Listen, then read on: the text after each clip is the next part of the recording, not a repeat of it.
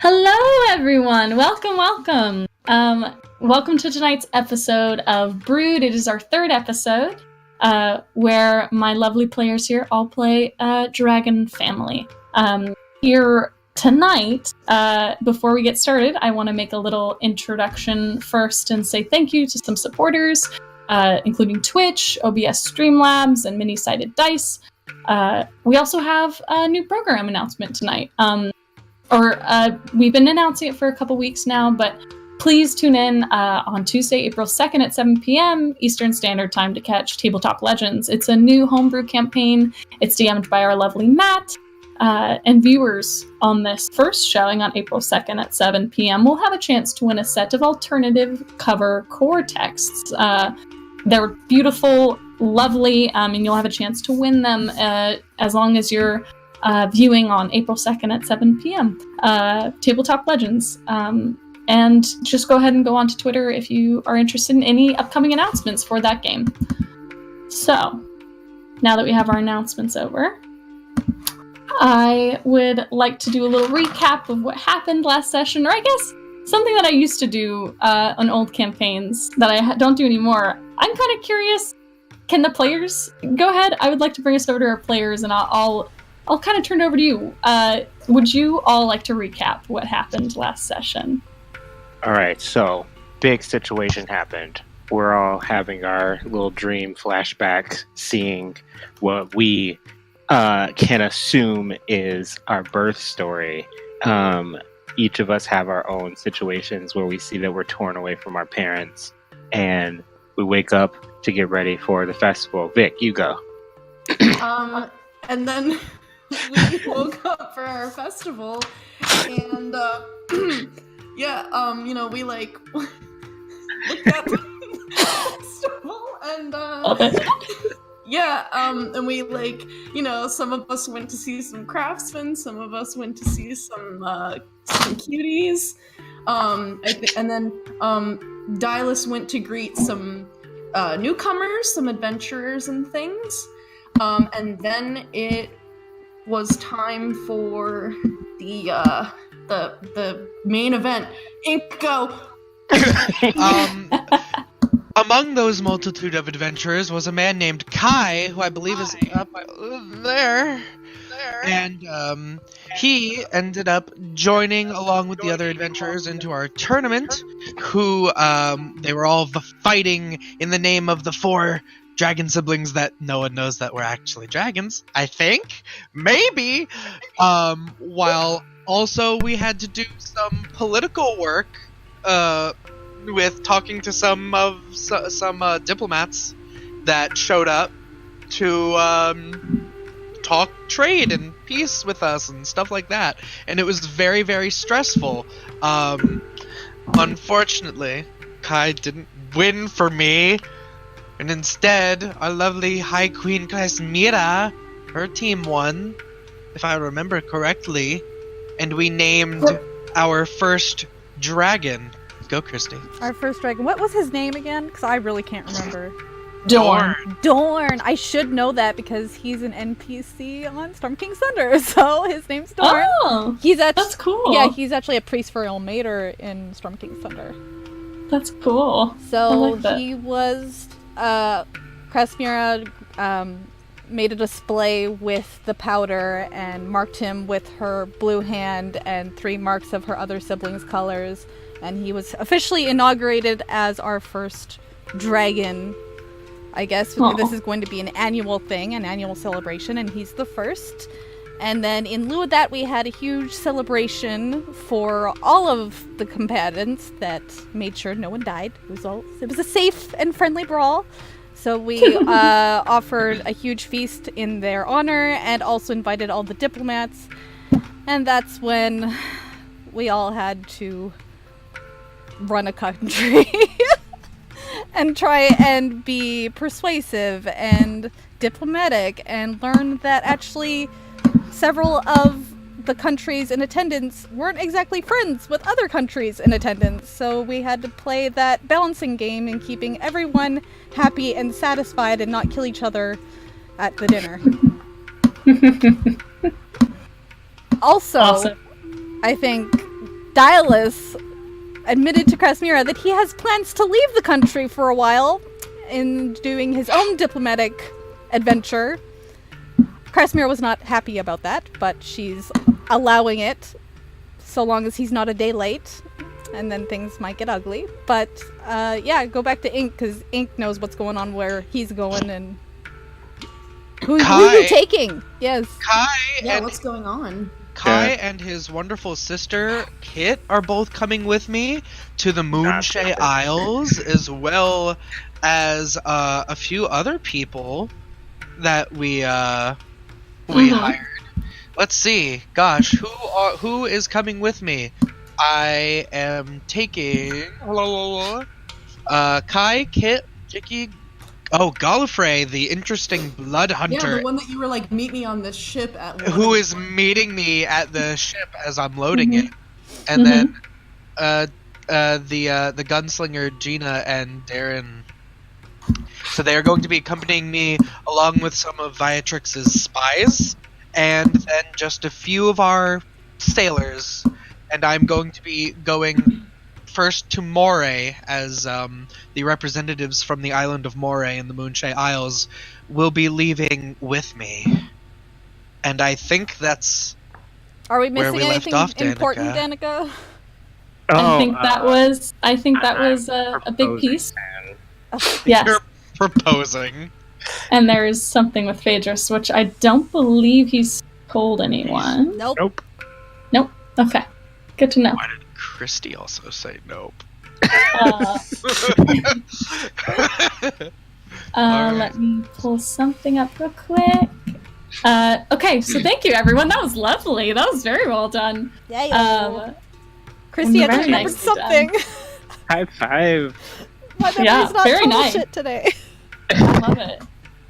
Okay, so let's see. I know I have it somewhere. So let's just go ahead and open with our lovely Dialis then, getting up very early to kind of go check on the loading of your ship. Do you have any sort of a note actually about your ships, which I hadn't mentioned to you, but in the Trackless Sea, the boats there are actually named. I believe that they're named. I found this out very recently, which I find is interesting. They're actually named Dragon Striders, which I think is interesting. It's the type of boat make, and it's what pirates use because they're quite fast. Ooh. So I have a fast ship named the Goldfang.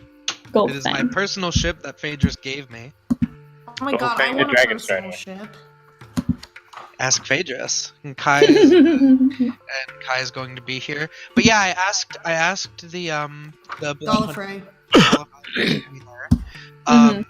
And I just wanted to basically let her know that I observed your abilities in the tournament, and I was very intrigued, and I am hoping that on this trip perhaps we could speak more of them if you are able to share them. So let me set the scene. So you come up to the dock, misty early morning air, and the Golden Fang is being loaded by all sorts of people. It's the fog is not yet burned off from the sun, and you see Gallifrey, this blood hunter, standing there. She wears this super dark armor and is very tall. You might be able to detect that she is not human. You guys have suspected that maybe she's, or Phaedrus, I think, might have been the one suspecting and told you all that he suspects that she might be an Aasimar. Beautiful white hair comes all the way down, and a very large scar on one side of her face. She's just watching as the processions go by, and you come up to her and you say that to her? Yeah, more or less, just that I called her there, because I'm interested in her abilities, and I would like to speak more about them either now or during the trip. Her presence is, she's very stoic, and she's very intimidating to just be next to. Just like Lula. Yeah, so Sola, with you, I think you kind of have this connection going on under this. This woman, you have no idea what's going on in her head. And she looks at you, and her arms are kind of folded across her chest, and she's standing, not leaning against anything, looks at you, and she goes, "What exactly are you interested in about me?" I have never quite seen these sorts of abilities before. I have read of them briefly, but they seem neither arcane nor divine nor natural. And yet they are very, very unnatural. Well, you are not wrong. They are very evil magics, you must understand. Not many, except those who partake in this. You do not seem like an evil person to me. She, just the barest hint of a quirk on the side of her mouth, and she goes, "Well, I don't think you know me, do you? Quite bold of you." And you do not know me, and yet you accompany me to a faraway land. So perhaps we will both be trusting each other. Perhaps. Are you curious to obtain such magics? Partially. I want to at least know if it would even work, first off. Well, if you must know, much of this magic comes from savagery. Those who witness it partake in it to stop it themselves. This was true of me. Dark Fae. Those are the ones I seek to find and kill the most. For me, it has been my career since I was very... So you see yourself as a hunter or a protector? I am what I need to be. As are we all. My magics were obtained from the source. If you would like to obtain such magics, you must do this. I can only give you so much. I learned from a night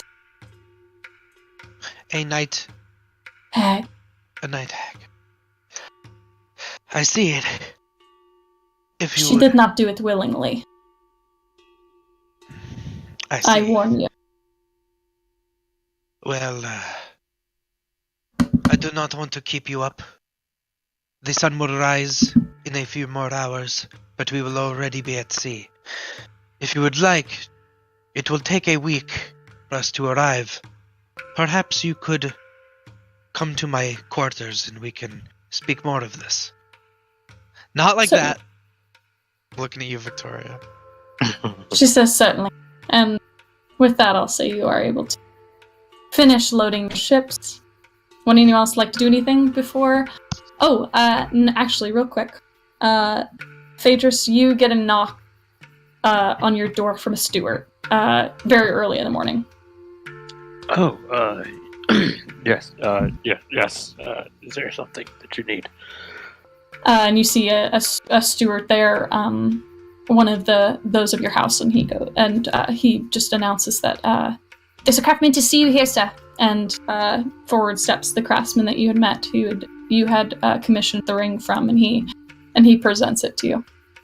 Beautiful. Oh, this is wonderful. I can't thank you enough for this. This is gorgeous. Certainly, sir. This has been my pleasure. Has it taken you out of any business? Certainly not, sir. You're the best business I can have. See to it that I will turn to the steward that is there. See to it that at least 4 of our men go and circle around the town to let them know of the beauty of this type of work. I want everyone in town to at least stop by into the shop. Yes, sir. And the steward runs off, and the man goes, "Best business I can ask for." And he gives your hand a shake. And As I shake my head, I say, I made a promise to you, sir. Taxes will be due in a good soon fortnight, and I do understand that it does typically weigh heavily on the shopkeepers. I will meet with the council and see to it that we can perhaps ease up on a little of your dues. This is more than I could ever thank you for. thank you, sir. I'll tell the other craftsmen of your job. And Nod him one more time. he goes ahead and lets himself out. Would any of you like to do anything before Dylus leaves for his trip? I'm racing to Viatrix to squee like a motherfucker. I would definitely be at the docks to see him off. Okay. All right. Yeah, I mean, I want to go to the docks to see him off too. I mean, like, there's stuff that was happening like over this night, but I don't need to talk about it. Okay. Just a mandolin lesson, you know? It'd be like Good to know. I will kiss both of my sisters on the cheek. I'll be a little bit late, but I will show up as well. I will hug my brother. Unless he wants a kiss on the cheek. I'm looking at you very sternly, and I'm saying, you know that I do not approve of this. I know you do not approve of this. As our eldest says, you die, and I will kill you. I pat Pages on the back very appreciatively. Brother knows well. If I died, if I am late, if I am anything other than completely prompt, you can have my pelt for a rug. Turns to the sister, you heard it here, folks. You can have his rug, but I get his loot. It is already only in your vault. So by the way, Viatrix, you did the dirty with Hark last night? you know, like, it was completely, yeah, you know, like... I assigned him to be your tutor? We were tutoring each other on a lot of things. I love it. It's very like rough, dirty sex, just by the way. Viatrix, if I come home, and you cannot play more than that same repetitive tune. Dude, Alright? Oh no! Alright? Listen to me.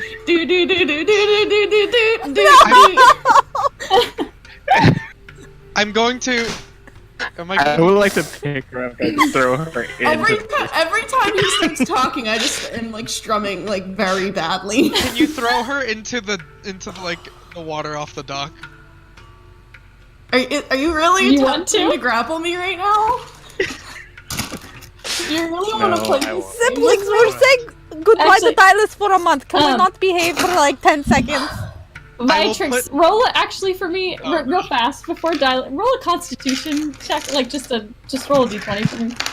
Huh? Wait, am I adding my con modifier because it's negative? Sure, yes. Okay, well Yeah, I rolled so a 13, so that's a 12. Okay. So you're a little bit sore. You had you guys were scratching each other. Oh you were my just doing all sorts. God. Just by the way. Anyways, are you trying to throw her off the dock? No, is there any visible scars and or bruises on Viatrix?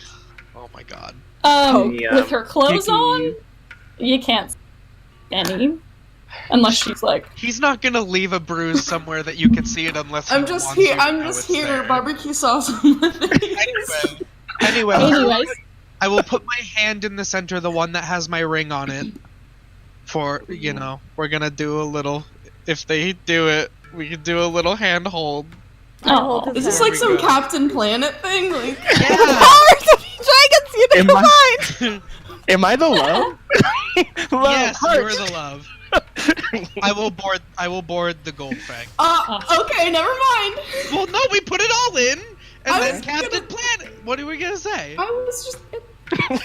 To us be a motherfucking dragon. I'm sorry. I'm sure that you have more tutoring to get to. I'm gonna go board my ship. I give Dylas a hug and a quick kiss on the cheek.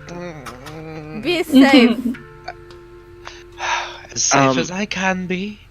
I will try and file ranks with any of the commanding officers that are going onto the ship.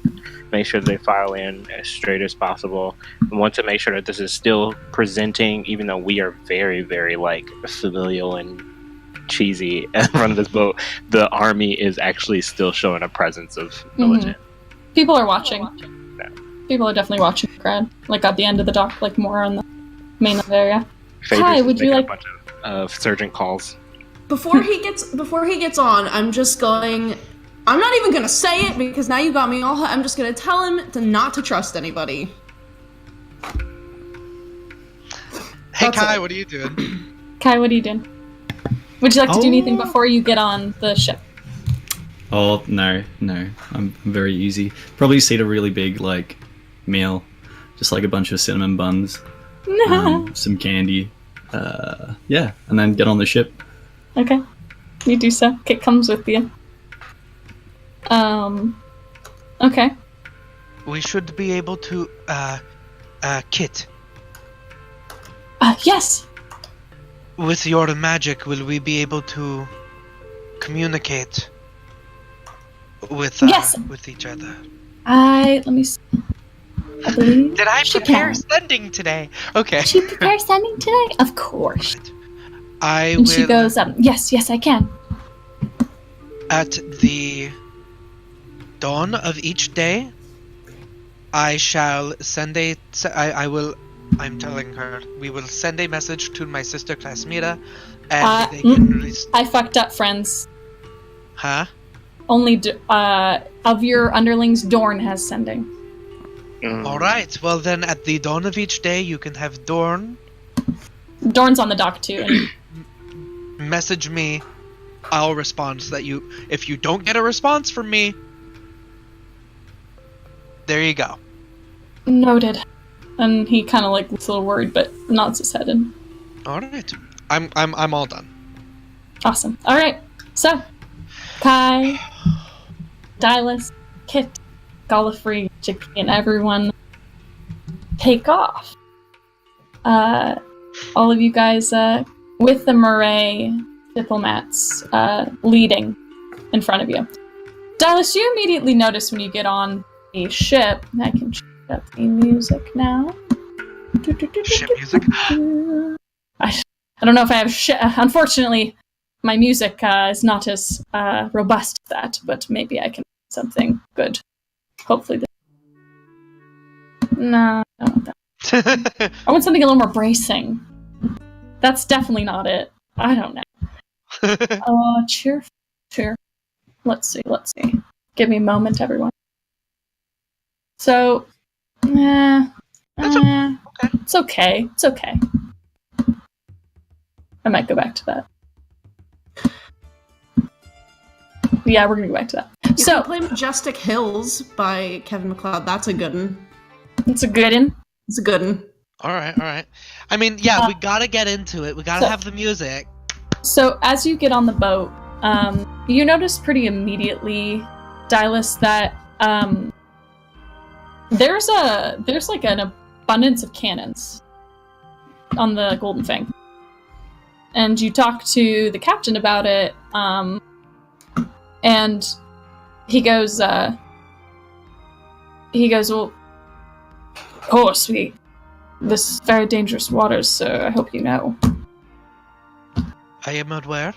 That is why we are bringing these adventurers as well. I do not want to risk any of our men on this trip, but we are to remain as safe as possible. We are not to fire upon any ship unless it fires upon us first, and I must give the order. Is that clear with you, Captain?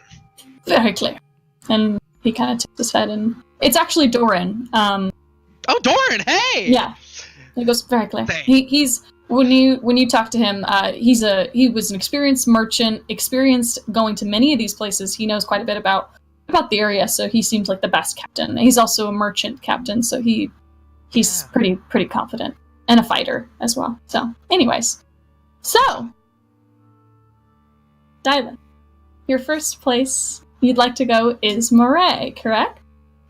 Yes, and then I would be speaking with Gallifrey over the week trip. Mm-hmm. I wanted to basically get like some little vials in private, get some little vials of my blood drawn, because I want to see if her abilities can affect it. Okay. But then I would be going to Moray. Alright, so do you pull your blood and then bring it to Gallifrey to talk about? I would think like maybe we talk about it the first few days. Mm-hmm.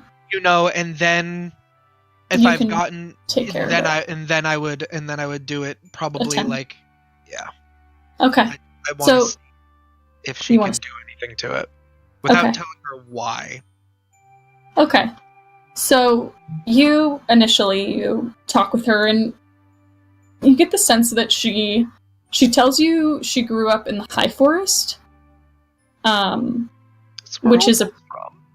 it's a pretty Fae influenced place. And talking about how there was a lot of dark Fae, and they constantly were like annihilating people, settlements around and in the area, and so she, to retaliate, learned how to use these magics that the Dark Fae were using to combat it, and now she seeks out Dark Fae when she can with her group, her mercenary group, to destroy them because of the harm they cause.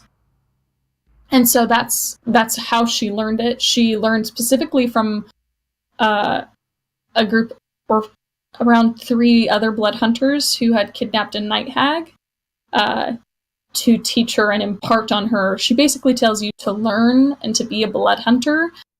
You can't just say you'd like to. It requires some sort of commitment, pact in blood.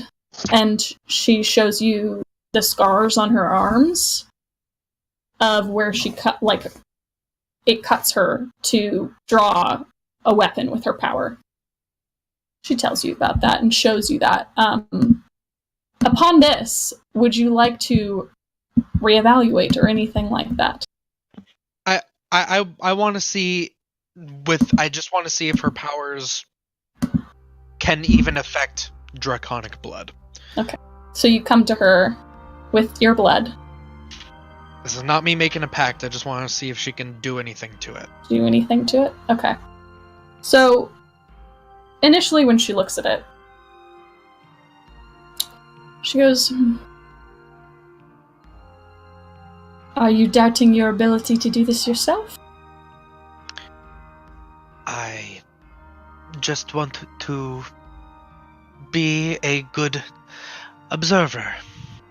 That is all. I do not want to make a commitment before I know the weight on both sides. I believe that would be smart.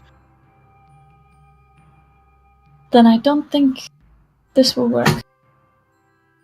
If you doubt yourself. I did not say that I doubt myself.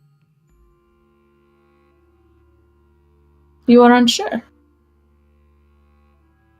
I just wish for more information. Do you ask for a leap of faith? No, I simply understand these magics, and I can attempt to affect your blood. But it is not mine. It is not blood that has committed itself. It's not blood that is tainted like mine. I just know that I am quite a resilient man. I want to perhaps test you.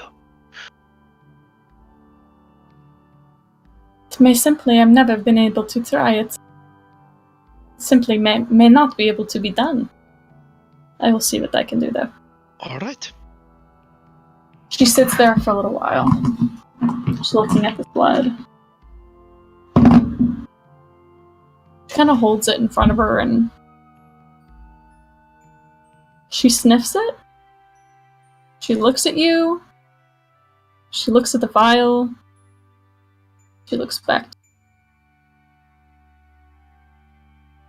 She kind of puts it in front of her for a moment. And you see her concentrating. And she concentrates for a bit and her brow is furrowing. And then at one point, she brings out a small knife and cuts the side of her wrist for a moment, and a little blood comes out. And she you watch as she, lifts it, and it follows her fingers as she pulls it down into the blood of one of the vials you've given her, and she kind of lets it seep in, and she tries to pull it back out again. Some of it does, the mass of it kind of lifts a bit, and seems like she can, sluggishly pull it up. But her brow is furrowed, and she drops it again, and she looks at you in the eyes, and she goes,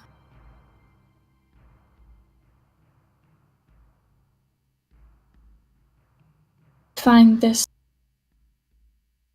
constitution of yours strange." I am a resilient man. Resilient is one thing. This seems like another. I certainly don't mean to pry. I do not care. But I do find this unusual. I know creatures. We go to a dangerous place.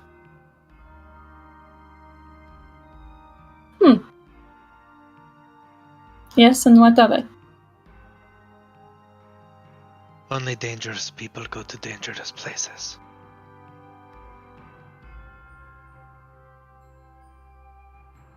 The dangerous are the stupid. I believe there is a little bit of both. Perhaps. Well, I'm sorry I cannot help you discern whether or not you would truly be able to do this. It is something you would have to commit to see. That is all right. You have helped. If I was willing to commit, is this something that we could do, or must I seek another? Say that one more time. Could I, if I wanted to, could I commit, make a pact with her, or do I need someone more powerful?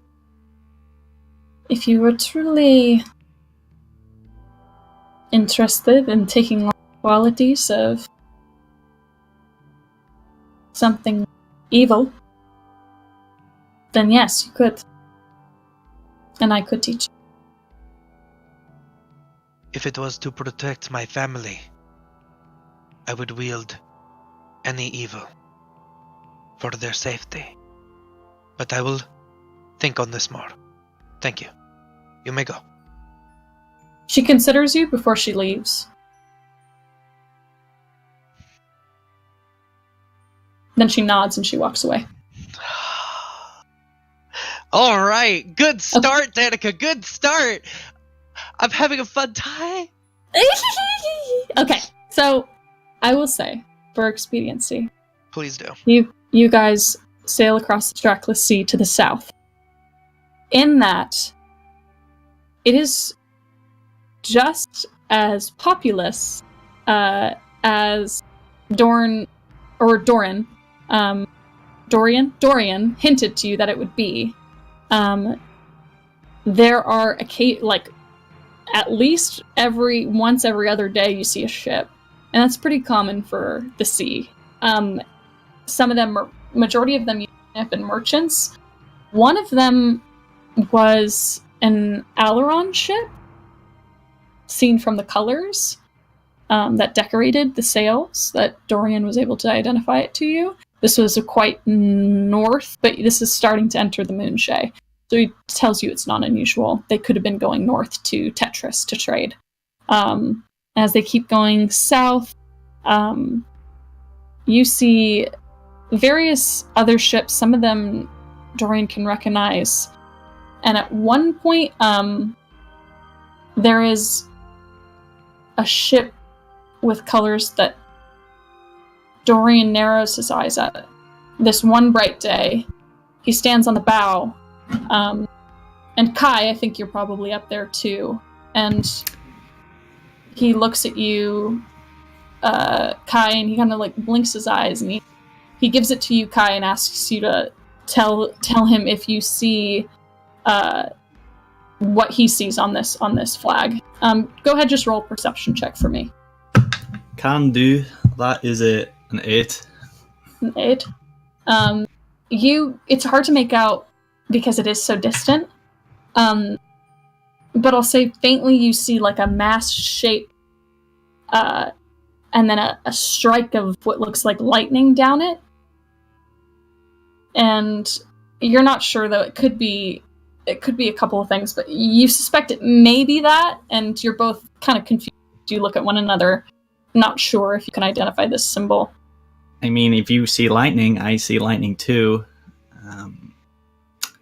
Yeah. It's like it's most likely that. Then that's not good. And he goes back to the bow of the ship and he goes, "Crew!" And everyone turns to him. He goes, "I have not great news, and it may be nothing, but I would like to advise caution as we move forward. I would like everyone to open the main sails. I would like to open up our sails to go as fast as we possibly can at the moment. It looks like we have a guest on the horizon. I do not know what her intentions are, if it is even her, but it may be the storm." Who is this her? Will someone... Sorry, you were about to say it. Sorry. It's maybe the Storm Maiden, Dylus. The Storm... You've heard about her. Sola came back and told you about her. It's Katara! You've only heard whispers of her. And Dorian goes, "Powerful woman has made herself known from Norland, and I don't wish to risk an encounter with her. She has been rallying, it seems, and I don't want anything to do with her. Last I tried to deal with her, do any trade with her, she sank some of my fellow merchant ships. So I would like to keep far away as possible." We will keep pace with Moray's ship, and we will lead by example. We will not fire unless fired upon. Keep your wits about you. And it seems like for a while people are on edge, as the Moray ship also seems to have recognized it, and they are keeping, as you pass by these... Let me get up in this map. I have the map! The map. I'm the map. As you guys pass by Oman, it's quite rocky, as Norland kind of touches on its northern side, and you guys are able to move through this area with a little bit of navigating. It's definitely nervous energy all along the ship for a while, but the ship seems to pass at an equidistance for a while. Almost like it's observing. You can tell it's a big ship. And at one point it comes a little closer, and you see it's not alone. And this is a galleon, this is a big ship with many cannons on its side. It's too distant for you to see without a spyglass still, but it seems to be observing. What? No aggressive movement towards you. We are not aggressors here. We are diplomats. What are you Show them flying? such. What am I What flying? are you flying on flag? Exocia's crest. Okay, just checking. Kai, are you doing anything? At the moment, Kai's just kind of like looking, just observing, seeing how the crew handles, maneuvering the ship, and just, Okay. something he's interested in. So Okay. he's not too worried about this other ship. He's just focused on what's going on his own ship. Okay. If Kai is comfortable, then I am comfortable. After what seems like 30 minutes, the ship just moves distantly away. it almost seems like, and I think Kit will look up to you, Dylus, and go, seems like a show of force to me. I would be careful. All of us. If they would like to show that they are powerful, that is fine. They just should know that my sister is not here. Oh, is your sister quite strong? Oh, well. She scares me, and that is enough. See? Wait, Kai hang can on. scare me sometimes. Only in the good way, though. Can I just, like, back up a little bit? You have a sister? I do. Who? Her name, you ask? Yeah. Perhaps you will meet her in due time. Small gnome. Oh, okay. If you want to play it like that, that's fine. We are not in the business here to talk family, but perhaps in the future. I mean, Let us I do am. our I'm business. I'm traveling. Look, I'm gonna tell you a little secret. I mean, a little bit It forward. is your I know. sister. No. No? My mom. She's my mom. No, not even close. And you see that I about didn't Kit. know that! You see that about Kit. She has it's like crow's feet around her eyes. She seems like an older gnome, which I don't know how much Stylus knows about other creatures, but I have no idea. you actually make a nature check. Nature? Oh, yes. Hold on. Let us see. Nature is intelligence. It's just a flat roll. Natural 20. Ooh, you might have heard from Phaedrus, like emphatically telling you once you guys had moved here, Phaedrus had access to all these books and art, and he just was looking into all these different kinds of people in the world, and Viatrix likes gnomes for another horrible reason, but you know that Phaedrus likes gnomes for a couple reasons. He's probably gushed to you about it. One of them is that they live so long. They live to be 300 years old, and when you look at Kit, she looks to be on the higher side, and she does look like she's not well wrinkled, but definitely human equivalent would be her 40. Whereas gnomishly, Kai looks more like he's a young adult. I mean, it's a little embarrassing. You would think we're so close in age. Good.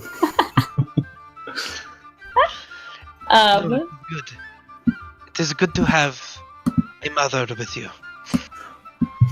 Oh yeah, that's why I gotta protect her.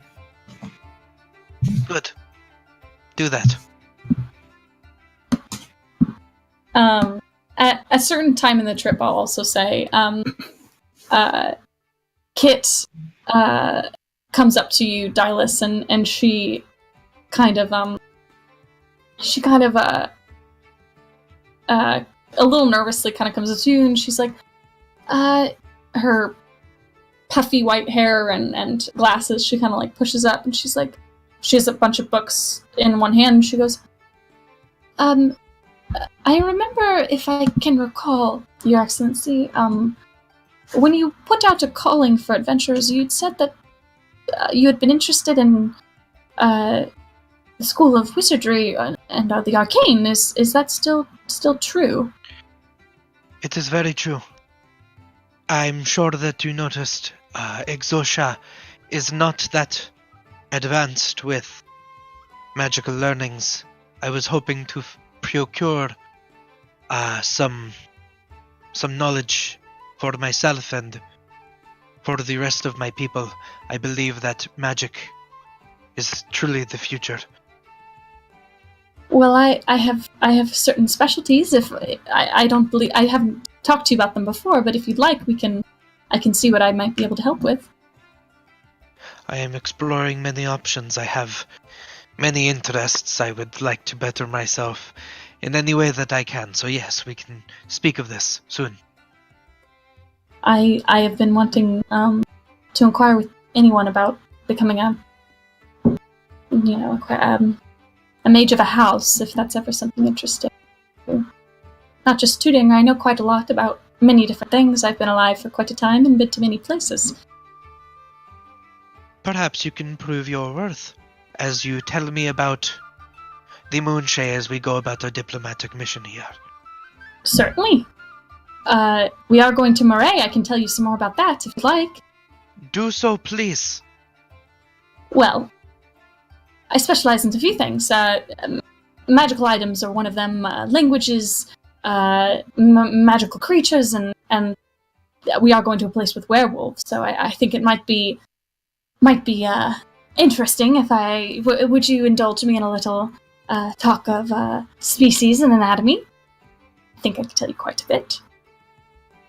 Yes, that would be quite useful. I do not believe I have encountered any beast of such nature. She goes ahead and tells you... Oh, go for it, sorry. Magical nor otherwise. That is all. Never met a magical creature. Not like that. Not a rare exotic one like that, no. And she proceeds to tell you a wealth of knowledge about werewolves. She tells you about bite. She proceeds to tell you about how she's heard that many lycanthropy groups are ritualistic, that they often function off of dark fae magic, and that is something that Gallifrey also kind of approaches, yes, and specializes in. So you kind of get the sense from Kit that if you needed to, and if you'd like to make any sort of checks based on knowing about werewolves, I would give you some sort of advantage about that. Yes. Oh, I will, as we dock, I will leave some of the adventurers on to guard the ship, but Kit, Kai, and Gallifrey will be coming with me to court. Okay. And whenever you're ready, I have just my list of things to do so that other people can please start doing things. Okay. Just before we get on the island, how many people are on this ship in terms of crew and people that Dallas brought along? So I brought along, I can tell you that, JJ. I brought along 1, 2, 3, 4, 5 adventurers, and then technically 6 because Darian is being the captain of the ship. Mm-hmm. There's about 25 crew members that need to run the ship. And then Viatrix gave us 6 spies, though you would not know they are spies, so it looks like there's 6 other diplomats. Extra 6. And there's also around 25 to 30 soldiers that Phaedrus has given you. Yes. So it's a big ship. It's a good-sized ship. It's not as big as a galleon, but it's not a skipper. It's somewhere in the fast, but able to hold cannon. And of those 5 adventures, I mean that also includes you. So there's you, me. There's around 45 people. Yeah. Around 45 people on the ship. Thank you. So while they're doing that, we'll jump back into them. Back at home, in Exotia, our 3 other siblings are living as they normally do. You, Viatrix, you actually get a message pretty early on in that first week from Sola that Pandira has sunk another one of your ships. Yep. Okay. I knew it. I knew they were going to do that. What are the 3 of you doing? What have you been up to? I'll take my siblings into we have like a little war room and let them. This is the 3rd ship. Mm-hmm. Yep. I was willing to let the first one go, and well, the second one was prompting curiosity, but now with a 3rd ship attacked, I think it is time to strike back at these people. It would not look exceptionally wise to make an attack while brother is away. on business. Our queen is here, and this nation is known to many to be aggressive and chaotic. My point is that our goal was to send him out without much notoriety of what's going on. If we were to attack, our inventory will start to be noticed more carefully. I'm not sure that I agree with you, brother. We can attack. I have no qualms about that. What say you, Queen? We have to show means of protecting our kingdom. If we sit back idly, they will take us for weaklings. You know what would be so unfortunate? I'm picking. Ooh, my accent is not right today. I'm sorry, guys. You're fine. Get that German going. It would be rather unfortunate if a Pandaren ship were to encounter one of those horrible roving dragons. Don't you think? That is a possibility.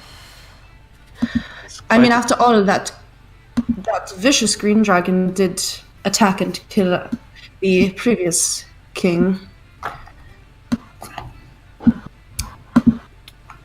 Should we... That still doesn't put us in very good light. The fact that No. they've attacked us and we've done nothing and we just got lucky. Should we send out a troop to at least give airs of attacking and... Well, I personally think that at this point, if we do not have some sort of force shown, they are going to think that they can walk all over us, and that is going to reflect poorly on us to all of the other nations, regardless of whether or not Pandira is a friendly country. It shows that we are vulnerable. What's the other country that does not like Panera? Pandira? Ruthheim Ruthheim. also finds them a nuisance. Yeah. Is the second act still here, like in Exotia? I'll say she had planned to leave on the second or third day. Okay. This happens probably on the third day. So she's like just gone. So she's probably just gone. The only other thing I was thinking is that we could make matters a little bit more covert. I could very well get myself away at night and burrow quite a terrible earthquake on their town.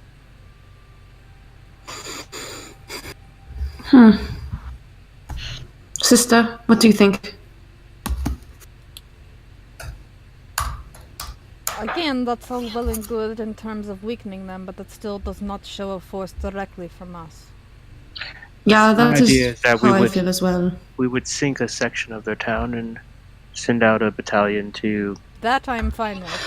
I'm fine with weakening them before we make a real attack, but I still feel like we need to show some form of force or retaliation for taking 3 of ours. Maybe we take And it 6 must of be theirs. official under our own banner. We cannot simply make a clandestine attack and not have it known that we are the ones fighting back. To at the very least have our own flags flying on our ships while we destroy theirs.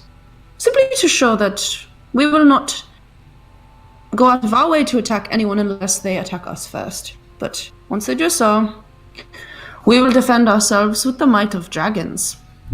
Isn't that right? And I feel like we should at least make an announcement. Let the Yeah, others put out the word knowing to Ruthheim and maybe another one. So no one is surprised by our retaliation. We are in the right here. And what of our Yeah, town? Are we declaring... We let them know. They have a right to know that they have been under attack. Alright. Well, I could also have a message sent to the agents I tasked with watching the people of Ruthheim. I did send one agent who was working more overtly as a sort of diplomat. I have one working in the shadows, but one is when I would have, because that was kind of my plan, Danica, was I was going to send my mastermind rogue as like, but then my little monk is going like and doing more like secret stuff. So like, would it be feasible that I could like send a message to Augustus and let her know of what happened, and like to try to speak to the, I don't know if we should. If we're going into battle, I kind of want to invite them on a friendly hunt, you know?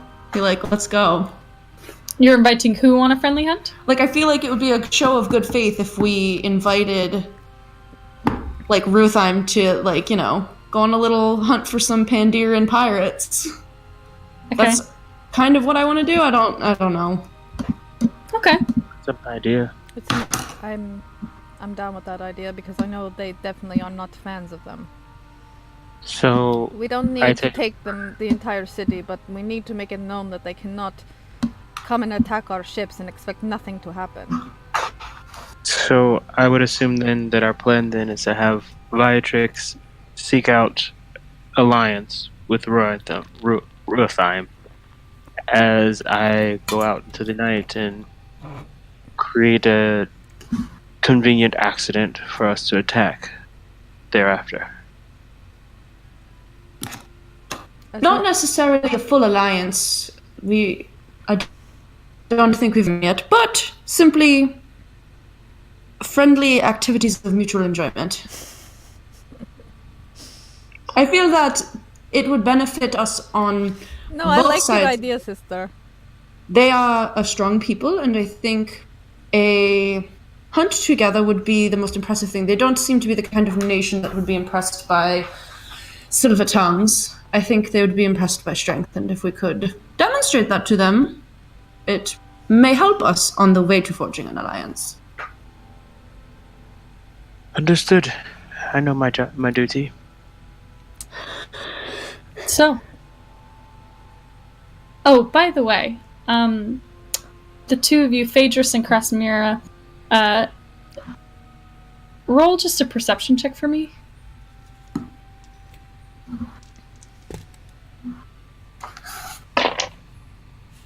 Dirty 20.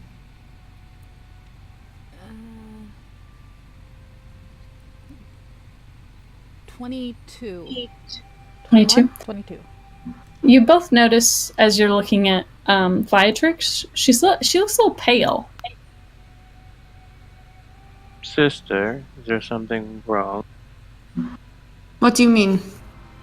I'm just gonna put my hand over her forehead. Does she feel like cold? She does feel kind of cold. Are you slightly under the weather? Viatrix, you've had trouble sleeping the last night or so. It's been a little... It's been hard to sleep. I'm simply a bit tired. I want medicine check. I don't know if I want to insight or medicine check this one. I do medicine check. Better at it. Sister, do I need to get you the doctor? You know, I was always the sickly one growing up. I got a 10. A 10? Okay. She seems cold. It seems like it could be like a common cold, and she's just having trouble sleeping. It doesn't seem like anything super out of the ordinary to you. It's just, sister's sick. I'm going to call a doctor. You have no fucking choice right now. I don't like this. We all need to have strength and health while our brother is away. And if you... Sister... This makes me nervous. As I said, I'm simply tired. Well, then we will get you some tonics or something. You need to sleep. I want an insight check to see if Viatrix knows more than what she's given up. Go for it. You're gonna call the doctor, Krasimir? Yeah. Okay. You have Dorn is your most experienced I call healer. Dorn. Okay. I have an 18 for insight. 18 insight. Go ahead. Do you know anything more than you're letting on? I don't. Victoria doesn't? I have no idea. Yeah, it seems like she's pretty... I genuinely just feel like I'm a little tired. She just seems a little tired. That seems like... Yeah. I'm not checking. I'm not inciting or anything. I'm just like, doctor, now! Like, I don't know what's Doctor, wrong. where are you? Are you guys asking Dora to come into your meeting area? Or are you guys going somewhere? Or are you just... No, I will drag her there myself if I have to. Okay, so you come meet Dorn. Also, you guys are able to meet him in the hall downstairs. Did you all need me for something in particular? Viatrix is not looking too well. She looks a little pale. She says she hasn't been sleeping well at night. She's a little cold. Can you check her out, please? Certainly. And he kind of asks you to sit, and I'll sit. he does a the begrudging, like, he kind of looks you over and feels your forehead, and he's like, "Oh, you're cold. Yes, I noticed that. That's very unusual." And he kind of checks your pulse, and you're erratic. Has anything been unusual lately? Have you been sleeping okay, eating okay? I've been eating just fine. It's been a little harder to fall asleep at night for your appetite a night is or okay, two. sister? My appetite is excellent, sister. You know this. And Are you sexually active? he asked you, have you been having any nightmares recently? Have you been sleeping poorly? I don't recall having any nightmares, but like I said, my sleep has been a little disturbed, but... Are you purposely like leaving out that you had had a nightmare in the past couple days, or? I forgot about that. I forgot about that. No, I that thought was you were just just Victoria. lying really good. I was like, if you want to lie, Being roll deception. dumb. No, that was just me. I'm just tired. No, all right. Rewind. Yeah, I'll tell him that I did have a nightmare. Like, what was that? The night before the festival. Mm-hmm. Yeah, I'll tell him about that. But that's it. What was the nightmare? Traumatic? Was it? Did you wake up feeling afraid? I suppose so. Sister, I also had a nightmare that night.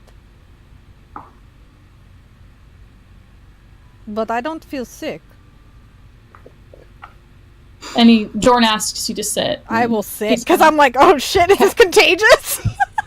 You sit, and he checks had you. A bad dream. Wait, what? Yes, it's strange. My queen, if I may be so bold, might I ask you a question? I have been curious for a little while now, and I don't mean to be rude, but I have been curious, and there are rumors and such that I don't entertain, but I was just curious. You say, metaphorically, I assume you have a connection to your sister and friend? And he points questioningly to Phaedrus. Yeah. Father? Brother?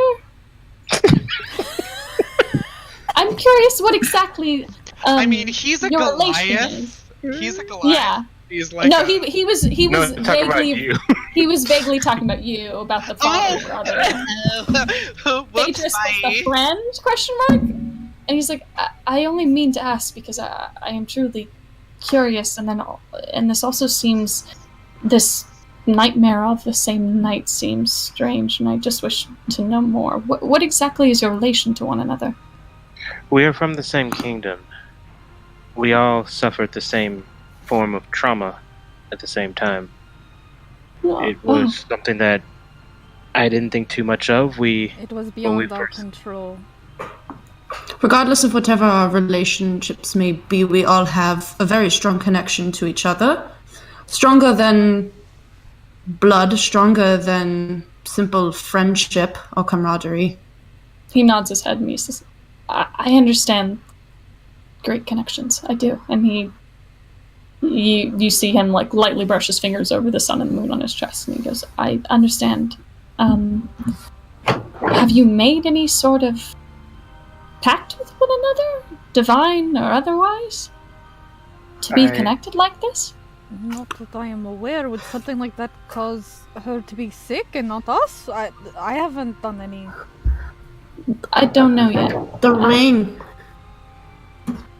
I would say that we, as High Protector, you would know I devoted my life to this family, and I do know that there was a recent celebration that we all had as a court. I would assume that there was much merriment there, but I wouldn't imagine anything going wrong amongst that revelry. Oh, I thought you meant we had a big old orgy. Yes, we all just hooked up. No, that's the sisters. Yeah, I was definitely not part of that. Yeah, no, you guys were not part of that. He goes, I'll look into it for you if you'd like. I just need someone who knows something about, I don't know, someone who knows more about things like this, curses or pacts, or I'm not sure, dreams, something like this. Beatrix, my lady, what has been your recent activity the past few days? What activities are you referring to? Any that would potentially put your health in concern?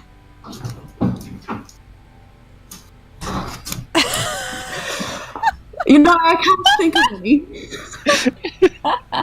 Are you certain? Any of the smallest bit or largest bit Wow. of detail would help us? Everything I do is for the pursuit of my own health and well-being and the well-being of this royal family and nation.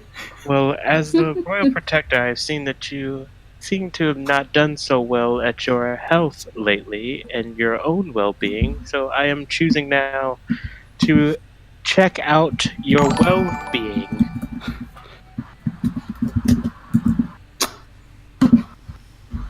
There's nothing to worry about. I don't know what you're talking about. Okay. I do have... I want to ask Dorn if he's heard of any rumors of anyone else having nightmares. Like, is this just located to us, or is it a nightmare thing going throughout the city? Like, has he heard nightmares or heard rumors of like an increased amount of nightmares? I have not right at this moment. I can look into it for you. All right, just to be sure that this is isolated and this is not an epidemic of some sort. Until then, Beatrix, as the protector of the royal court, I'll see to it that you are quarantined and watched under heavy eye. Dorn, do you have some tonics or something to help her with sleep? Something that might improve her complexion? Oh, well, I don't know about complexion, but I do have some things that might be able to help her sleep. Yes. I've helped with many people with insomnia. It may just be a case of that. I hope so.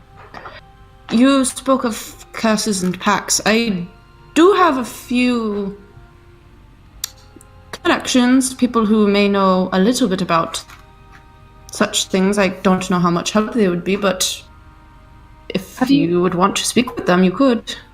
I don't know. It might be jumping the gun. Let's leave it for the moment, and I will give you insomnia. Sure, we shall put a pin in it. Yes. Let me know if it gets worse. Don't spread around that Beatrix is sickly. Oh, certainly not, ma'am. That I can definitely understand that. why. Thank you. In fact, Dorn, I will be near very often, as we still have much work to do, but I will keep tabs on this for you. Thank you. I will look into the nightmares and see if anyone might know anything about these dreams. Thank you. Well, Can thank you. when they ask him essentially to keep it quiet, does it kind of Does it look like he's like being genuine when he says that he'll like? I want to insight check him to see if it seems like he's being genuine when he says that he'll keep it on the low that I'm sick. Go for it. Roll an insight check. Oh god, this is so tiny. Just a straight roll, so that's a 14. 14. Yeah, he seems very open and exacting. Yeah, that does seem like it is what he wants to do. He goes up. I understand why it would be good to do so. And he bows out. Says, here, and he kind of returns with some insomniac draughts, and he kind of gives them to you, and in hopes that they'll help. And he goes off, and he goes, Phaedrus. Yes. High Protector, if you would like, I have updates on the church. If you would like any more information. Yes. Please, and he kind of goes ahead and updates you on over the week what's been done and the progress you're making, and he expects that the church can be done in a couple more weeks. Dorn, I was just curious of one more thing. Mm. I know I've been coming to you asking you bits and pieces of your religion, which I know what it is. I how to put it. He Saloon and Pelor and Lathander or Pelor, whoever you. I'm specifically I've been specifically asking about Saloon, right? Yes. Mm-hmm. Take the moon and you take the sun. In the beliefs that we've and customs that I've learned of your religion, what procedures or traditions typically happen with mating and bonding?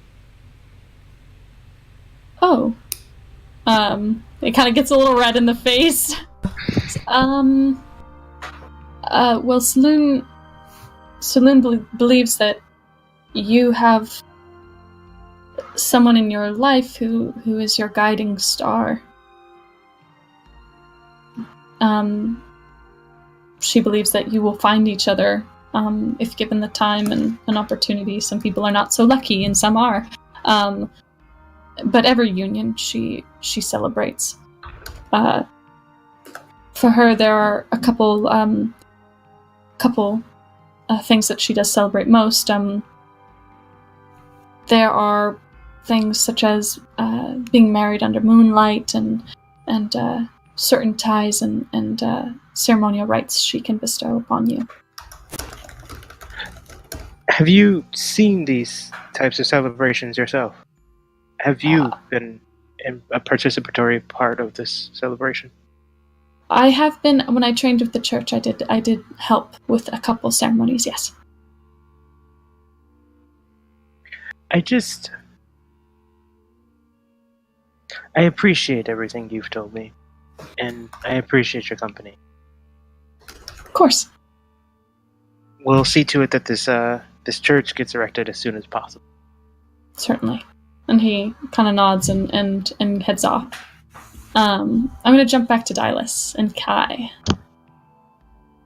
So, Dylus, Kai. Yes. You are both led into... Let me change up this music. Did anyone send me a message over the week? Oh yeah, yes, every day, Beach. Literally every day. Yes. I'm just sending a letter that says... I would definitely update you that your sister is sick. That my sister is sick. Yeah. And I can reply to those messages, right? Mentally? Yes, you can. Mm-hmm. Yeah, so I mean, I would have told them that I saw the ship of the Storm Maiden. She had a very large galley, and it looked like she possibly was showing force. She did not engage on us. We have not had any run-ins with pirates, and when I hear that Viatrix is sick, I would tell them she is not going to try and take any medicine that you give her, so you're going to have to sneak it into her food. Okay. And that Kasmira should speak with Arely. She's a sorceress, a moon elf sorceress. She is an advisor to you that I appointed, right. And that you could also. Let me find it. You also have an advisor, Atticaius, who is a warlock of the Archfey. He may possibly know anything about that. Or you could speak to possibly, I have left the druids there to help increase our food production and stuff. They may be able to help you create some kind of herbal tonic to sneak to her. Okay. I think Krasner would know that. It's just Kristy didn't know that. Mm-hmm. Yep. Yeah, she Thank would. you. Okay. So, Oh, that very low note is playing. Kai and Dylas, you approach Moray. It has been said to be a war-torn island, and it's obvious when you approach. Something dark and boding seems to surround this place, even in the weather. As you approach, the skies go from a bright clear blue, slowly they move into a gray, and then a heavy overcast. It is unwelcoming, to say the least. As you are brought into what would be said to be the harbor, the Moray ship that leads you seems to fetter off a couple ships that seem to be patrolling around the country with cannons at the ready, but Moray's ship seems to be holding them at bay for you to continue on. They And have at a blockade around their island. it looks like some sort of around the city in particular, their capital city. Give me a moment. Around their capital city, as you came in, you passed by some coastal land. It didn't seem to be populated. You didn't see many people in the surrounding areas. You don't know if that's just because there are no people in this area or if there's just simply not that many people in general. As you approach the capital, which I have here.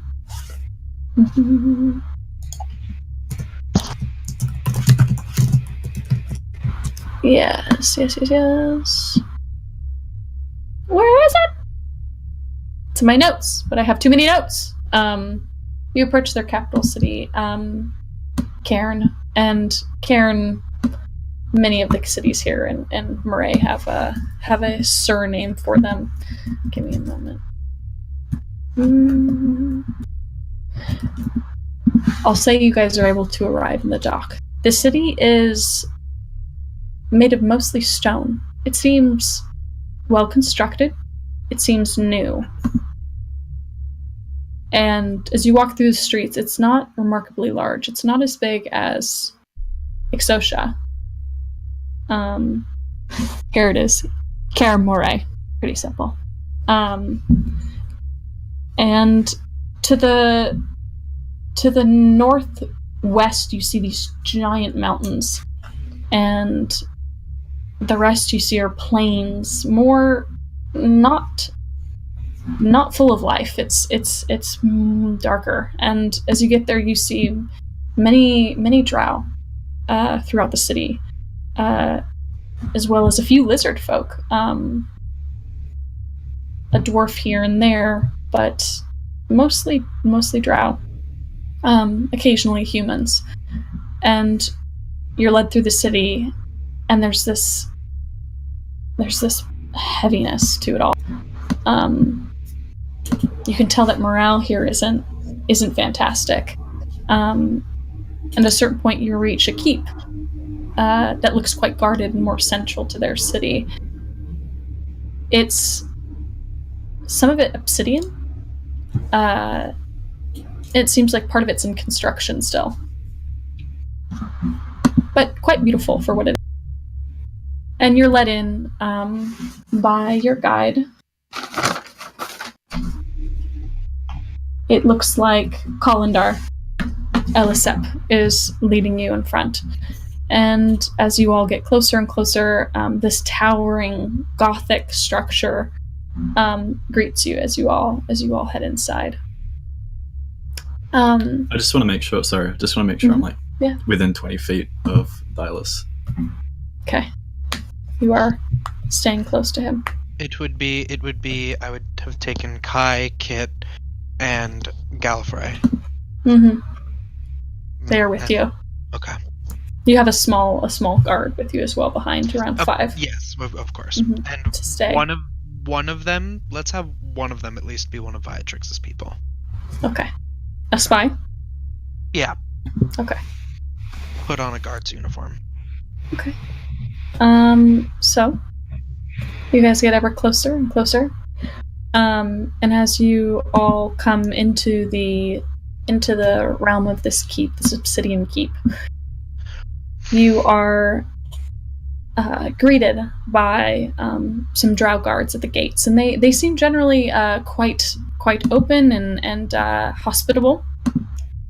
And they lead you all in, and you guys are able to kind of. Are you guys asking to stay for a certain period of time? Let's see. I'm here in the Moonshae for 2 weeks because then I have to take the 4th week to ride head back home. Mm-hmm. For now, I will tell them I would like to stay in the keep for 3 days. Mm-hmm. That should be enough time to discuss everything that we need to. 3 days. Okay.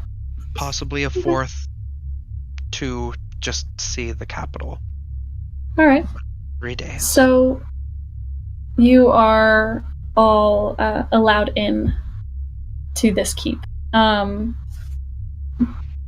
It almost looks like this city and this keep were built over something.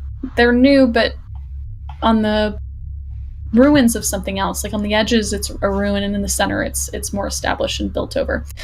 And you get inside, and there, once you're led into the acceptance hall, the man that was with you, Colindar, he kind of walks through the entry hall and continues into this guild hall. There is a kind of open air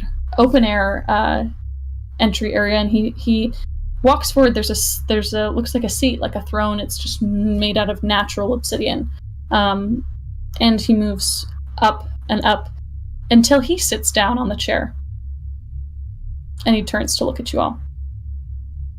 Thank you for coming. I greatly appreciate it. I'm sorry. So God, we're so. Go I for was it. saying that. I was Go just for saying, it. thank you so much for allowing me into your humble home. I'm sorry for my slight dishonesty. We do not have a queen. I am our ruler. I see. Bold of you, then, to wish to open diplomacy with a lie. I found it best to represent ourselves strongly to those who do not wish to view us kindly. We had many in the room with us, and it seemed most advantageous to appear as if not all of our cards were on the table. I see. And so are they now? Or is there anything else that you would like to tell me that you have not yet? There are many things I would like to tell you, but I am not deceiving. I have many unfortunate things I would like to tell you about the state of our situation. But first, please, let me know what exactly you would like in return for assisting us, from us. And we can officially work out a deal, if that is what you'd like. I am not here to finalize a deal. I am here to gather information, as I told you in Exosia. I am not to grant any deals for anyone in Moonshae until I have returned to my home and told my queen. Certainly. Perhaps you might simply bring her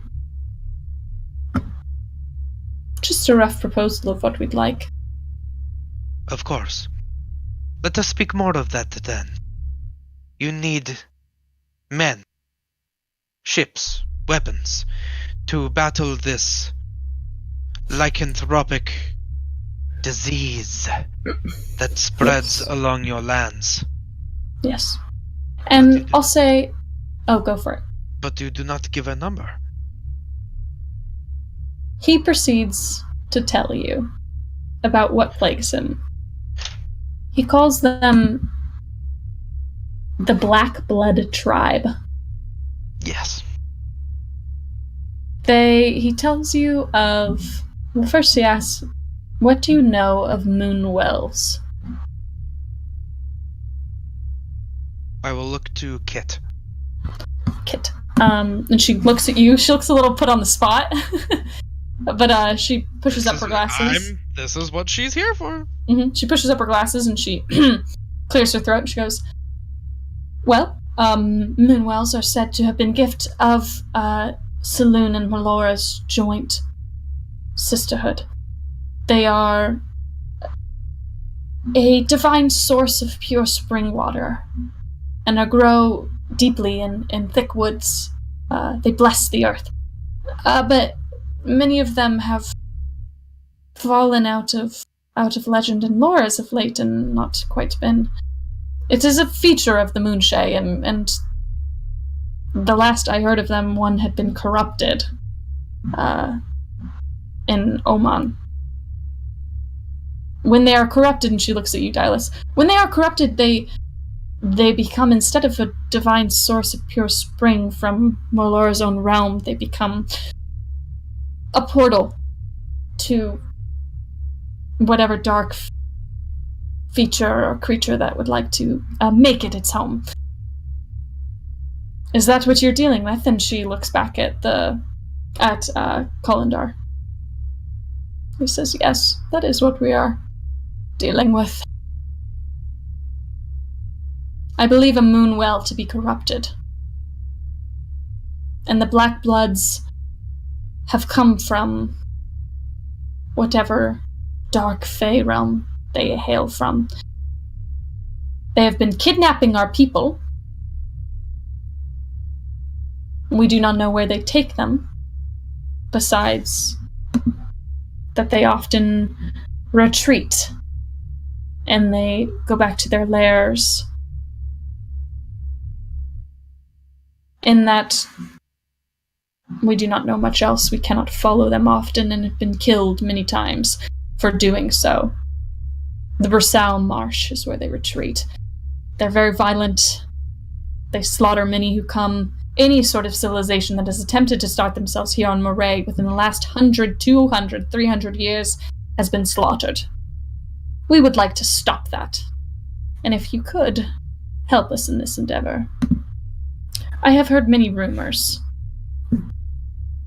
And he looks at you straight in the eyes. He says, I know perhaps you are stronger than you let on. I would like to employ that strength.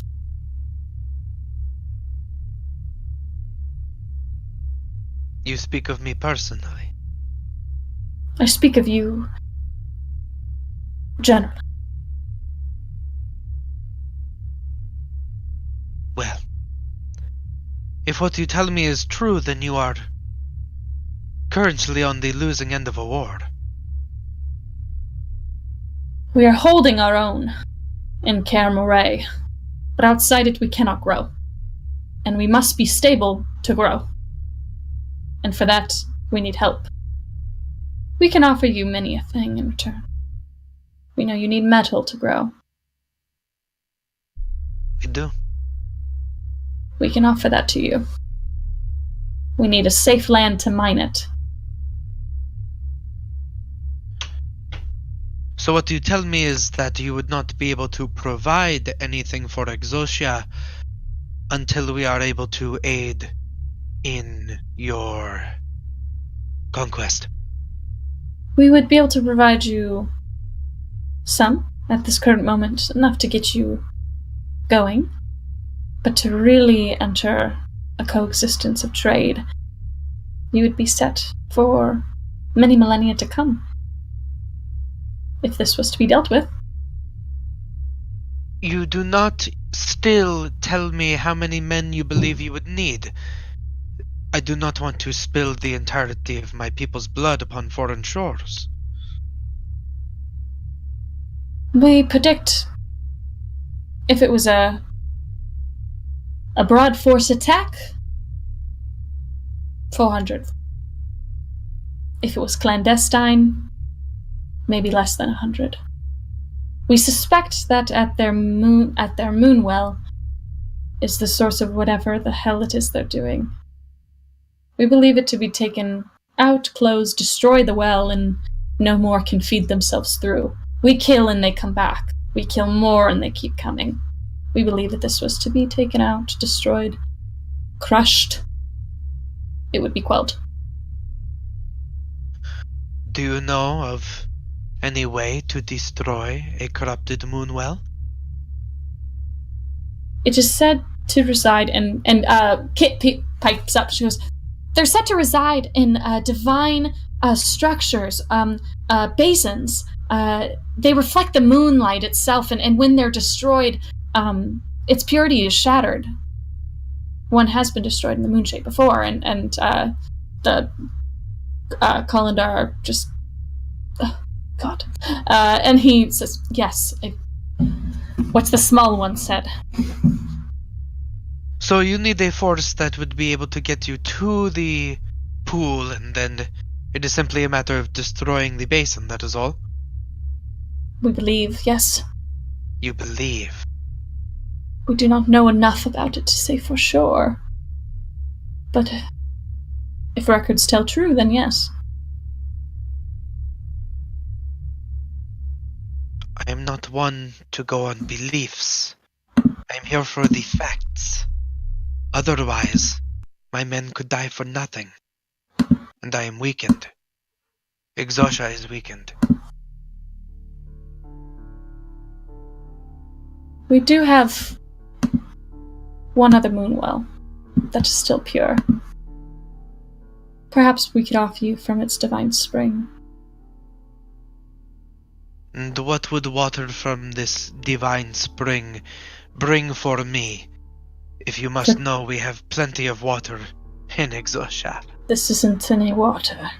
Just water. Fertility. And health. Many envy this.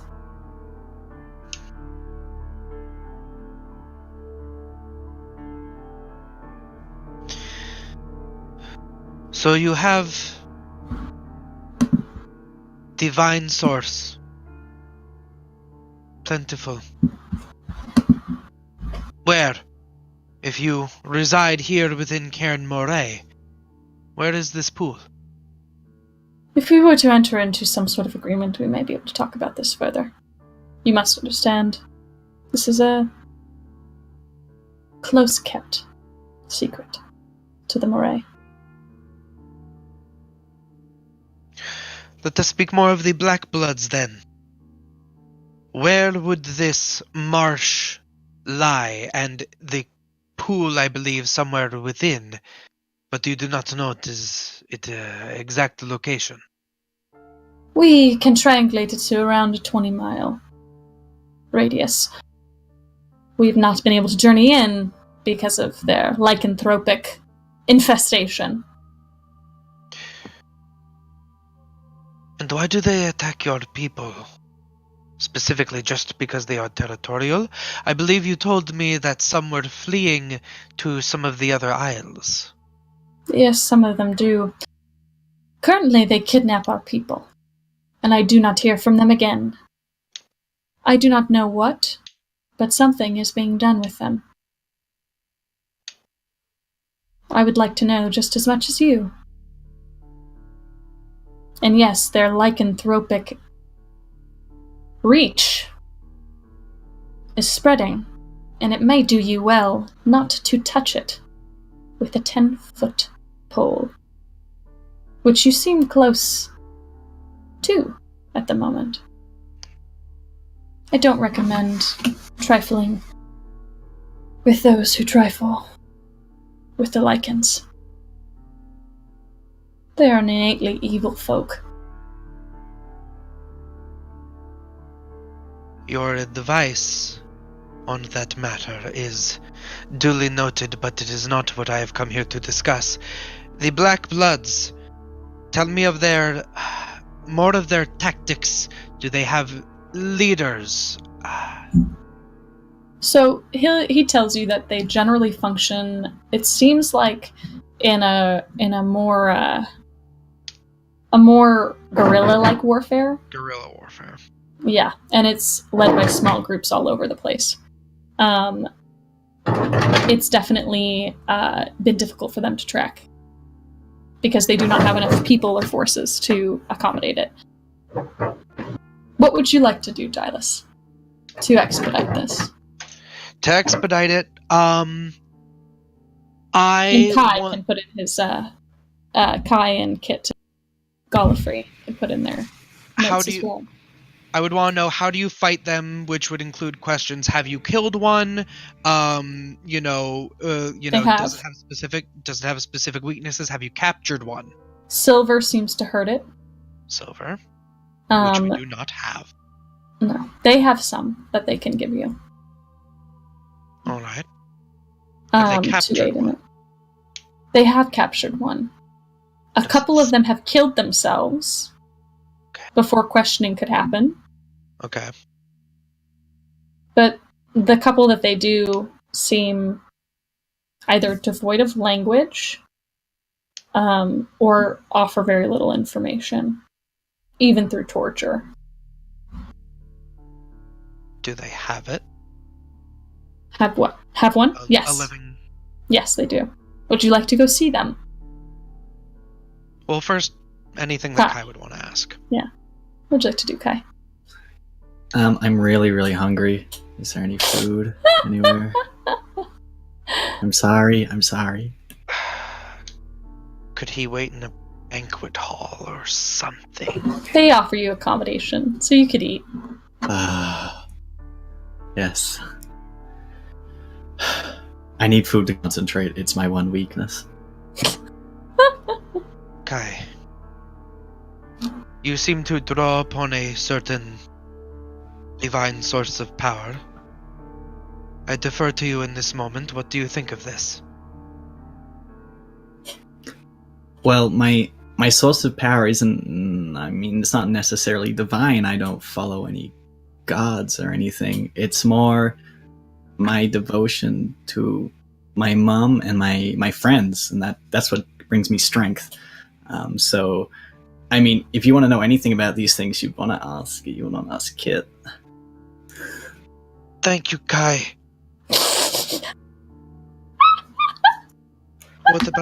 What about?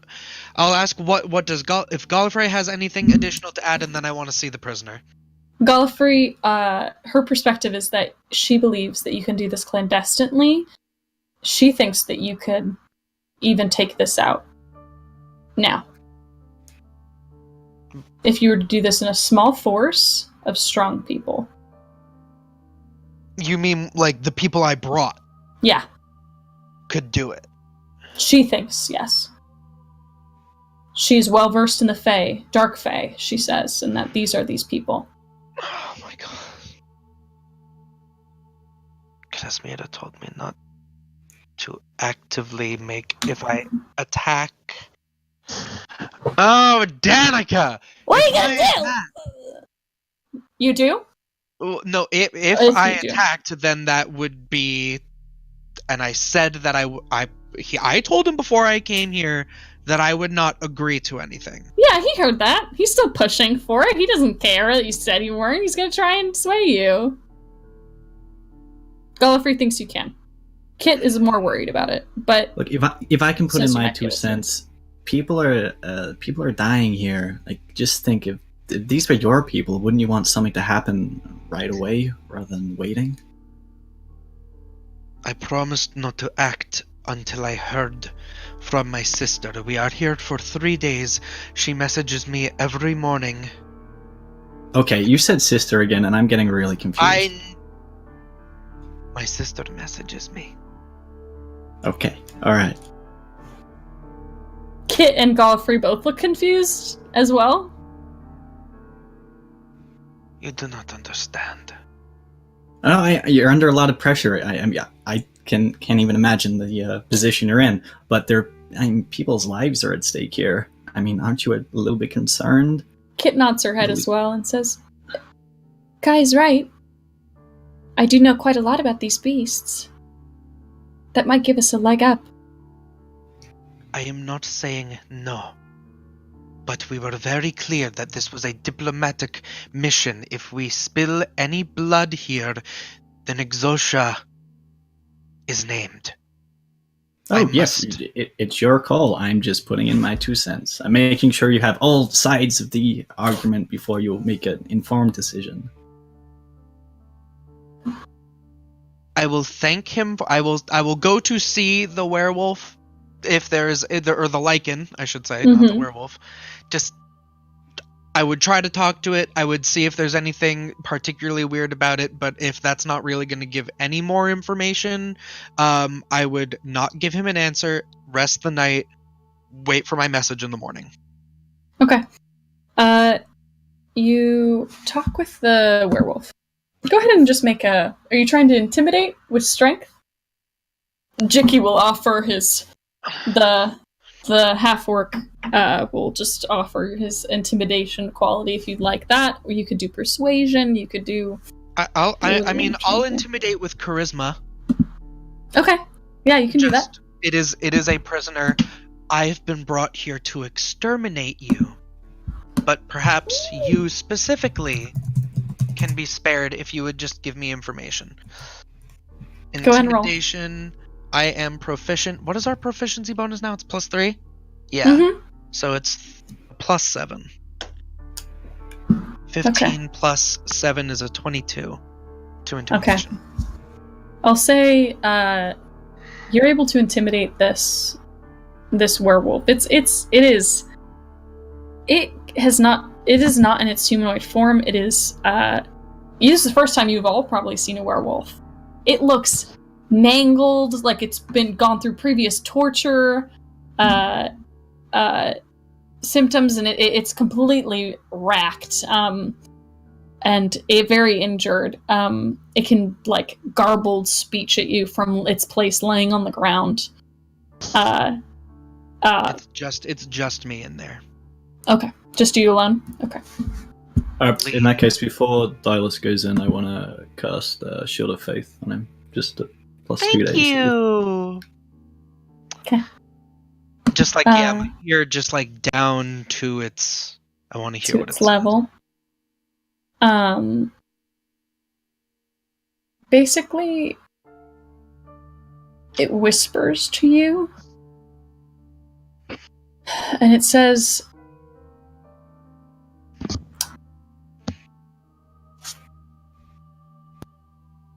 Kaskorath.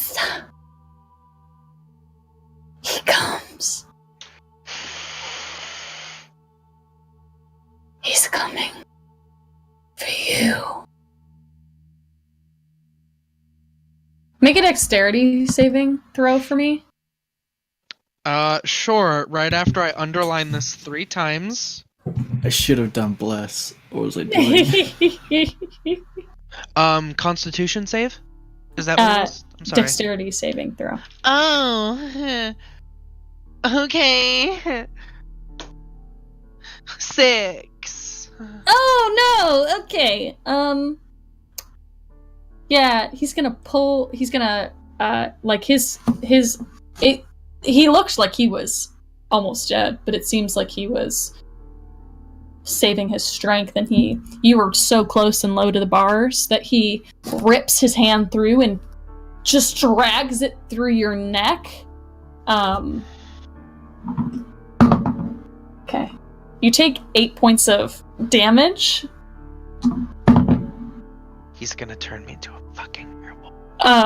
And 6 points of it, you're damaged as well, but something you don't know what it is. It just is like bubbling and festering in your wound, and you like, 8 and an additional 6, or 6 of the 8? additional 6. So All 14. And go ahead and make a strength check for me. Save or check? Check. 14. 14.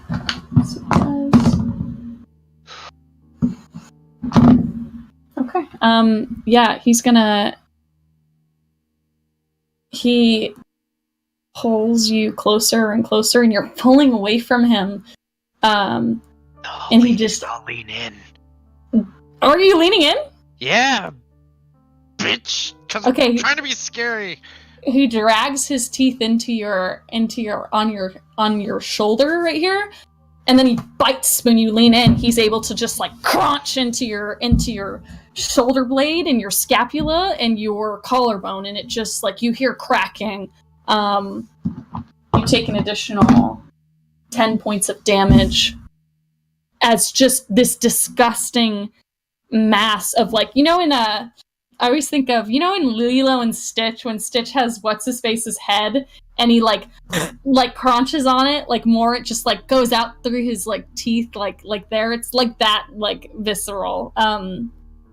And do you scream? Do you say anything?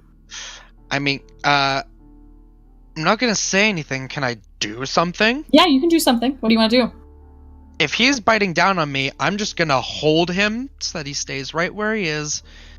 And Flame Tongue is just gonna go right through him. Okay. You do so. I'll say you're able to kill him. Kai, you hear this angry, frustrated voice summon you into the room. You walk into the room and you see... A little bit scared. Come in like a little bit timid. You see Dylus's whole side of his neck and his shoulder are, like, frothing, like disgusting purple. You see one side is gashed with this festering wound, and the other is like this giant tooth mark, like all along it on the sides. It looks pretty bad. What happened? Why are you... Oh no. Uh-oh. Something. Stay still. Stay still. Alright. This will not hurt a bit. Don't lie to me, gnome. I'm gonna put my hand. I'm gonna put my hand, because he said gnome with a little bit of like, a little bit of anger there, and just gonna like kind of dig a little bit of a finger into his wound just to let him know that I'm that I'm there. And I'm gonna cast Lay on Hands. Okay. I'll heal him for about 15 hit points. Okay. And I'll pump another 5 to cure any disease or poison that is affecting him. Okay. If there is. If there's one. You feel better, much better, now that the wound seems to be closed. Mostly. Some of it's still pussing and open, but you feel similar to how you did when you came in. You just feel like a fucking wound is all over your shoulders and neck, and it doesn't feel good. Looks like some bones may have cracked, and Kai healed them a bit. I'm guessing, like, he wasn't like that when you got in. Yeah, and you see the dead body. Do you let Kid in as well? Does she want to come in? She's gonna be like, yeah, why did he say Kai's name so aggressively? He's gonna come in. Of course. I mean, and any, well, not my soldiers, but the adventurers. Gal. Okay. Gal, if she's there, can come in. Kit can come in. Yeah. Gal comes in, and same with Kit, and they just are like... Jicky comes in behind them as well, and just like, what the fuck? He's got a sailor's mouth, and you've heard that the whole way through, and he's just like, fuck happened to you? And Gallifrey's just like, her eyes are narrowed at the wound on your neck, and Kit's like, oh god, and she's like, it's fine. Down, he's all right. He's all right. Let me see. And she like looks at the wound and inspecting it. Oh god.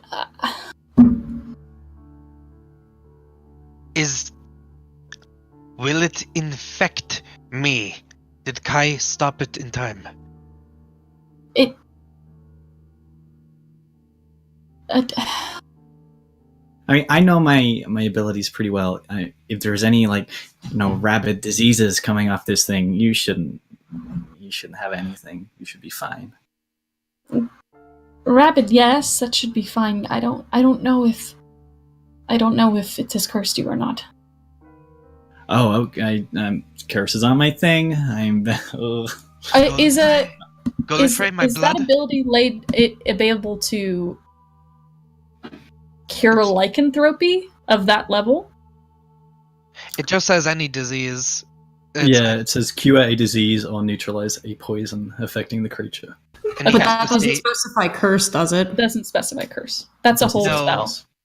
Yeah. So you're not sure what's happened, but you do your best. Right. So you're not sure. And Kit tells you as much. Kit says, "Well done, Kai," and she admires your handiwork. She says, "I'm not sure. We'll monitor you for now." I have vials of clean blood. You should take another, see if there's any changes. Gallifrey will take some from you. Kind of clink it and look at it, examine it. And she gives it to Kit. Kit takes it and goes. She looks at the blood and she looks at you and she looks back at the blood and she looks at you. She puts it in her pocket. I will do that. It's the second time someone did that with that blood. What about the dead thing on the floor? Were they not holding this thing a prisoner? Is that going to affect relations at all? It was still racked, but... They don't... When you tell the guards, they do not seem to care. If, in fact, they're like, for the better. And they don't seem to care. Are you doing... Yes, Kalendar responds. We are done here for now. Will you be leaving the Moonshay? No. Not yet. You will hear from me. Do not seek me out. I must I must send information back home. But I will be here. I will meet with you again before I am to leave. So, you get a message tomorrow. Krasimira. Dorn is with you in the morning. Might be your routine by now for you to greet one another and kind of sit in the dining hall, and he casts the message for you. You hear Dorn's voice. Hello, just checking in. How's it going? It's going. Okay. So I would know I have said okay. Mm-hmm. In Moray, they want 400. They give little. Look into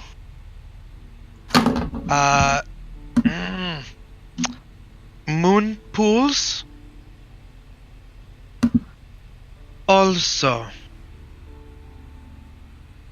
prisoner bit me. Don't be mad. Krasimir, we're gonna jump over to you. What are you doing? Do I hear all that? Yep, you do. Dorn relays it all to you. With a worried expression on his face. Fucking... Kisses. Oh, boy. Kisses. I just give Dorn the dirtiest look. I know he can't give it back to Dylas, but, like, that's just, like... He looks at you like this, like he didn't want to say that last part. Yep. Like, Can you send a look for me? Can you just mentally just scar him with this mental look? what are you doing, you three? Your plans to... I'm guessing you've contacted Ruthheim by now. Yeah. Letting them know you'd like to hunt with them. I'll say you guys are going to do that this day. Then that means that night I'm going out to try and burrow into Pandira? Yeah, I'm trying to, when it's late at night, I'm going to sneak out turn into a dragon and burrow off into a distance and try and go underneath Pandira. Underneath the ocean to get to Pandira, or you Oh, were yeah, you don't riding have a swim speed. I have a dig speed. You'd have to be able to breathe underwater if you want to go underwater. They have an island, a series of islands. Is it not deep enough that... Well, I guess... Yeah, how would that work? You have to be able to breathe underwater. Would I be able to Hold Get- your breath. get close enough to the island to dig in from the island? There. Or is it like really small that Go ahead and make a perception check for me, and if you're trying to be stealthy, a stealth check as well. If you're trying to scout this out. Are you doing it alone? Don't want to keep on making a lot of ships get sent down. I would probably send a singular boat, not anything too big, if we're just scouting. Maybe by like 10 or 11 folks on the ship. Okay. So you're going flying above and you're sending this scouting ship. Yeah. Okay. I'm gonna go ahead and roll for them.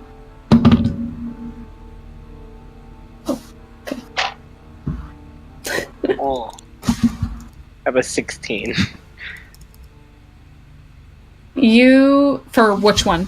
That's Perception? for perception. For stealth, Stealth. that's a 19. You watch as your scouting ship approaches.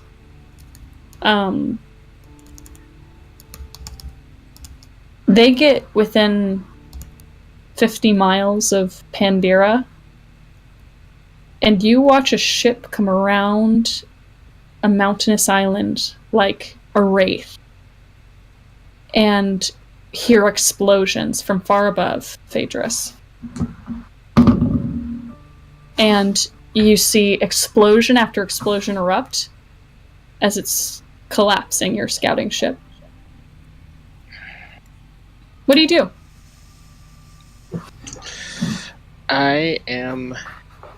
Do I see where it's coming from? Where the explosions are coming from? You can see the whole scene under you. You're not even quite at Pandira yet, and you see all this happening. Okay, I'm gonna at least take down that ship. Mm-hmm. I want to try and come down from the back of the ship, launch straight down into it, almost to like topsy-turvy the ship. Mm-hmm. And then once it capsizes, kind of shoot right back out of the water and see if I could like do almost like make the ship do like a whole backflip. On the enemy ship? Yeah, coming down into the water and then trying to shoot. Make just a strength check at disadvantage. You're trying to flip a whole entirety of a ship. That's pretty big. Disadvantage. That is 11. You land on this ship, Phaedrus, and immediately you hear shouts and you feel a volley of arrows stick into your wings and chest. As you attempt to push down on the ship, you lift it up and some people seem to be thrown off a bit, but you take collectively at least 30 damage as arrows volley into you and swords try and slash into your legs, and you take off. They continue to fire at you as you continue to fly away. Dragon! As I'm going up, I'm throwing a fire breath down as I'm just escaping. At least Okay. damage on it. Okay, so go ahead and I believe they need to make a dexterity saving throw. Yeah. Okay, what's your DC? Oh, they don't make it. You hear ooh, but you release your fire breath on them, and really, this is not the appropriate. I should have changed this right when you jumped in there.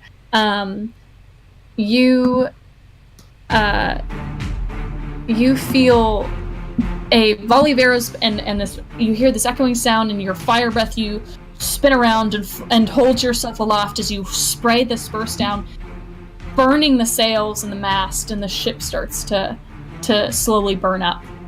People seem not as interested in you.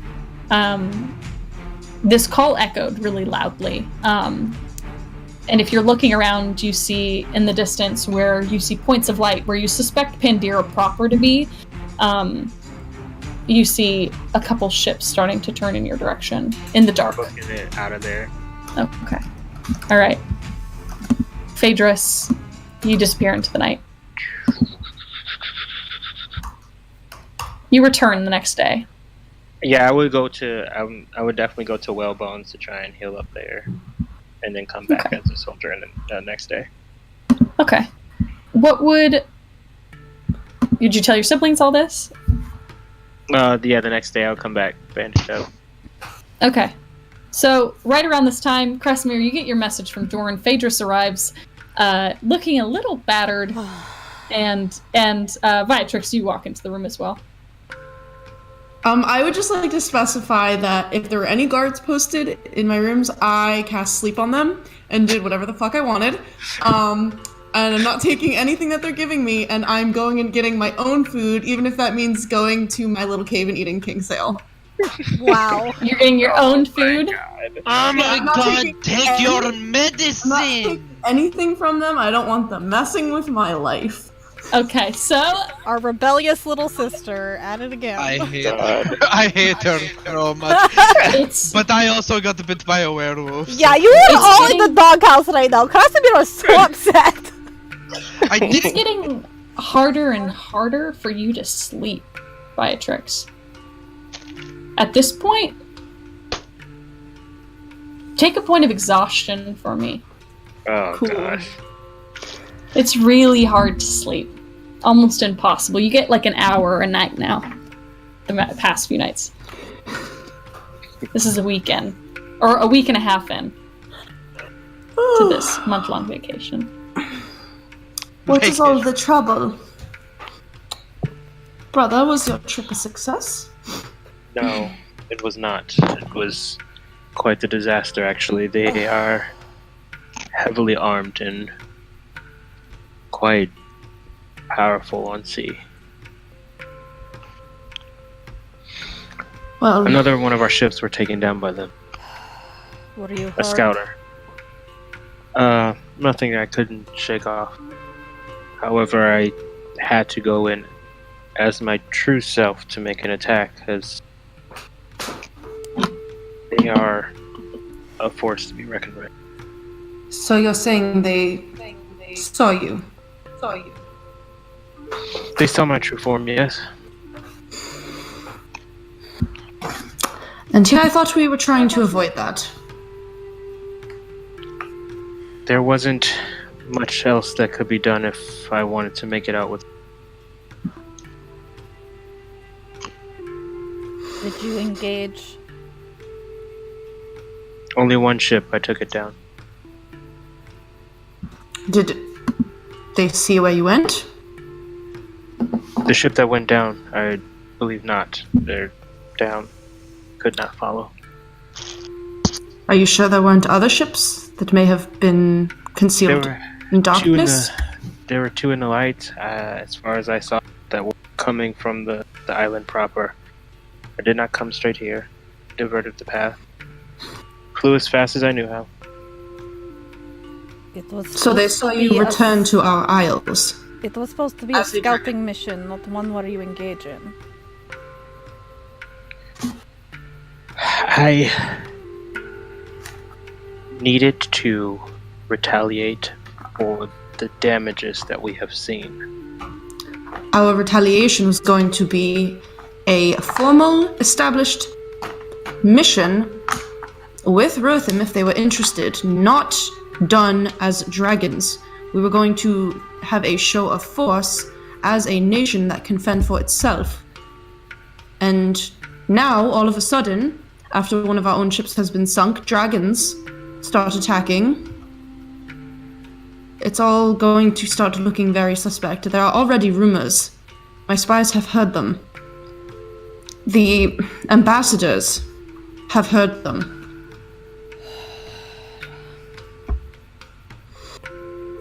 what would the three of you like to do? Would you like to Throttle attack my with brothers.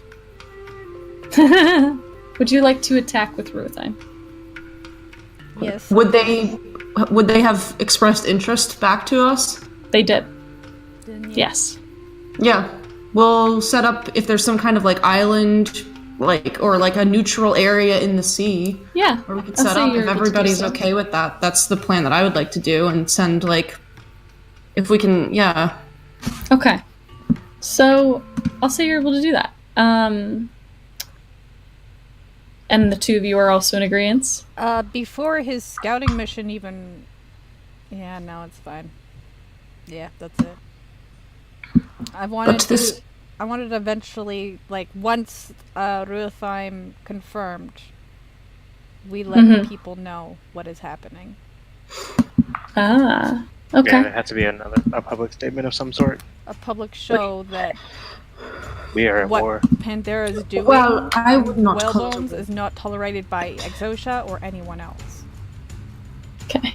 I don't think we should declare it as a war, but It's not a war. It's making it clear that they attacked us first.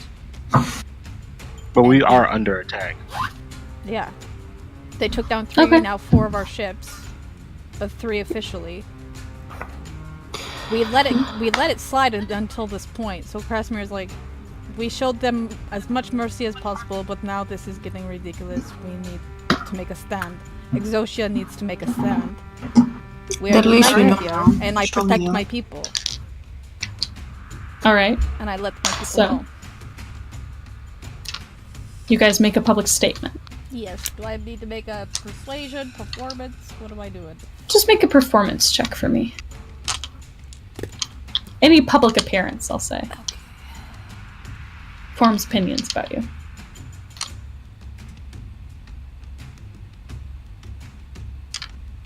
That is a 19. 19. Okay. Very eloquently, you're able to make a statement to the people. Some of them are frantic and stressed, and some of them seem okay. With that, the three of you are able to mount this attack on Pandera with the help of Ruthheim. Oh wait, I'll say 22. Sorry, I didn't know I was very nice. Yeah. I didn't Very add my nice. proficiency bonus. Always remember to add your proficiency bonus, guys! You're able to quell quite a bit of the anxiety. It seems, Okay. at least. Sending? Ruthheim offers. They are bigger than you. Yeah. They offer 20 in this attack. Okay. I mean, can We I just advise have you as to a match. player, not Dylus? I mean that would Well, be well, metagamey. Krasner mean, would yeah, have if you wanted to, mentioned but this it's up was to you guys. happening without you. Yeah, you would know about it, Dylus. I'll say you in 20 words. Because think I would that's- have told you about your sister, and I would have Match told you about, like, the them. 2 major events with your sister and this. Yeah. Match them. Yeah, I was going to match them anyway. Yeah. Okay, so 40 ships are setting sail that morning. Who's leading it? Phaedrus? Oh, I have to. If you'd like. You don't have to. Do I have to? You don't, Don't have have to to. send the. You don't have to send You the don't general have to to, every brother. fight. Yeah, you don't have to. You can do it from afar. Don't we have like a? You have 2 doesn't generals. Krasimira have things. a? Yeah, You have 2 things. Yeah. Krasimira That can do it. has the. Let's go to the underlings document. One would have Oh, Phaedrus. one would have definitely have gone with Dylus, for sure. One of the generals? I would. It if is I'm a sending out- diplomatic mission. Do not. Yeah, we're not sending. We have spies. We have like adventurers. We're not sending generals. That's not good. It's not a good look. The soldiers are there to just protect me from pirates. which We have did Xander the Silver Tongue, Juke the Scarred, and Kami. I'll send Well, no, just Juke and Xander. Mhm. right. I would send 2 of my level 3s and 1 general out. Okay. So, you do so. Viatrix, are you doing anything to help, or Krasimir, are you doing anything to help this?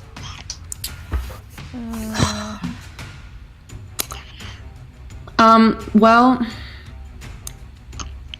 I mean, so Dylus gave me, Jin, who's like a swashbuckler, like little... Good old Jin.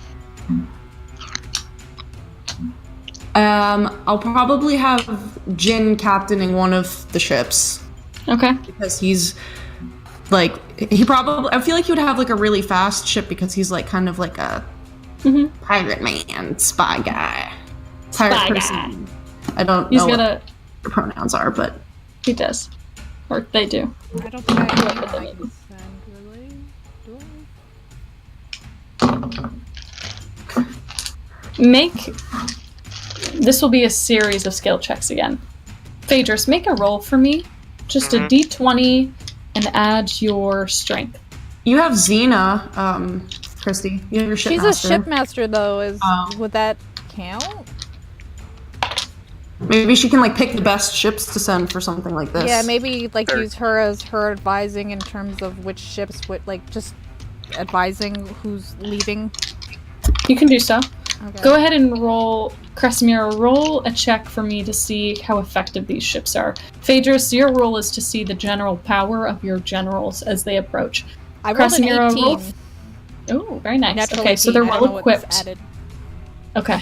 Natural 18, I'll say you can roll your proficiency with it.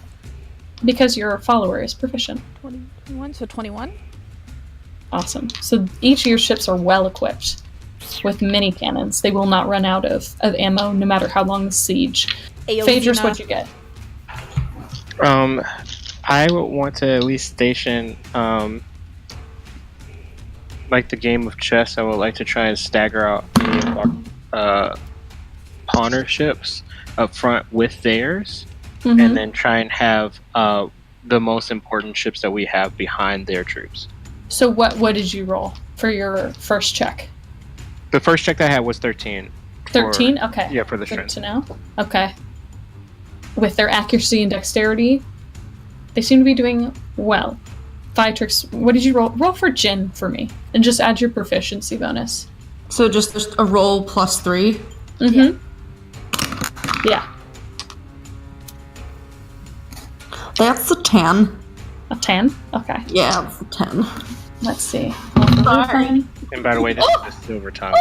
That's Come on, Jin! Ruathan did well. Don't die! Okay. So, as you all execute this on this beautiful sunny day, I'll say that you were able to hear all this in a relay. Ruathan, it's incredible. They have these mechanisms on their ships that can launch these weapons that seem to have these chains on them with these spikes, and it seems to be the point of to destroy a mast. They do so on many ships. They rolled a natural 20. They, along with a very high proficiency. Ruathan destroys quite a bit of this surrounding force of Pandora that has kind of risen to greet you. It looks to be about 70 ships that greet you. It seems like Ruathan, in the first 15-20 minutes of sailing, has taken down at least a quarter of that force. Now it seems like those chains that are done with, but they took out a considerable amount of the force behind it. Your pawns are going tit for tat with the Pandora forces. Neither seem to be pulling ahead. Jin seems to also be in a similar situation, tit for tat. No one seems to be pulling ahead. Go ahead and roll again for me, Phaedrus. Strength you can again? roll for Jin as well. To add your strength. Okay, we're gonna do the yellow dice because the ocean is fish pee. I got a 19 plus 1, dirty 20. Jin knows his pee. 19 plus 1. Yeah. Okay. So 14. 14. Awesome. Okay. Good to know. So the second wave descends upon you, and you all see that it seems like Ruithheim has struggling to replace all of their cannons, but they seem to be doing okay. Generally pretty well, holding their own, taking down another 5 ships or so. You all have taken around half of these forces down. You yourselves have taken out around 8 ships, 4 of yours and 4 of Ruithheim's. And at this point, you watch as Phaedrus's forces, though, especially... Who did you send, Juke or Exander? The Silver Tongue. So Exander rallies forces behind this hole that the Ruithheim had created and descend upon the troops. He seems to be taking out ships left and right. However, they retaliate in force very well. Unfortunately, Jin's ship is lit aflame. And it starts to sink into the ocean. Jin! I'm not there. No. Is he? One more time for me, please. Phaedrus and just Phaedrus now. Oh. Just roll a d20 for me. Jin's player is watching. Oh. What'd you roll, Victoria? Was it just a straight roll? Just a straight roll. A 3. Oh no, Lip! What did you get? What'd you get, Lip? 12. Okay. Ooh. It's not looking good. Ruithheim is just holding their own. They are losing a few ships. But so are you. And you've lost around 13 ships. We sent 20! They are not looking well. They have around, out of the 75 that were there, there's now around 30. But you all are around 20. 25. Are we there? Did you go? You didn't say you went. Yeah, I didn't say I went. I was You could say you were watching from the skies. No, because then they'd see me. No, I didn't go. I'm feeling a little sleepy. I'm taking a power nap in the castle. Great. I gave you Jin to be a spy. Okay. Yeah, but he was like a swashbuckler. I thought he'd be good at this stuff. Is there any way? I know I don't have a lot of experience leading a troop, but would I have any sort of basis of knowledge for boat dirty tricks, or like we were talking about before, any sort of guerrilla warfare where you would try and throw off people, use some of the environment as a shifting of the plane? You can attempt to. It seems like at this point you can function through Xander. Xander at this point feels the best course of action is to retreat. You can articulate creatively for me how you might do that. Maybe unless you have something else up your sleeve you'd like to do. My only thing was that, like, to either feign parlay, which is not a very good code among pirates, or a catch fake where you make it seem as though you're retreating and try and get a speed around them and attack from behind. Go ahead and roll a d20 plus your strength and proficiency for Xander. Oh, that would be a good idea.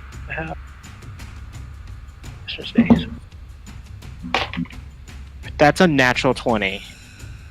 Ooh. So 24 altogether. Okay. In a... I don't even know how it would just be like we're backing away, but then like maybe a scatter, and then try and come in from all sides to attack it. Xander is able to communicate this to Ruithheim as well. Through, I would say most likely some sort of light, sort of morsing signaling to the others, something they'd worked out before. And Xander, in a valiant ploy, scatters his troops amongst the rocks and islands of the Corin Archipelago, scatters everyone, and draws them out like bait.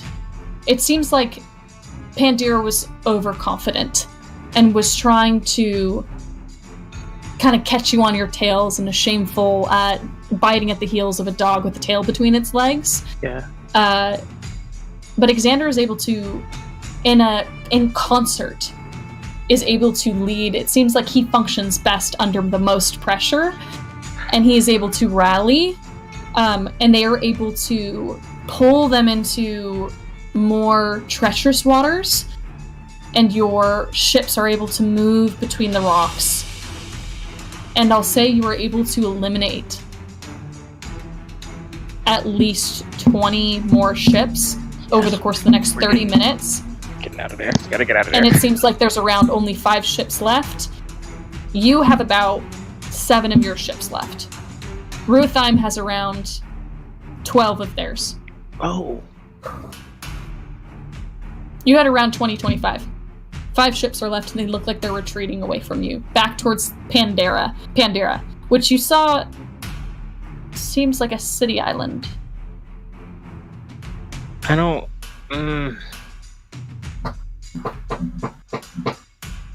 I know that my queen is a very vindictive queen. We're gonna take out the rest of those ships, even if it's a Hail Mary.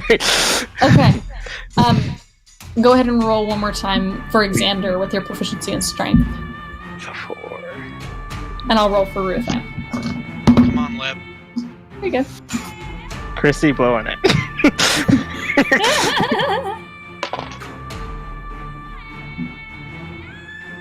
That's a dirty 20.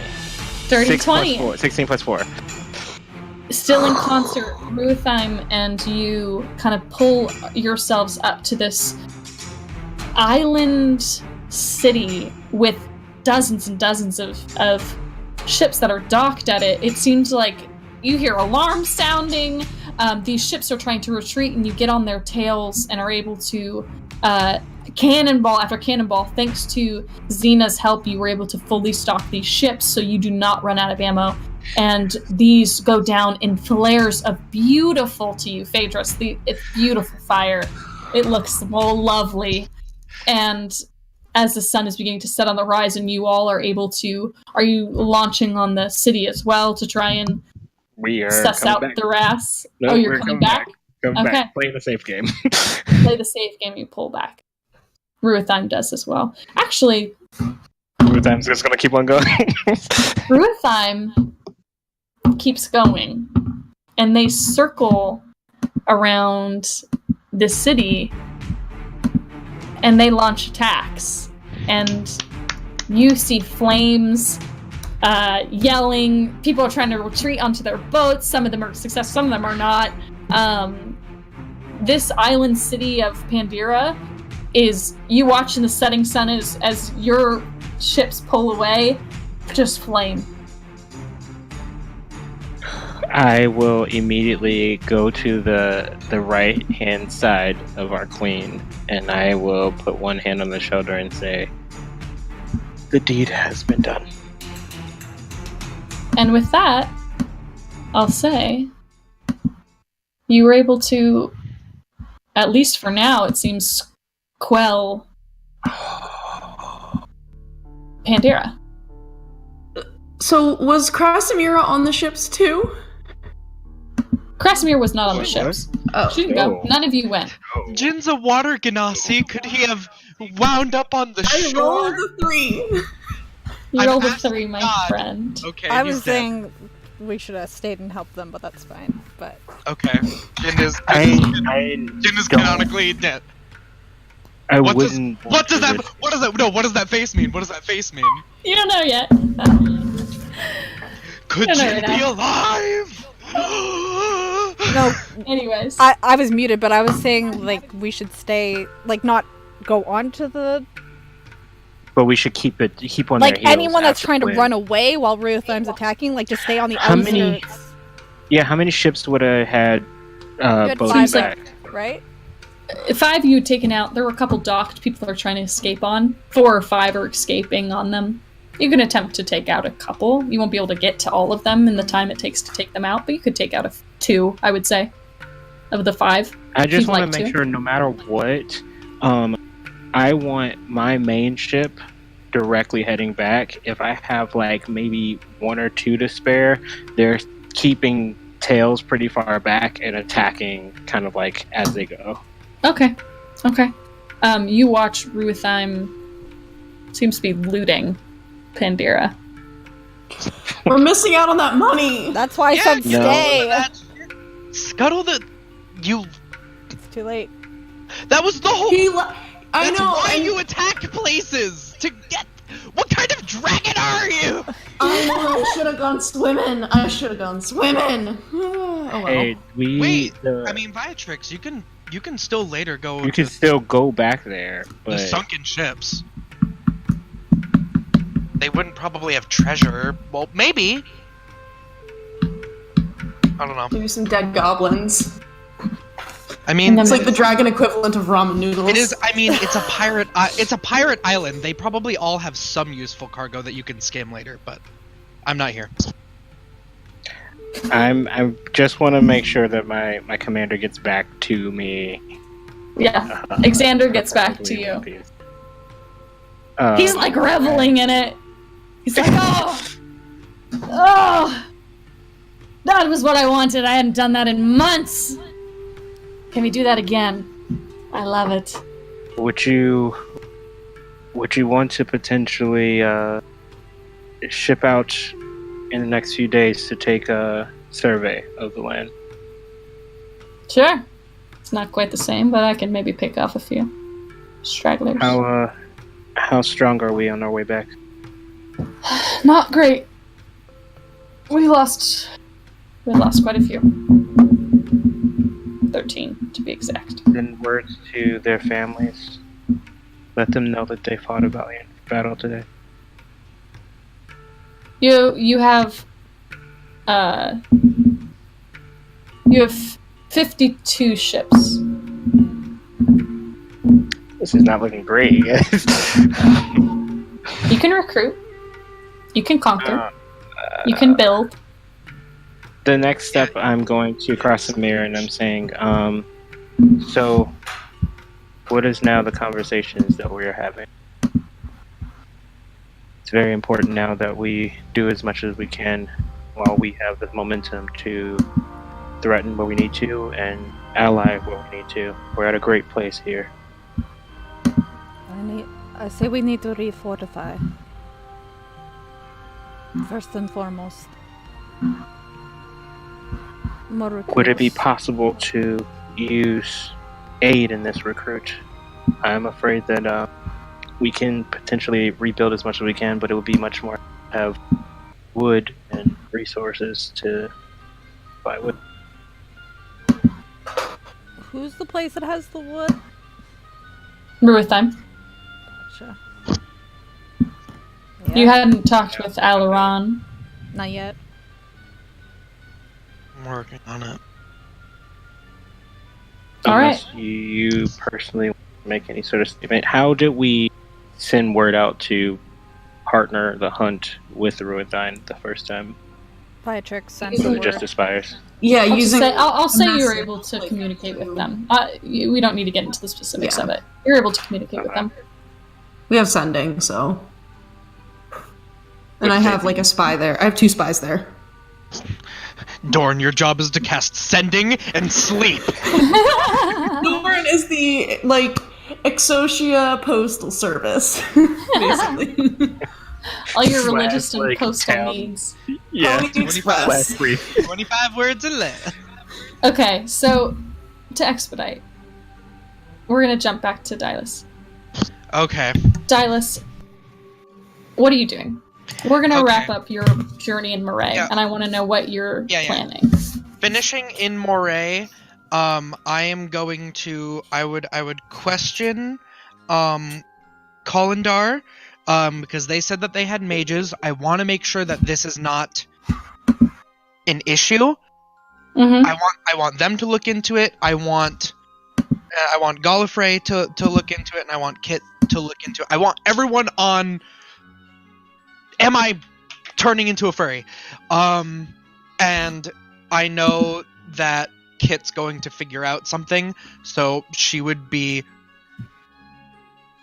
spoken to. And I would be, kind of. So, was there anything strange about the blood? Anything at all? That kind of thing? Like, are you giving her, like, a little raised eyebrow winky winky? Like, trying to imply something? Intimidating. Sorry, Kai. Intimidating?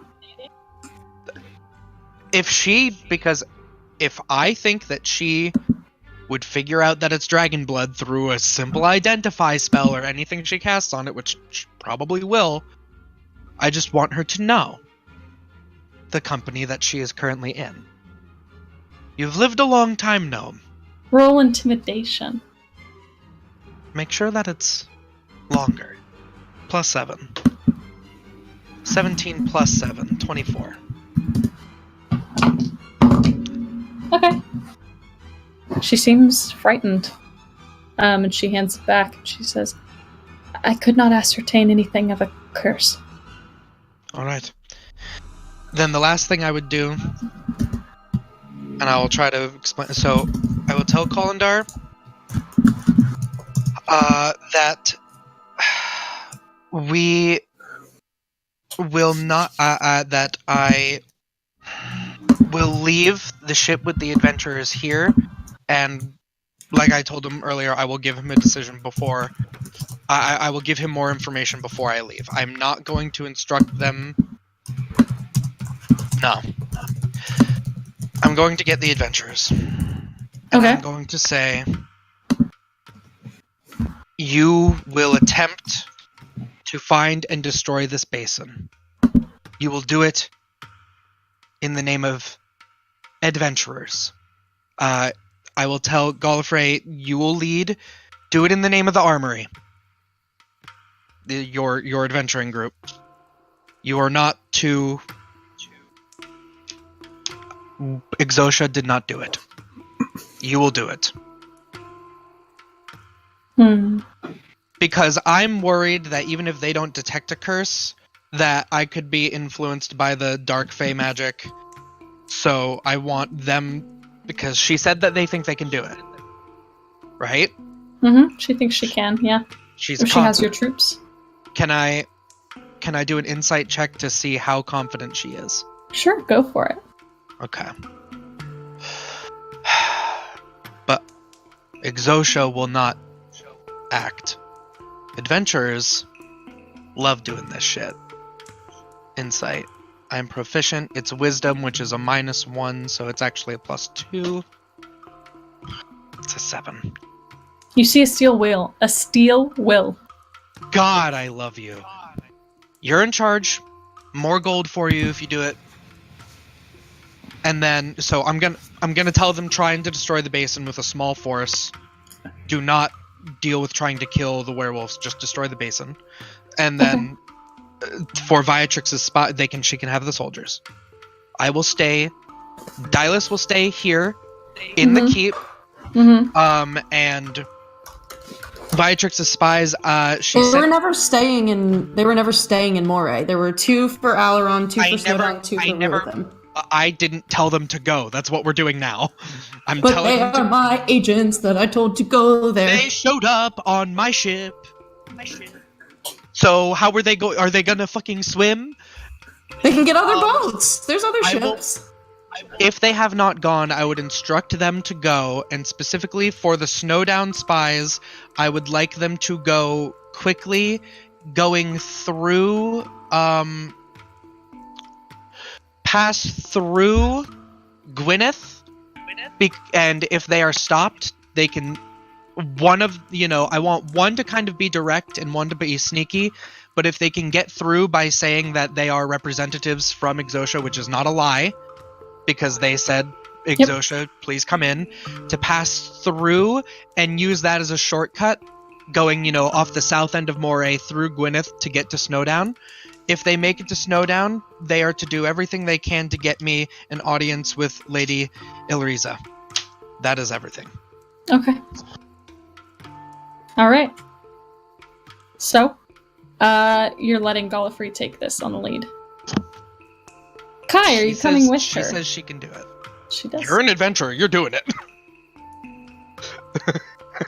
Little gnomes. She looks to the two of you. Are you coming with me? I could use your skills. Yes. She nods at you. Kit volunteers herself to go as well. Alright, so the three of them go, along with Jicky and your other few adventurers you had sent. Just the adventurers and soldiers? I mean, I don't have anything else. Okay, I was just checking. Right? Mm-hmm. Because they said he said a small force, so... Yeah, she wanted something not big. So... She might even say... Leave some soldiers? 5 soldiers, that's it. The 5 best ones. Okay, so 10 people. But the soldiers are meant to be used as last resort because Exotia... This is not for Exotia. This is for you, the adventurers. Mm-hmm. Kai. You and Gallifrey and Kit and Jicky and I believe you brought one more adventure? 2 more? Who else did you bring? Did you bring any others? On the underlings, there was if I go to Dylus's for a second and it loads. Gallifrey, Jicky, Kit, Kai, Darian, because he was the captain of the ship, and Gina. Okay. The guns. Gina goes as well. Yeah. Dorian goes as well. Alright, so Kai, roll a d20 for me and add your stealth modifier. That's 5 level 5 adventurers. You should be able to do this. That's gonna go real well. That's a 4. Don't fuck me. Actually, I have disadvantage as well. Right. That's a natural 1. Oh no! JJ, you are so good in the tournament! What's going on? I don't know. I can't stealth. So Kai, you and the group, Gallifrey leading. My stomach is rumbling the whole way. Your stomach is rumbling.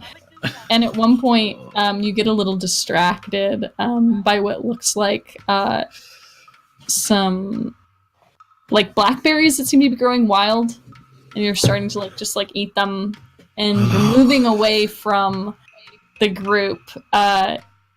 Gallifrey had cast Pass Without a Trace, but it had faded away from you as you moved away from her, and you hear a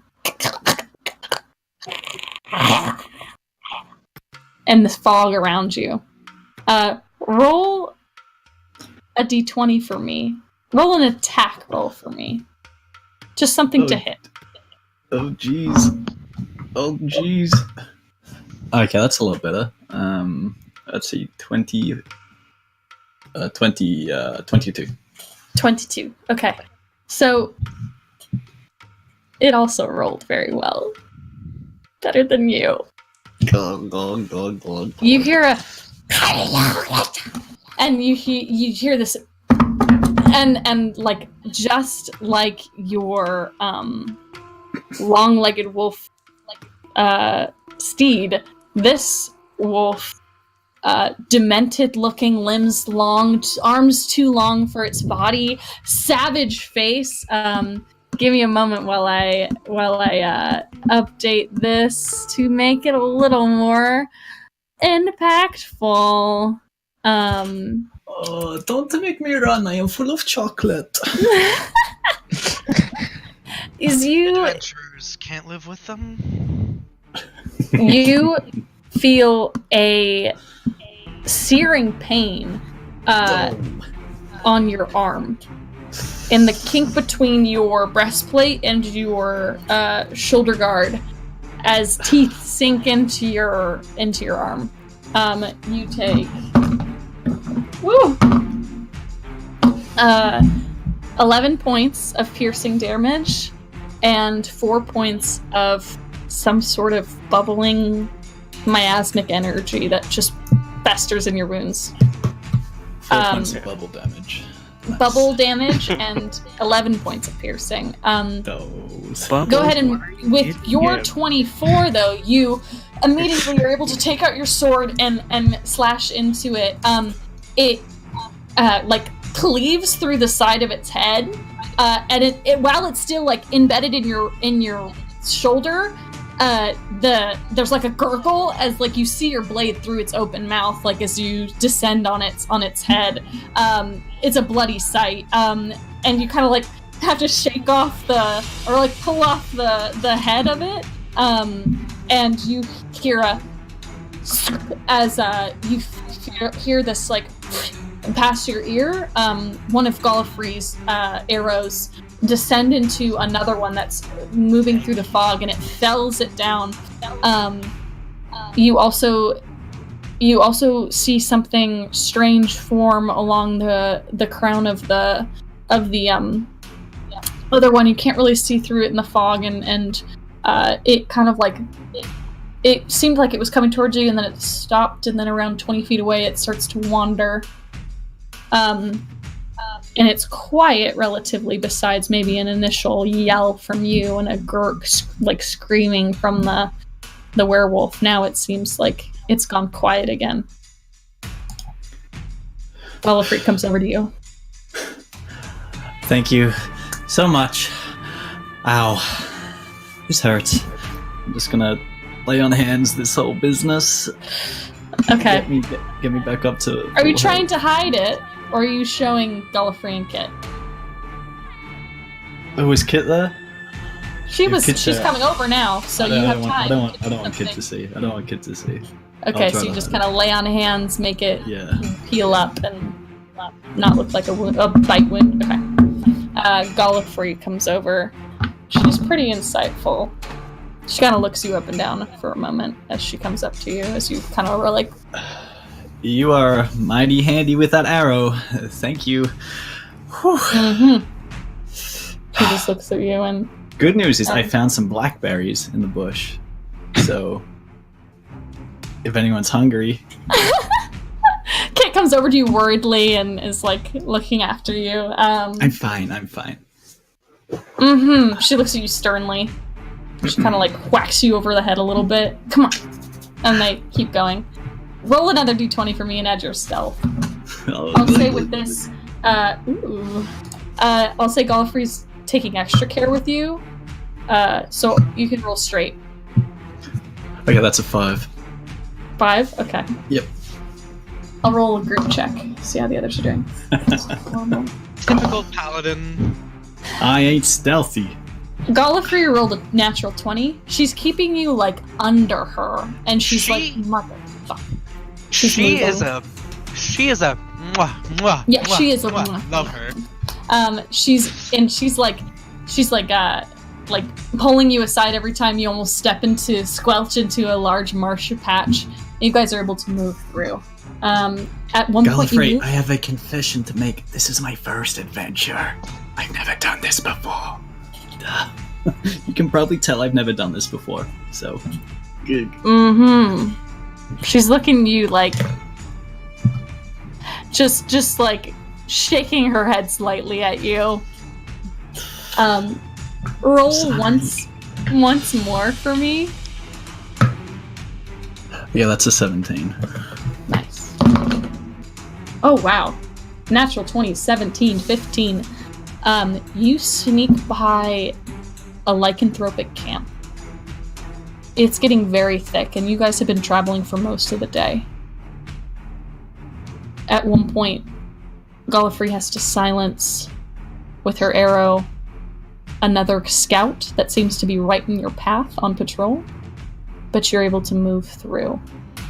At one point, you come upon cages. On cages and on cages and on cages of what looks like drow.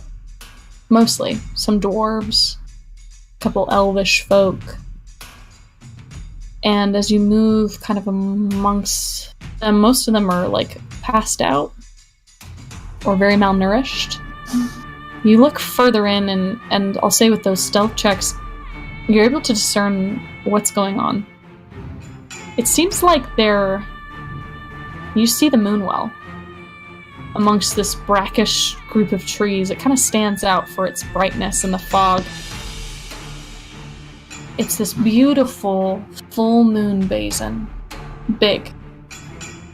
Seems to be around 5 feet radius.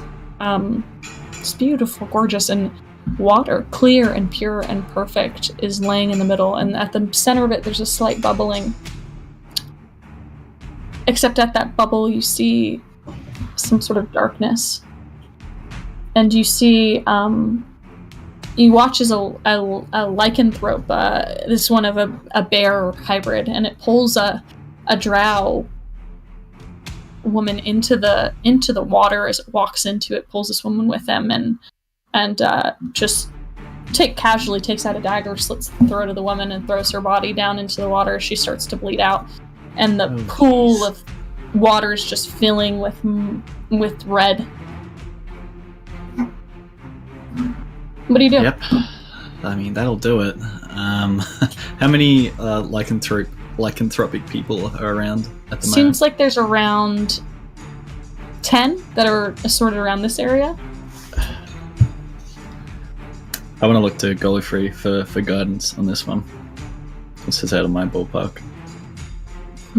She's going to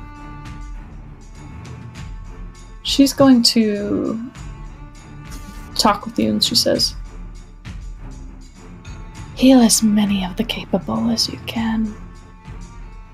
And she moves amongst the cages, and one of the soldiers she asks seems to be able to pick locks, and her and this soldier kind of move about, and Dorian as well can also, and they slowly start to pick locks on these.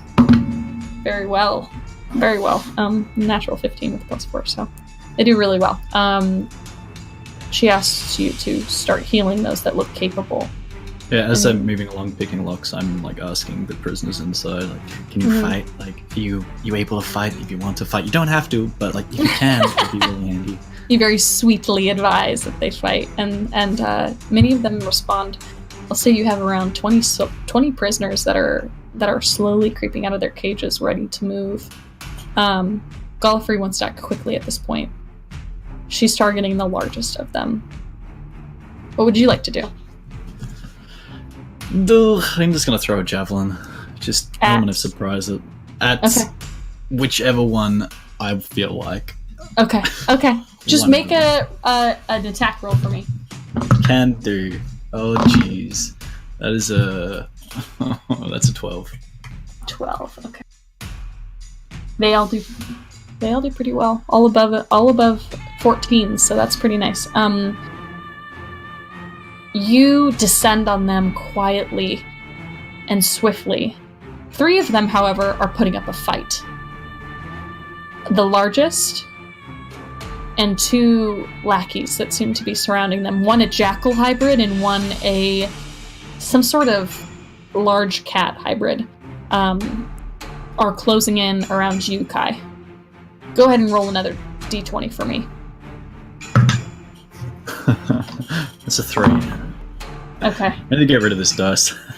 It's fucking me. It's okay, because, your teammates rolled really well. Let's see. I'm glad they've got my back, because Gallifrey, as you are being surrounded, she takes the remaining side, calls out to you, and you kind of like instinctively like pull your shield over your head, and she just leaps off your shield and looses 3 arrows down onto the main enemy. The other around 8 people descend on the other 2, and you all are able to. It looks like this is not the entirety of these forces. There are people like around this in a larger camp. Can you roll just a stealth check for me? I'll say flat is fine. I'll say Gallifrey is helping. That's a lot better. That's a 16. 16. Wow, 15 and 18. I'm rolling really well tonight. They're rolling so they quietly. All of them seem to have fallen to the ground. As Gallifrey lifts up is holding the muzzle of the biggest one, and is silencing that one. She's so hot. She's very hot. That's She's kinda 3 gruesome. baby, and she moves over to the Moonwell. She looks at you and Kit. Oh, Kit? Kit, this is all you. I have no idea. And Kit goes ahead, and she's going to. Let's see what she's gonna do. I should have something here for her. Yeah, she's going to cast.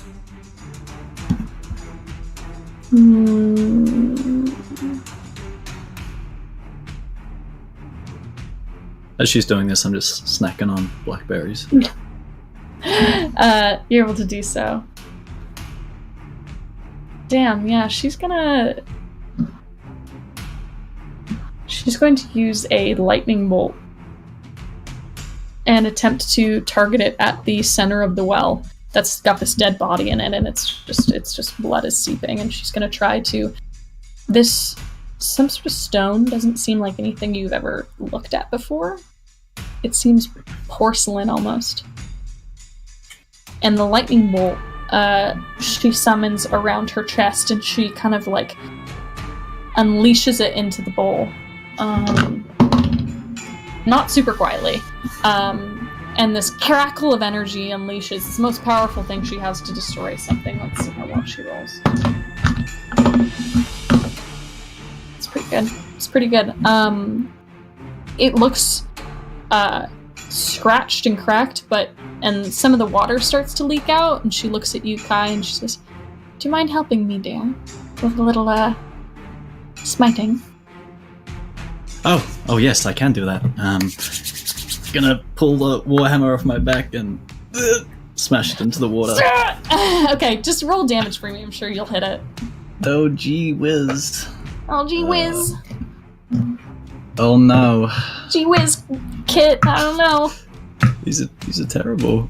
Wow. Oh, no. That's 15 points of damage though. 15 points damage with her damage as well. I'll say collectively, Gallifrey's going to help you too, and some of the other adventurers like Dorian, who's a fighter will also help.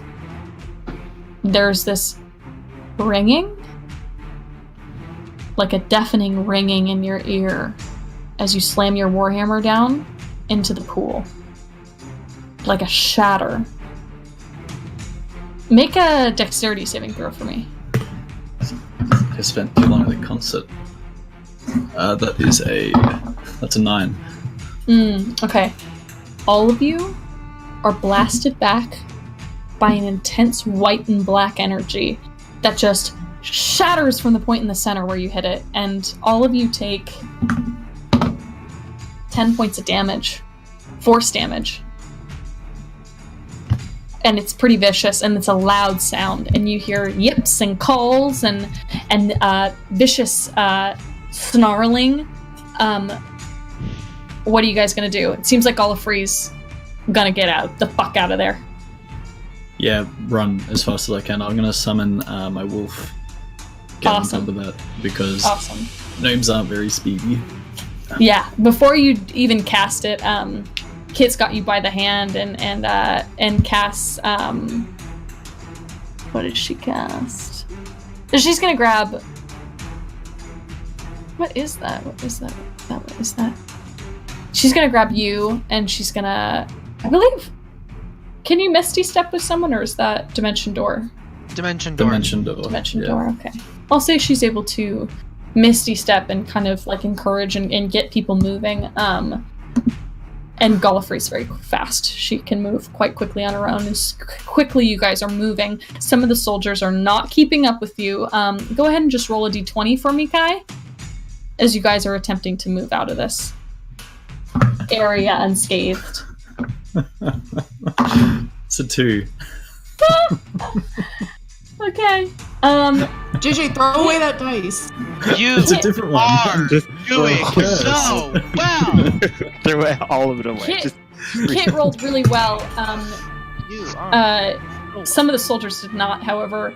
I'll say it seems like at least 4 of the soldiers have fallen behind, and Gallifrey and Kit and Jicky are trying to move as quickly as possible, same as Gina, and as you guys move through, Gina's falling behind a little bit, but Gallifrey's helping her. Jicky kind of at one point just picks her up, because she's small, she's a halfling, and Jicky's this giant half-orc, and just, like, puts her on his back, and keeps running, just, like, raging, because he's a barbarian. He just goes, "Ah!" and he just, like, starts to run, and Gallifrey's just, like, rolling her eyes and, like, trying to run as fast as she can, and they seem fine, but Kai, your wolf trips on this marsh, and you go falling into the muck, and you don't. Why do they eat all these blackberries? You feel sick. You feel feverish. You feel very feverish, and you just aren't feeling well at all. And your steed dissipates. Thankfully, Kit rolled very well. She comes running up behind you as she sees you fall, grabs your hand, seems like she's opening a door, and steps through it with you. And you guys are suddenly very far ahead, on level with Gallifrey and Jicky again, and she keeps you moving. Come on! I can't have you falling behind. Come on. Oh, I don't feel well. Oh God! And she looks at you. Yeah, she feels your forward. You seem pale, and you guys keep moving. I'll say, you guys were able to very narrowly get out. It was a rush, and you lost most of your soldiers, but the majority of you and the adventurers were able to get out. Dorian is badly injured. As soon as we're out of the danger, I'm going to look at Gallifrey, and I'm assuming I just look terrible at the moment. Yeah. Just like grossly clammy and sweaty. When we get back... Sorry, catching my breath. When we get back, can you, since you were leading this, can you please tell Dylas that I did a really, really good job, because I just want him to like me? Please? Sure. Thank you. And then I go vomit. She just and they go up and meet with you, Dylas, and relay what happened. So, you've destroyed the pool then? Seems like it. Then you shall be handsomely rewarded when we return to Exotia. See that we are. This one did very well, and she points to her. She says it very flatly with her eyes half lit. This one did very well, and she points to Kai. I look like shit. You do look like shit, and you feel like shit. Dylas, you're not feeling very good either. You aren't looking as bad as Kai, but you feel feverish. Colander! You relay to Colander what they learned. Crass and I are the only people that survived the story. They thank you, and gifts are given to, attemptedly you, but I'm sure you divert them to Gallifrey. They will be diverted to Gallifrey, but while they were gone, I had wanted their mages to look at this. Nothing. Mages tell you that it looks like a werewolf bite. Yeah, cool. I want some of the water from their pool. He'll tell you again. He will give this to you when he's keeping it as a card. He's keeping it as a playing card. If you agree to do trade with them and make a deal, he will give you the water. I can't tell Kristy. He says you can take your time. First. All right. Well, it would be good. He would like to meet with you soon, or someone would like to meet with you soon to check in. What about he doesn't have to show me the pool? Bring me enough water for one person. I won't ask where it comes from. I want to make sure it works. because he can't just say that he has a pool. Okay. And then I will. Roll persuasion. Thank you, DM. Persuasion You can try. is a +7, please. 21. He gives it to you in good faith. All right. What are you doing with it? I'll say as you are leaving Murray, I assume. I'm gonna be going home to Viatrix. Okay.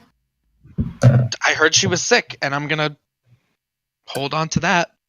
If this Okay. gets worse, I might take it. But yeah, I would be leaving. We're done with Moonshay. We'll rest. But I need to find. I need some way. I need to hear back from the spies before I move somewhere else. Okay. I'll say you were able to hear back from the spies with messages. Probably as you're boarding the ship and you start to leave the port of Moray, you hear back from them through probably Bird. Okay. If one of them has sending, I think one of them may be able to send a message to you, but most likely through It was probably old-fashioned way. Mm-hmm. Okay. Yeah. So you learn. Go ahead, Vitrix. Roll me for those in Gwyneth. Well, It sounded like you were. They were going You were- through Gwyneth to Snowdown. Okay. So they were trying to get into Snowdown, and then the other ones were to go to Alaron. So technically no spies were spying in Gwyneth. You passed through it, Okay. is what you said? You tried Yeah. to pass through? They Well- were meant to go to Snowdown. Okay. First, roll one persuasion check for me, Viatrix, for the one that's going to Gwyneth. So just roll a straight d20. D20 plus your persuasion, I'll say. They've been trained by you and Sola. I'll say they're good at their jobs, they're spies. So proficiency bonus and persuasion. Mm-hmm. Okay. Hold on, this character sheet screenshot I have is very tiny. Oh, I have a 4. Okay. 5, 6, 7. Wait, no, 7 plus 12 is 19. 19. Okay. One of your spies is granted entrance.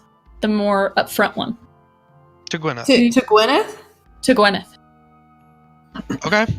Oh, well, so yeah, Capable the assassin is like the face, and then she has a druid Zed with her. So maybe Okay. he's just a little mouse. I don't know. One of them gets in.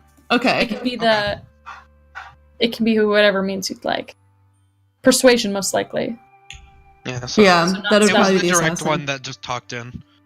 Yeah, Talk to themselves in. Which one is that? that's Capable, the tiefling assassin. Capable is let in to speak and look around and do what she will. Right. I'll say she's there now. Zed was able to move on to Snowden. Okay. That's good because he's the druid, so he can be sneaky. Yeah. So go ahead and roll. Are you trying to have him just suss it out? Stealth it for me. if that's it. I mean, I told them to go to Snowdown and find a way, if you can, to get me audience with Lady Elriza. Okay. I wanted them to be like just gathering information on the countries that we don't know like anything about because we've heard rumors. So I wanted like validation of those rumors. Yeah. Okay. Specifically in Gwyneth, what are you trying to learn? Or you just want general? Gwyneth, if she can find out what they want with the lava or any kind of elementally based magic, anything that's strange, advanced, like beyond what the general populace of like our country knows about magic. Like I want to know about their magic because they're like fae thing going on. The lava's freaking weird. Okay. So roll. What would make most sense to you? Investigation or perception? I think that Capable would do investigation because she's like an assassin. I think she would be like, I feel like she would be like looking into it. Like, Okay. go ahead and Yeah, I don't know. She'd be like sneaking around, but also like face, like, you know, she's like. roll your investigation. Capable's probably intelligent. Just do 2 plus a proficiency plus your just a d20. So 5 plus a d20. Plus d20. Okay, that is 16. 16. I rolled an 11. I'm not rolling well today at all. Okay. It's okay. You're doing a good job. Thank you for the spice. I'll get back to you on what she learns there. Awesome. Okay. And then go ahead and roll perception for Zed. Yeah, like because I want my thing with him is I wanted him to be like using beast shape to like just Move check into stuff places. out. Yeah. Yeah, absolutely. He can do espionage to figure out. He will attempt to also help achieve Dylus's goal of finding how to get audience, and he can attempt that. Just I roll would like him to. perception. Okay. What am I adding? Is this another 5? Yes. 23. He's a Oh. druid, so plus like 6 at least. Okay. So 24. 24, 25. That's like a 26. I rolled like a natural 18. Okay, and I was yeah. adding 5 to that originally, but Yeah, that's like, he's doing great. yeah, that's like a 27 or something. I'll Good let you know what boy. he learns. I'll let you know what he learns as well. Alright. That's And then you said you want someone to go to Alaron?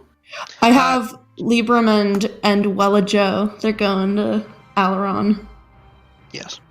Because They they're do not like, have official instructions for me. because all we really know is like this is kind of like a more human kingdom, or like it's less like weird fey magic. So I sent 2 people who like one who's more noble, one who's more like common folk. Okay. Cool. Go ahead and roll persuasion for the noble and perception for the folk. Okay. Unless the folk is trying to talk to the people. Yeah, like Persuasion. because so she's like the inquisitive, she's like the bartender one. Okay, so for the noble, I rolled a 14. What do you want me to add to that? For the noble, 5, so 19. Okay, so 19 for that.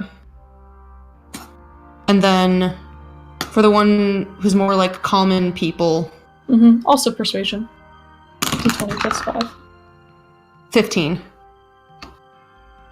Awesome. Okay. And is that it? Yeah, There's I'm fives? mostly just Yes, trying. that's all of them. I had 2 in Ruthven, but like, I sent my 2 best that I was willing to give up to Ruthven just to kind of find out more about the green rooms, anything about the first axe, the Okay. lycanthropy. Cool. And I want them, if they feel like they're getting compromised, the Shadow Monk is the one who's meant to like get out, because Okay. they can get out easy, I think. How are they divulging information? What roles do you feel like are most appropriate for them? One role So each. for that, like, my mastermind rogue is gonna be like the face, because each of these pairings has kind of like a face, like, and then like Yeah. a more sneaky person. Yeah. So Augustus is the face, and Crowstep is kind of like the sneaky spy one. So, perception and persuasion. Okay. Oh, natural 20. For Augustus? Yeah, whatever the first roll was supposed to be. Perception was what you said. Perception, yeah. Yeah. Okay. And then persuasion was the first for Augustus, and then perception is the second. For Oh, okay, so then that was for persuasion. So then for perception, 15. Is that a +5 again? Mm-hmm. Okay, so that's a dirty Or- 20. It's probably, for a rogue, a wisdom modifier is probably not super great. So, Probably but- even, Well, so or +1. yeah. for the perception roll, Mm-hmm. Which is That's- Crowstep. Crowstep's a monk. Oh, a monk. Then very good. Dirty Yeah. 20 makes sense to me as well. If it's a +5, that's a dirty 20. Awesome. All very well. Okay. It's good people. Very My good. earlier ones are not good. Very good rolls. Okay, I'll get back to you on what you learned. The biggest things that come to you, Viatrix, through messages and through to you, Dylus. Gwyneth, you hear something about. Let's see. I have And- color-coded index cards for all of these different countries. Aww. In Gwyneth, you hear about, you see that Capable meets the High Lady Ordolph, who is a Fey Queen. She's from the Feywild. You learn the history that Gwyneth was in the Feywild for a time. It was established in the realms, moved to the Feywild, and then moved back again. You know that they don't often let people in. Their city is built on water. And it seems like recently it's been sinking slowly.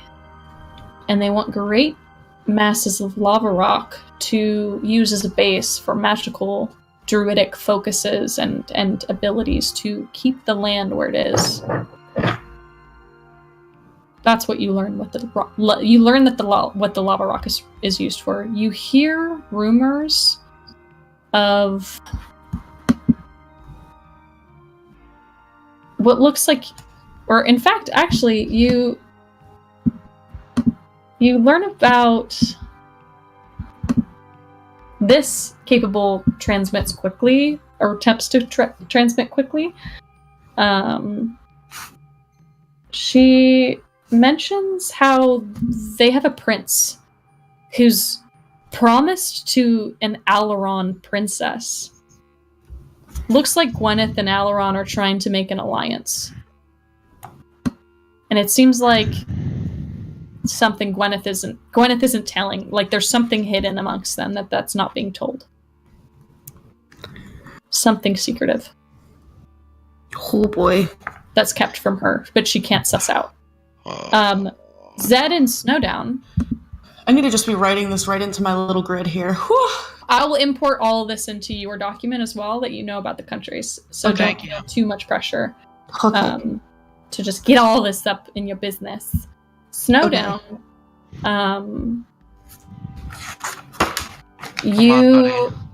You see that Zed moves efficiently and quietly and infiltrates in a more natural way. The most immediate thing that Zed transmits to you is that he's afraid for this country and its people. It's being occupied by a country from the mainland, and they're just like a machine. Think Lady Eboshi from Princess Mononoke and the way they use the land around them. Zed is afraid of they are felling trees and not replanting. They are mining to extremes. It scares him, and he hates it. Yeah. He attempts to get. He also senses quite a bit of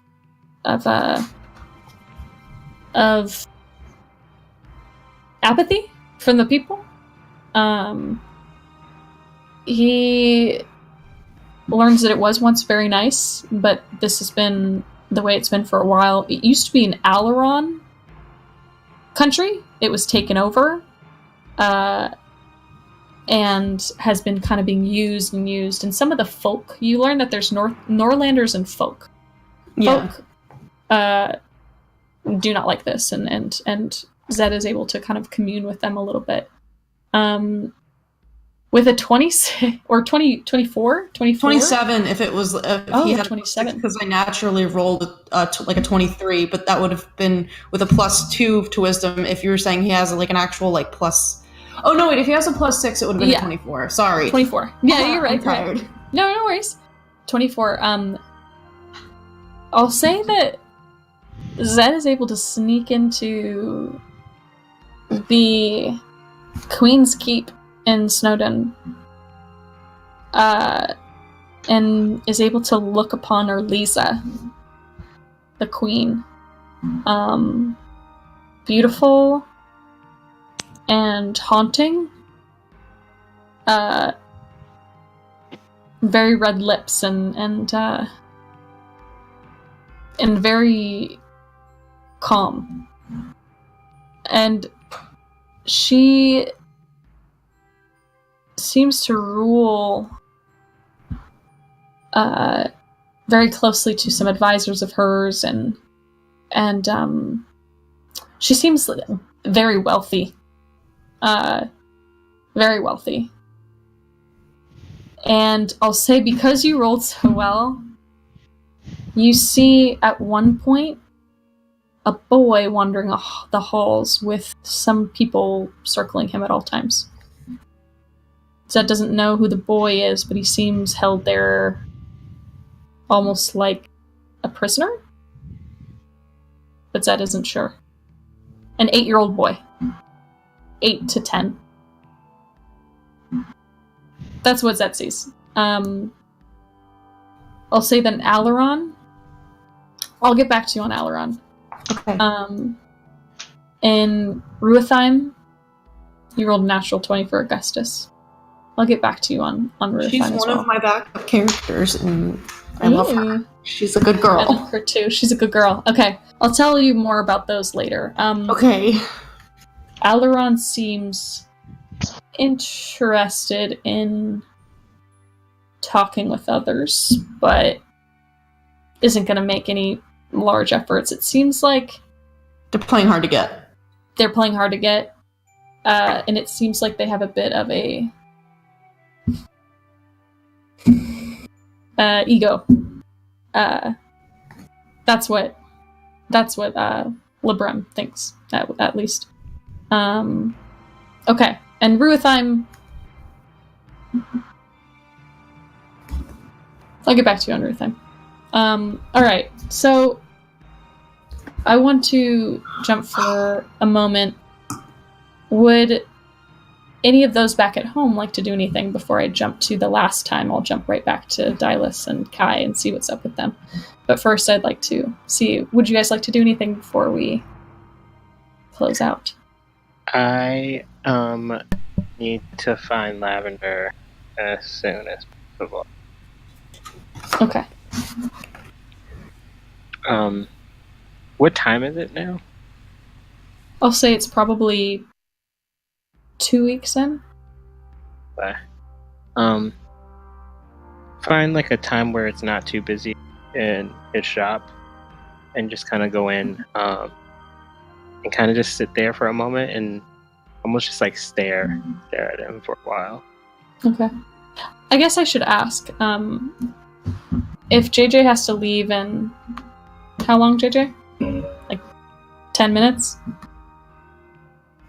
Yeah, 10 minutes? Okay. Would you guys like to continue? Or would you like to halt for the night? It's the last time we're gonna see you Keep it for a going. long time, Danica. Keep it going. Yeah. Yeah. I say keep Yeah. going. Keep it going? Okay. Then you'll have some more time, Phaedrus, if you want to leave this. Yeah. Can we take a break? A break? We never took a break. I took a really break. need wanna- a break. I'm I really sorry. want to do a quick... I'll jump to Kai and Dylus quick, and then we can take a break. I'll say a day has passed, as you learned this as well. I'll say the birds were sent to you as well, Dylus. You learned of this. Okay. But at the moment, you and Kai aren't doing so hot. It's getting worse. It's getting worse. And at the point of, like, you and Kai are, like, you're kind of being kept, like, in a room, like, like, 2 separate beds, like, laying down, like, Kai, you're, like, sweating feverish, like, it's bad, and Dylus, you're not doing well, too, and you definitely need to stay lying down, or you'll get incredibly dizzy. Can I have Gallifrey? She'll come to you.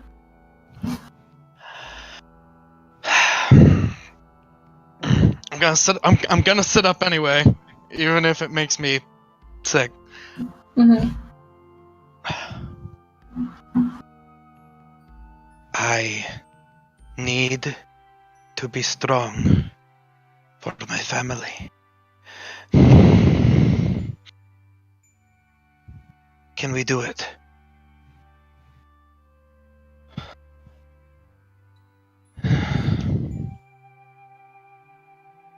She nods her head. If you're committing to this,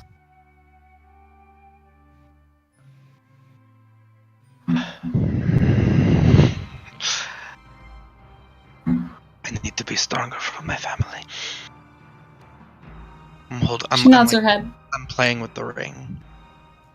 She nods her head. I'll say that night, she'll come to your room. She has with her a vial of blood, and she has it looks like she has certain material components with her as well. Kai, you can barely see this through feverish eyes. You're like, I'm assuming he's almost passed out. So yeah. Yeah, but you can see it, Kai. And she comes with these things, and she asks you to I think it's more appropriate to have. Where is it?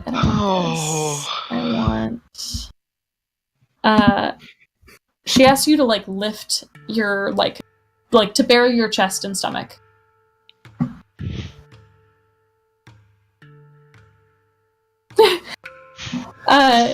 Well, I mean, because I wear out. Yeah, because I wear a cloak, so I mean, yeah, it's easy to do. It's got the stab wound from the pirate captain in there, and yeah. Scarred up. She takes this it looks like wax, but you're not sure, and she draws this very demonic looking rune on your stomach. And she's she has other things with her. She has bones of certain things and of creatures you can't identify, and she has a couple other vials of blood. And she takes the one in particular that she has, and she says,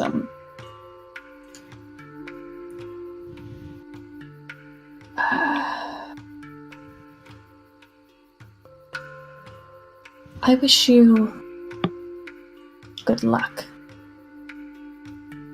It will be difficult in the coming days. Do it. And she gives you she uncorks this vial of blood and she gives it to you.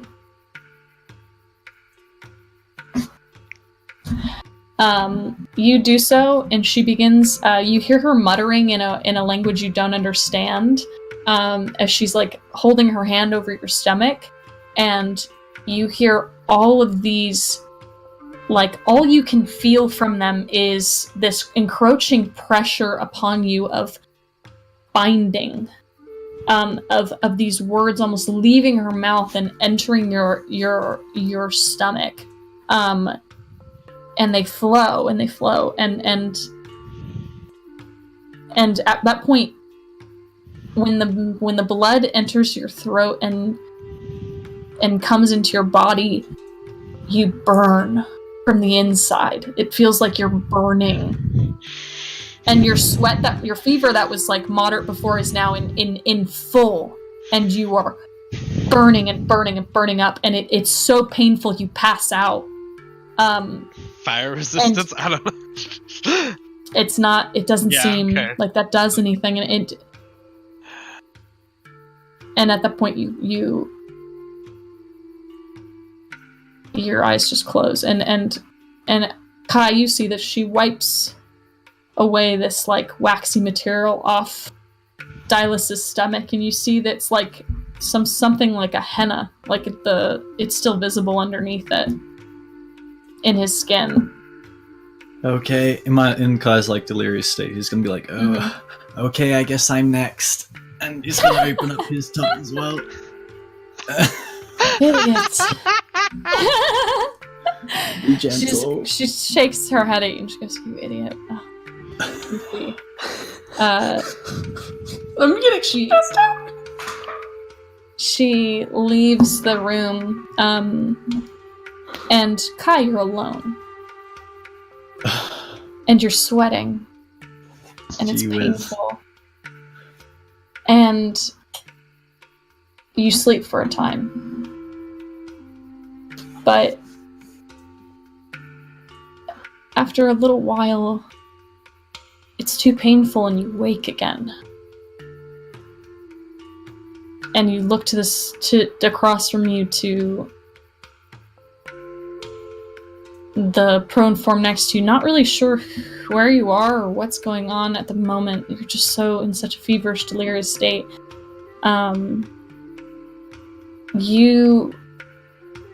It's like a snap. And your whole body just... and your body is starting to convulse. And something sharp is in your abdomen. And you, like, grab at your stomach and, like, pull your clothes off that area so you can see your skin. You start to, like, claw at it. And almost like an illusion dissipates. And you see on your stomach this, like, scar. There's this deep scar on your stomach. And for a moment, you're like... as it looks like... as you're seeing things now, as fever dream just is upon you, and you look to the front form next to you, and you see this giant serpent, and it's just... and all these flames are moving out its mouth, and you can't contain yourself. Where do you keep your your trinket? That's in a little pouch at the bottom of my gold pouch. Okay, I'm guessing it's to the side of the bed.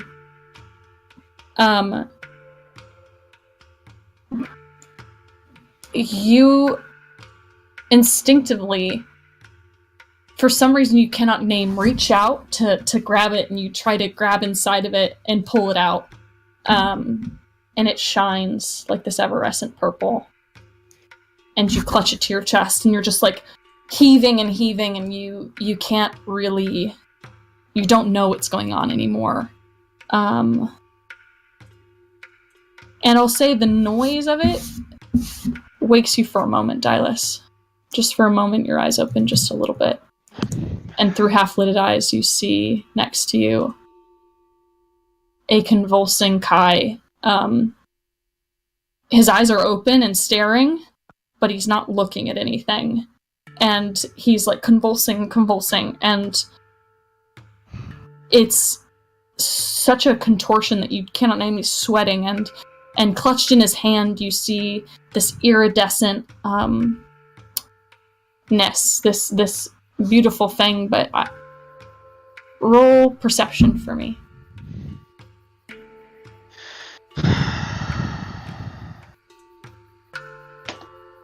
By the way, Kai probably smells terrible. Okay. Natural 17 minus 1, 16. Okay. It looks like, you recognize it, the shape. It looks like a dragon scale. And, you watch for a moment as Kai, you suddenly, it seems, just black out. And you're breathing.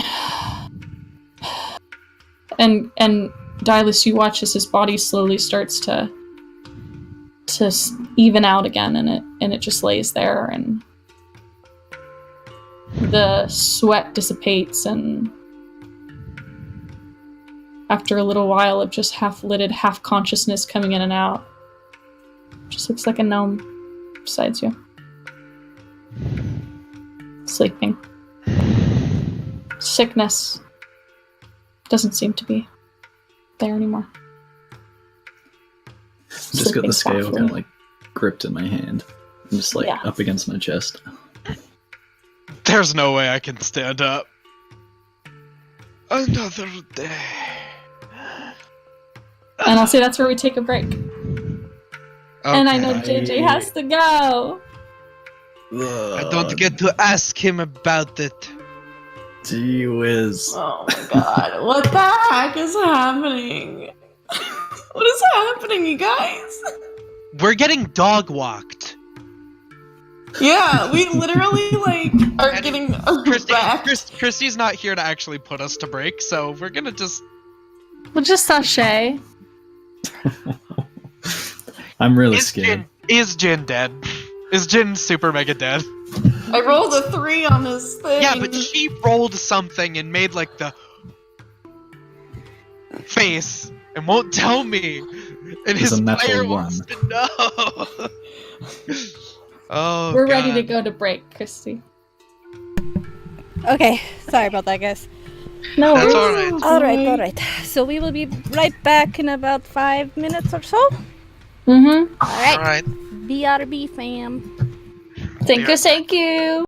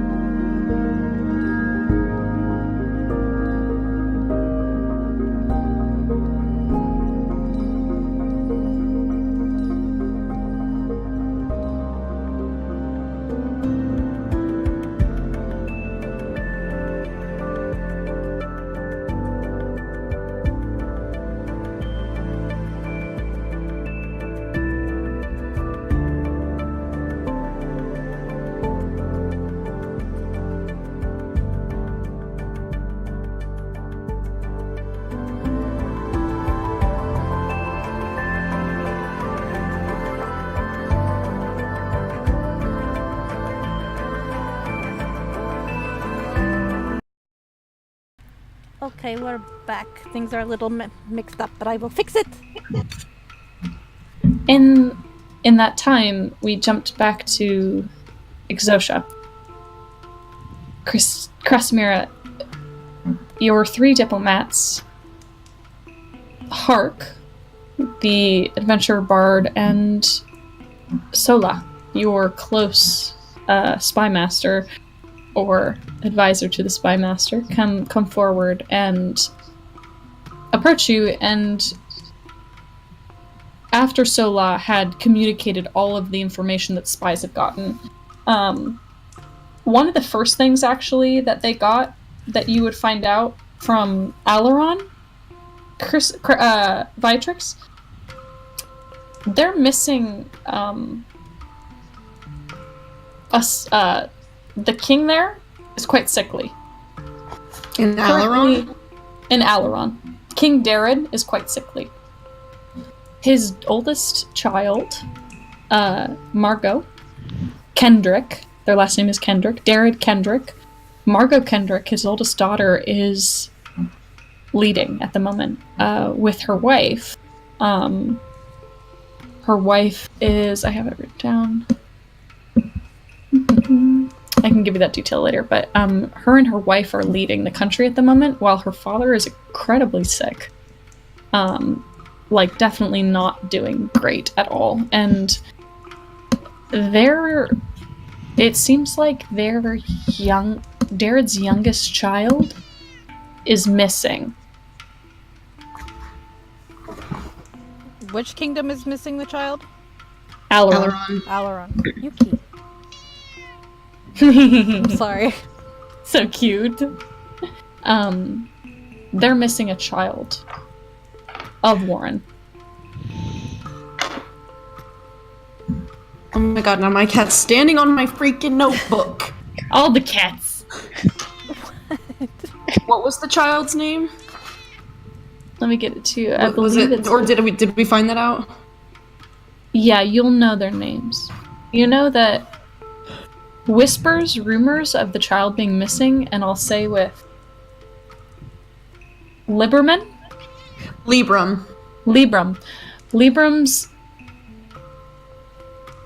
investigation through the noble court doesn't see this child anywhere.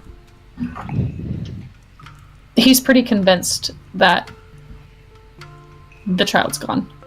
I can tell you the child's name.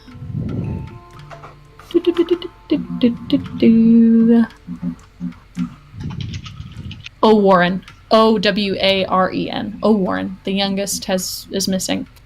They also, so there's the oldest daughter, Margot, the second daughter, Terralyn, and O'Warren. Terralyn, you find, it's confirmed that she is promised to the Gwyneth prince.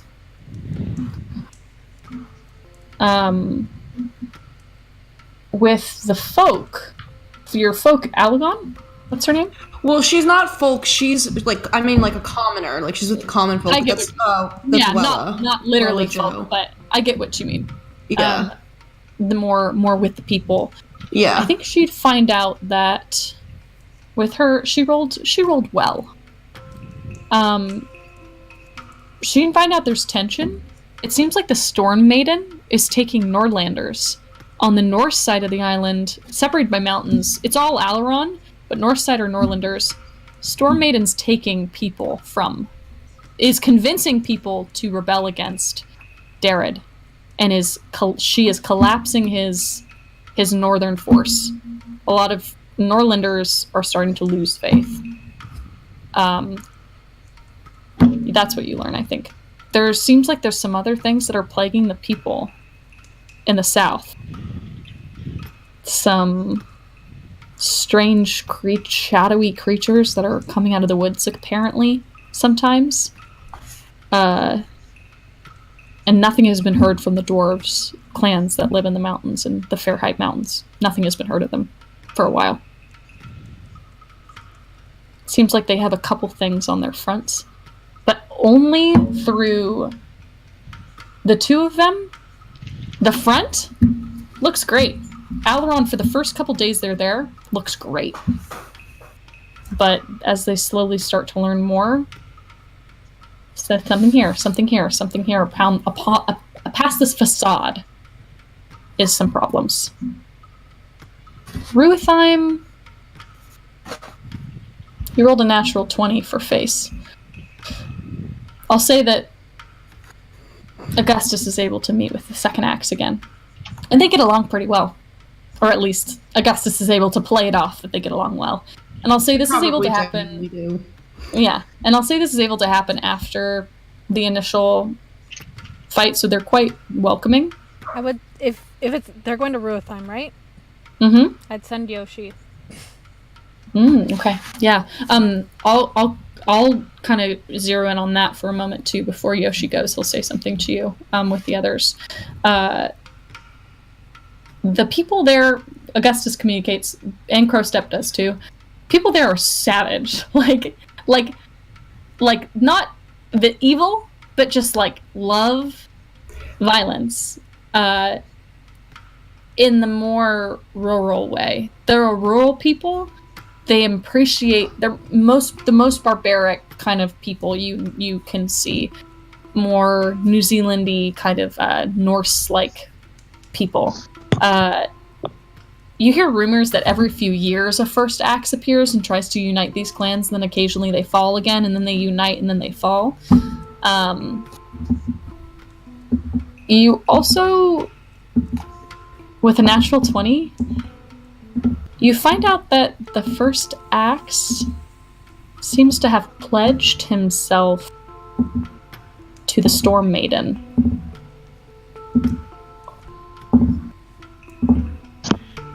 But that's only after a drunken foray together that Augustus is able to find that out. I hate this. With a natural 20, you'll find out that he pledged fealty to her after she dueled and defeated 3 of the most skilled berserkers at the same time. Oh, shit. Cheers, bruh! She now has the ability to use his force of barbarians, shamans, and witches.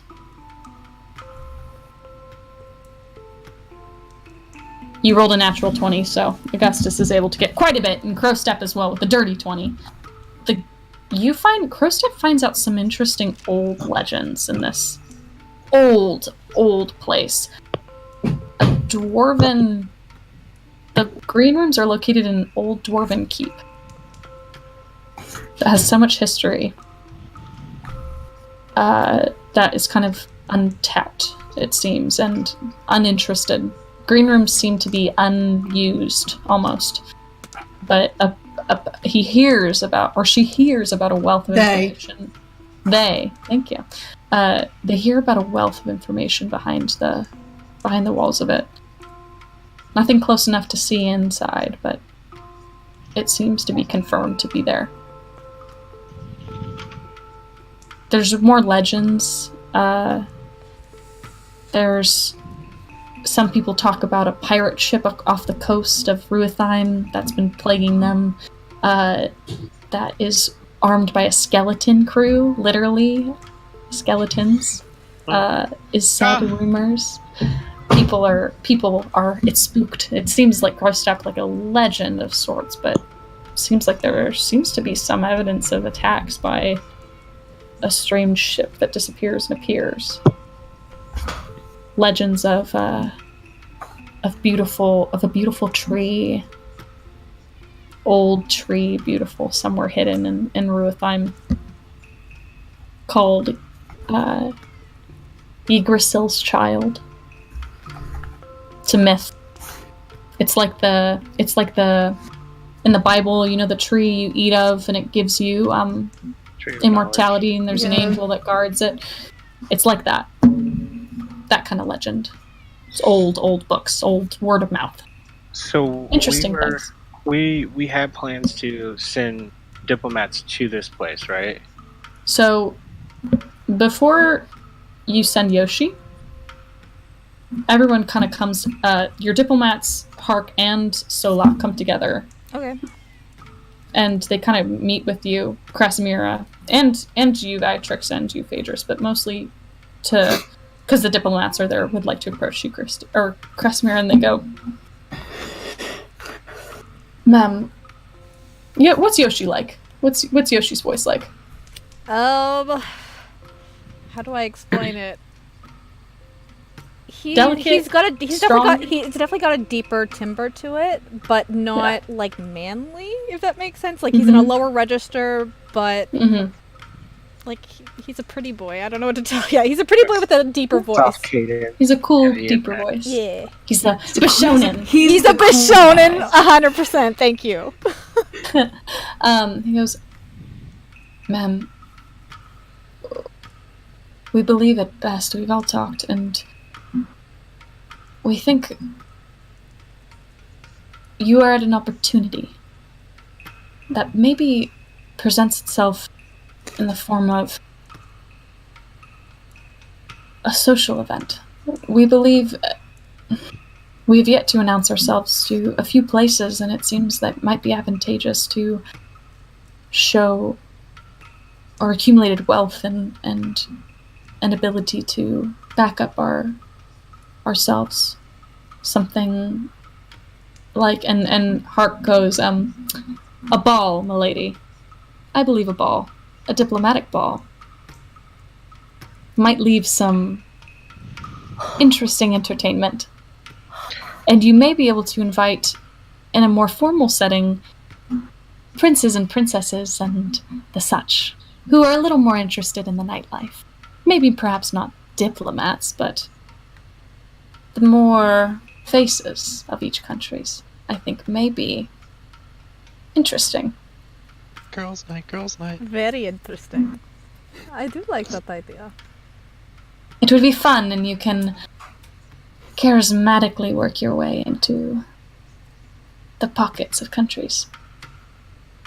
Socially, instead of politically, and he rolls his eyes. It always works better that way, I think. And Yoshi seems to agree with him, and kind of rolls his eyes at his ostentatiousness of it, but I agree with him. Yes, you're speaking my language. I like this a lot.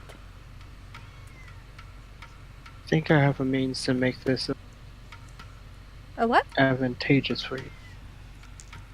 How so? Bit bigger?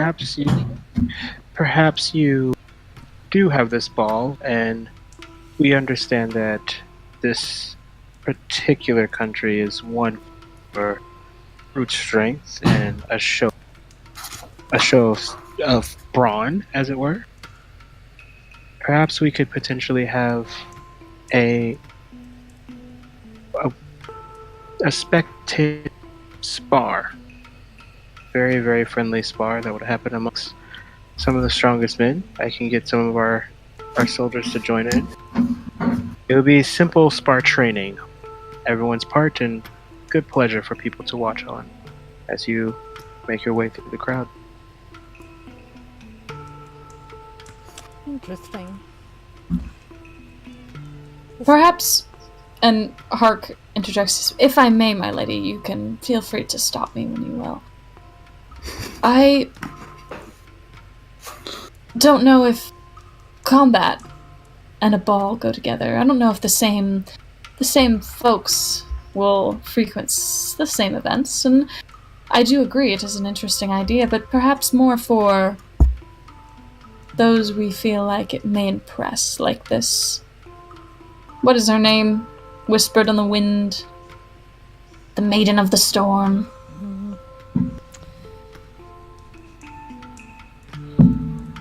And you see that. Let's see.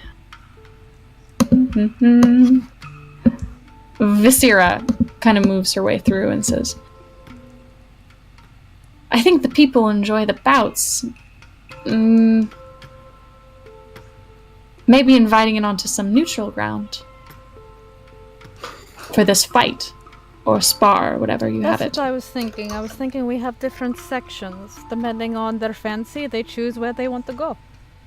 Like an Olympics, I would says Danica. I would say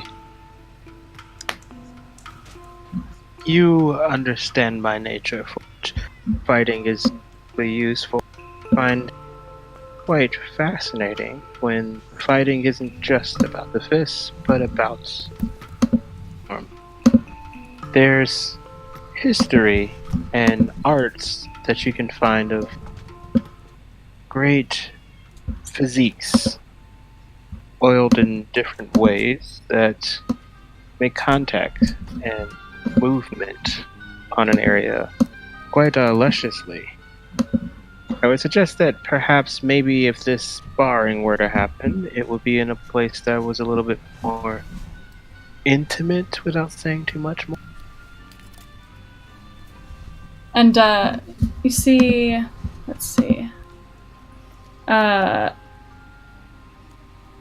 Let's see. Damaris, what is Damaris's pronouns? She, her? Yeah, she, her, Damaris. Damaris kind of pushes herself forward and goes, we could ask one of our allies to provide a space for us, I think. Did you have someone in mind there? Ruithime seems quite friendly, and Tetris seems quite friendly with most people as well. What do you think, Phaedrus? Dallas is not here. I think that's quite a good idea. I think that one of the things that usually eases a negotiation is when your perspective has some choices for personal enjoyment with some of the brawlers. I find that that type of sparring gets certain... You totally cut out. You said that type of sparring gets some, and then it went silent. people in the mood, as it were. Yugi goes, for what? Like, he's just like, what? He's confused. Scantily clad, oiled bodies sounds like a delight to me. And he's just like, and I feel Far like off in Moonshade, Dylus dies. I was writhing in a bed. and I think Yoshi's just laughing. He's like, sounds fun to me. Alright then, we shall make it happen. The ball and the brawl. Ooh, sounds what like we're an calling it. episode title. Boom! That's why I'm queen, bitches. I named this shit. We need a fan art of Crestmeda with the salt meme where it's just Ball and brawl. Ball and brawl. Let's do it. And- Sounds good to me. Yoshi goes, thank you, dear. And he leans forward and gives you a kiss on the cheek. I return it. Alright. So, Tell me what to I'll do. say- You're not here, brother. I'll say that... Let's see. We'll jump back to Do I still Dylus. feel like poop? Just checking. Oh, Yes, does she still look yeah. like poop? well, she actually- always looks like poop. It's green? I don't know if that's healthy poop. Harold, that spinach. green food. It's Yeah. getting... Worse. Okay. 1 second, guys. Sorry. You're getting worse. You're dead. It's just the corpse that Crying in peace signs. Gang, gang. I'm rolling to see if you're dead. I'm rolling to see if you're dead right now. That's a 5. You're dead. It's really hard to sleep. You're Does gonna she take look another. more pale, more cold? Yep. Yep. You're gonna take another point of exhaustion. Oh my. You die. I am pressuring Dorn like, what the fuck? Why isn't she getting better? Yeah, and I'll say, And Go Dorn's like, ahead what the and- fuck? Are you been drinking your medicine? yeah, Dorn. That's one thing he'll say for sure. Is like, I'm not sure how. The insomniac medicine usually works, and Dorn, and give me he the looks at medication. you. He looks at actually after. Let me. See. I'd say Let me this think. conversation happens when the diplomats leave. Yeah, they'll leave the room, and Dorn approaches you, Viatrix, after he says, they usually work. And he looks at you, and he moves closer to you. You've never seen... Okay, 1 second. It's very late. And everyone's trying to sleep in my house. Give me 1 second. No worries. She's gonna move. Let me move myself, but I will slowly move myself. You see Viatrix, you've never seen Dorn get a serious face like this. He's usually quite either nervous or just a general happy. But right now he seems stern, and he looks at you, and there's like something in his eyes that just kind of like is a bit intimidating. It's like, and what have you been doing exactly with that medicine I've been giving you? Because usually it gives you a pinkish pallor, and it's not really appearing on you. Well, I can assure you I've been taking it. I don't know what's wrong. Perhaps you're not as good with medicine as you thought. Roll deception for me. Oh, I would like to insight for the very first roll time. Shitty baby. I would like to insight check you from across the sea. I don't need to. I would like to request the medication from Dorn myself. And just throw it down her throat. Yep, I'm about to wrestle her to the ground. 26 for deception. Shit, you probably beat my insight. I mean, I think for it's up to you if you like. You can believe her and just be like, "Wow, Oh, like, I'm she proficient must in really be insight. Hang taking-" on. That would mean it's probably like a +7, right? How wise are you? I'm proficient in deception though, and I rolled a natural 24! It's a 17 plus my proficiency plus my wisdom, right? Yeah. Yeah. I rolled a So- 26, but I mean, if you don't believe me, you don't believe me. Yeah, you can just I feel like insight is if you're trying to see if they're deceiving. If you just are pretty fucking sure she's deceiving you, you Okay. can. I You think know her. I do know I her. think Dorn is confused. He's like, "Oh no, maybe I am not as good with medicine as I." I as just look thought." at And he's Phaedrus. just like, Do it. I go over to. I'm backing away. I'm Can I get the gonna be medic- approaching you now. The queen is losing her shit. I'm going to cast darkness and run out of the room. I'm going to. Do you really want to do this right now? You are not a wormling anymore. You are an adult. Darkness. So, Dorn's. I'm going to ask for the medication from Dorn, and I'm going to guards stop her. You're gonna try to run after her. Yeah, I'm calling Make a out to every. perception check. Oh, you're calling out to the guards to stop. Yeah, To he's saying stop. guards stop her. Yes. You're grounded. I would definitely like I'm not there and you're to grounded. cast shocking grasp on her. Oh my god. I'm trying to grab her.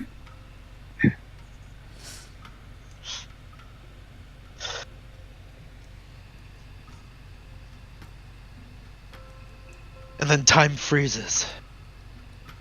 Slows down. Shocking grasp. The darkness. The Oh guards. my god. Dylus is inspecting his tummy henna. Okay. I mean, if you can't wrap it up by 11, Oh, I think Annika's gotta go soon. Yep. I think It's Annika's okay. getting in trouble. One day, I'll be in my own house. In 8 weeks. Danica, we can wrap it up if you gotta go. Yeah. Give me 1 second.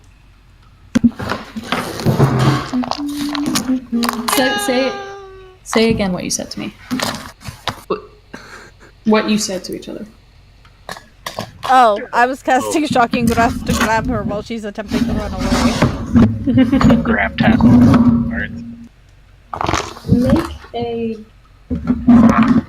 Make a dexterity saving. No, just contesting dexterity checks. Dexterity checks. Oh.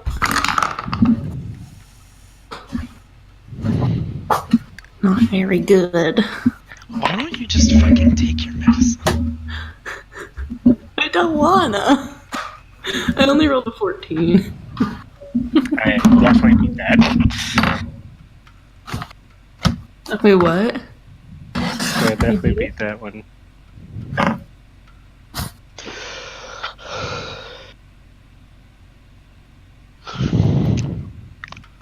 I rolled a 23 to grab you. The Shocking Grasp. And I have a dirty 20 to. Oh wait, I would be at disadvantage. It's a natural 2, so Yeah, that's you a have disadvantage. Oh yeah, your deception would have had disadvantage too, Missy. Disadvantage on everything because you're tired. Okay, well, I mean, it would have been like 3 less, so a 23. That would. Crestmeda now mechanically knows that you're lying. Bless you. Sorry. Bless you. Great, you've infected your sister. Now she's gonna die. Shit! Mistakes were made. This is the story of how Phaedrus ended up being an only child. I'm okay. Are you? Right. Are you? You got, I'm okay. You got bit by a werewolf. You got me there. To be fair, I thought it would go against my AC, and it didn't. At least our long lost brother Kai is okay. Wait, Wait, he has a snake inside of him. Kristy? Can you hear me? Can Yeah. you guys hear me? Yeah. Yeah. Oh, Yeah. Am I quiet? If you have to be quiet, it's fine. I mean, we I can turn you up. Oh. Yeah. What Yeah, so happened? you can be quiet, but we can max out your volume. So what happened? All right. Let me get in here. Okay, really get in this. Okay, this will turn into ASMR. yes, It's fine. that's Okay, what I want in my life.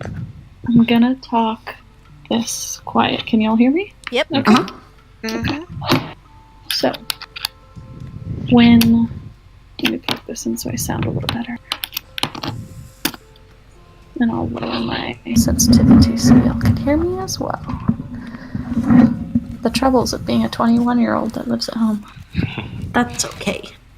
Alright. There. Oh yeah. So... Alright, I'll lower my sensitivity down so you guys can definitely hear me. Okay. So... Beatrix. I get grabbed. You get grabbed. And you're about to cast darkness when you feel a shock run through your whole body. For you though, it's kind of like touching your cat and you get sparked a little, but it's a little more painful, but Yeah. it's not too bad. You take a little damage. If you'd like to, you can roll if you'd like her damage, but I rolled if not, 12, I'll just say. but she can take Yeah. however much she needs. Just to stop her, because I don't think she'd go full power on it anyway. I'll say you take 12. It's not that big a deal for you. But and it just kind of shocks you, and it, with not feeling great anyways, you kind of just like, oof. It's an oof. So you're not feeling great. And, Phaedrus, the guards are ready at the door. They were like ready for her to run, but then they're like, oh, she just kind of stopped. It's like everyone's watching the queen wrestle this girl to the ground. No! Are you holding? I'm holding her arm. You're probably on top of her, and I'm holding her arm. I'm about to like literally clench a jaw down and then close her mouth to make sure it stays closed. Doing like a little throat rub, like when you're giving Yeah, a cat like a medicine. cat! Making him swallow a pill. Dorn looks concerned. Dorn looks concerned for sure. He's just watching, and I just some of the turned to guards Dorn look and just a like, little. it's okay, it's okay. This is one of her calming mechanisms.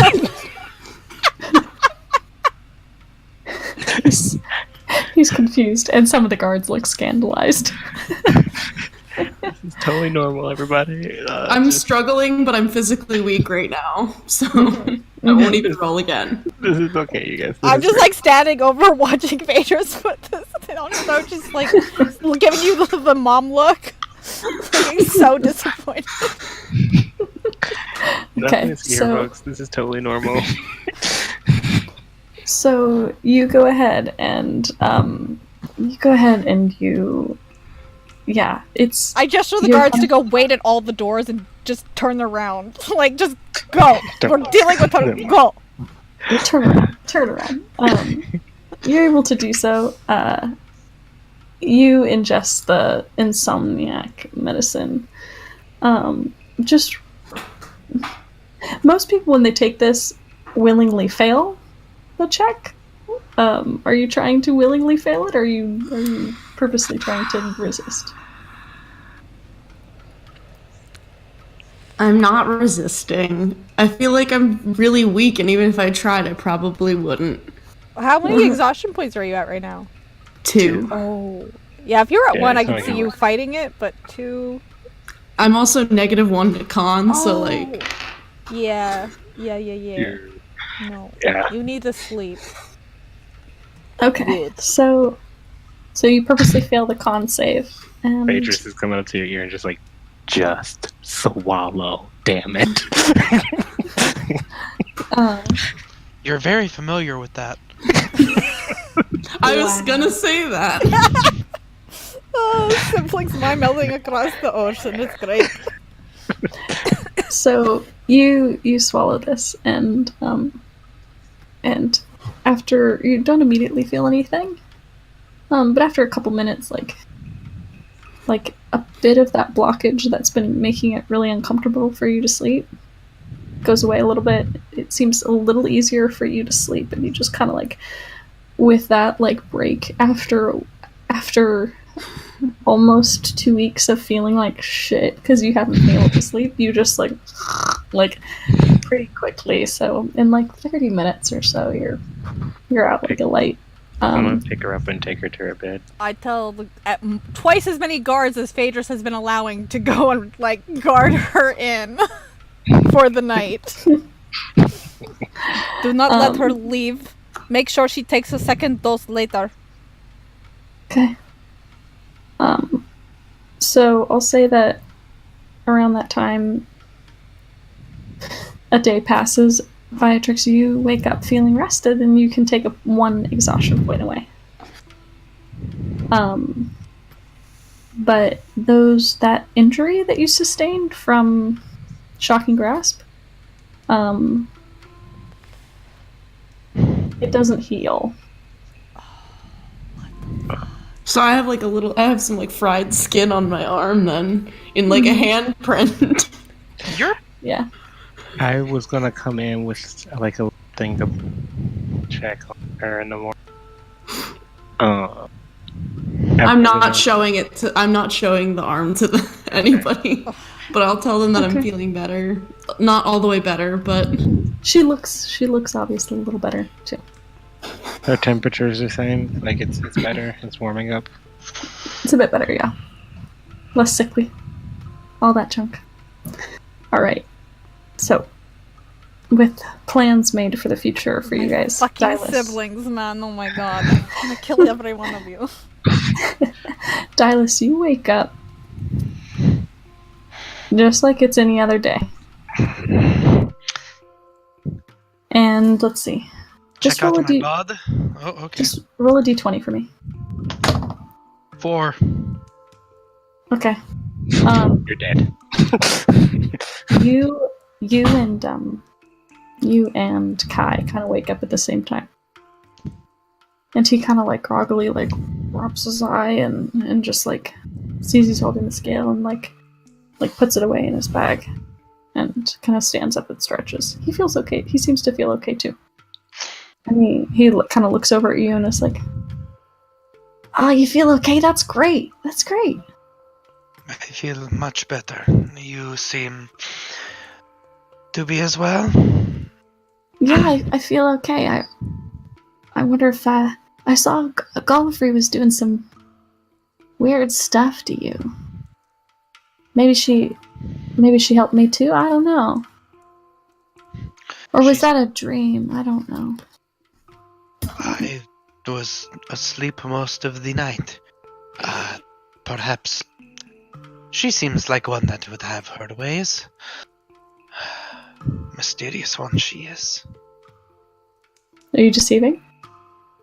Are you trying to make to a kind decision? of be like, I don't know that she did with stuff to me. Deception. Yeah. I have Kai's sheet, so I will roll for him. Sorry, JJ. Unless JJ would like to roll, but I don't think he's listening. Okay, it's a 9. It's 2 5s in a row. That's like 4 and a 5. I don't know what Kai would do. He just kind of like turns his head at you and goes around. He's like, okay. And you were still wearing your cloak, right? Well, I mean, I took it. I'm probably shirtless. He sees the like henna markings on your stomach. He's like, okay. All right, where did you get the scale? My little trinket. It is a scale. Yeah. I'm sorry. He goes, I've had it forever. You do not have to talk to me about it now if you do not want, but I am interested. Perhaps you can share the story sometime when your player is here. He just nods his head and smiles at you. All right. He kind of leaves you. Okay. You feel good.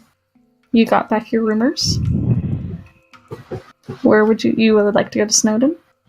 And you'd like to get a court. Yes.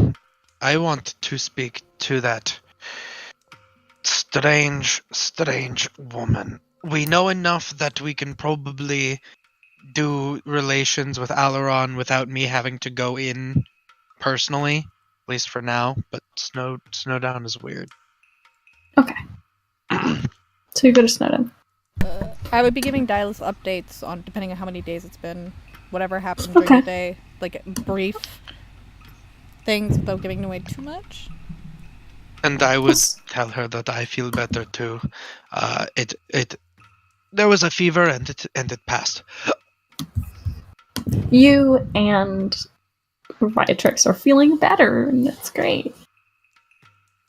So yeah.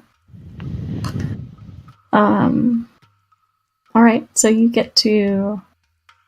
I'll say you get near Snowdon. Right. First, a patrol spots your ship and your colors that you fly. They recognize, it seems, the colors, and the ship approaches non-threateningly. The flaps for the cannons are open, but they aren't turning themselves towards you. You seem alone. A patrol ship comes up to you. What do you say to them? I say, I am Lord Dylas Dracaris. I have been sent here in the name of the Brood Queen. Sorry, coughing. Of the Brood Queen Krasimira, first of her name, ruler of the Whalebone Archipelago and Exotia, tamer of dragons. I seek audience with Lady Eliza.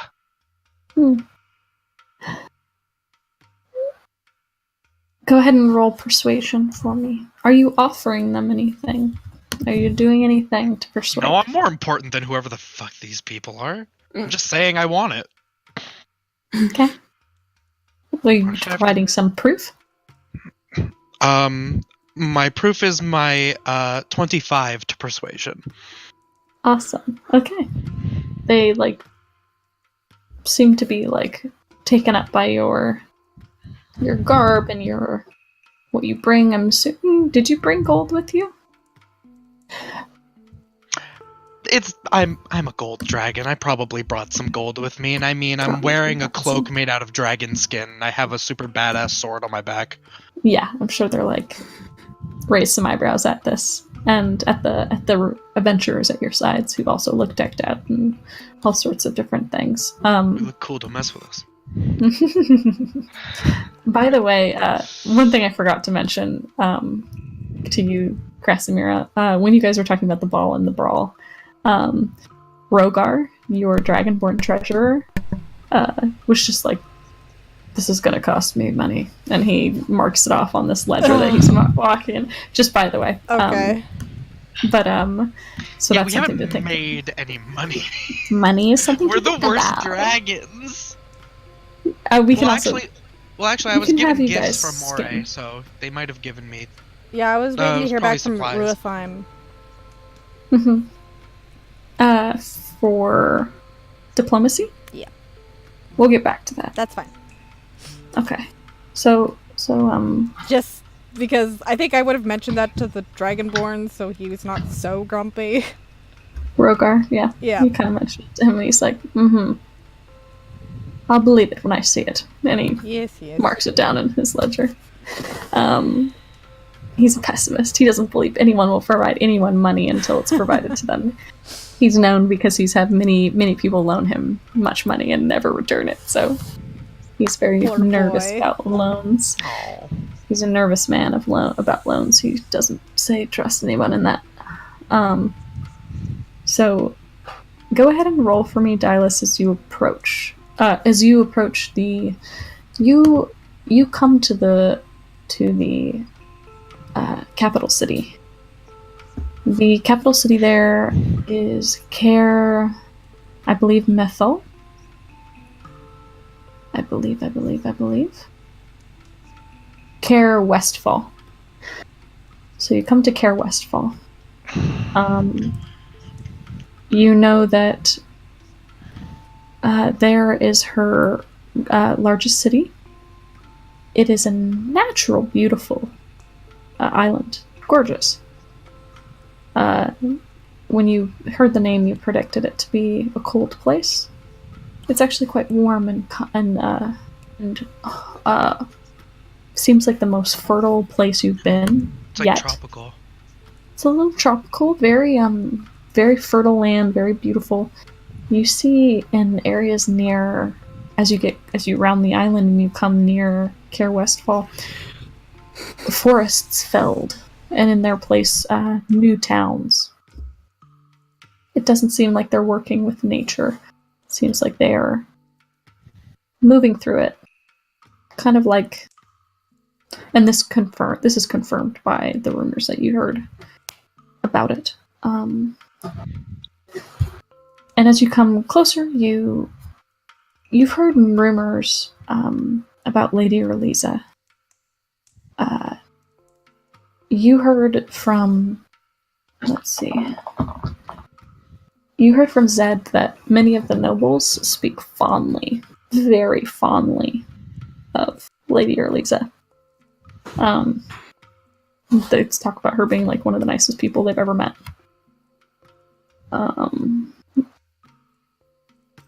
Some of the folk have other opinions on her. Because, let's see. Yeah, Zed rolled a 26. It seemed like they have some sort of network of kind of like a secret militia that listens to the citizens. They're like a secret police. Yeah, that's what Zed has heard from the folk, at least. Okay. As you enter the city, it's beautiful, very modern, and an overabundance of resources and trade and merchants. You spot some things that are interesting to you. Magic items seem to be moving through this port. You see an overabundance of steel. You see wood. You see precious stones. all sorts of things are moving in and out of this city. You remember it's occupied. It's not its own city-state. In fact, it's more of a colony of the country of AMN, from the mainland. It's south of Waterdeep. Yeah. It's actually got like some kind of rivalry with Baldur's Gate. Mm-hmm. Yes, it does actually. You get into the keep at Karen Westfall. What do you say when you get there? You don't meet with her immediately, at least so far you haven't met with her. You seem to be in a room with other folks who want to meet with her for various reasons of varying levels of nobility. A steward seems to be organizing this, and what would you say to them? Anything you're trying to do? He kind of predicts that you may, or it's kind of like a hostess at like a really nice restaurant. They're like an hour, and it's like you may never be seated. Like that's what he's like. Maybe in a 2 days. So this is what I'm saying to the steward. Mm-hmm. Who says maybe 2 days so you can meet with her. I would repeat my full title, as all of these people are probably doing. I am Lord Dylus Dracaris. I have come in the name of the Brood Queen Krysmita, first of her name, ruler of the Whalebone Archipelago, and Exotia, tamer of dragons. An ancient dragon lies dead, and a queen newly sits upon a throne, and she has sent me a very far way to speak to your queen. Now, if you would like to tell her that you are the one that made me wait to give her good news, then be my guest.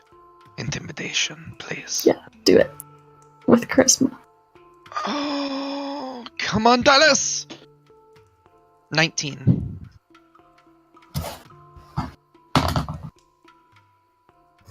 He kind of narrows his eyes, but he says, I'll see if I can move you up the list.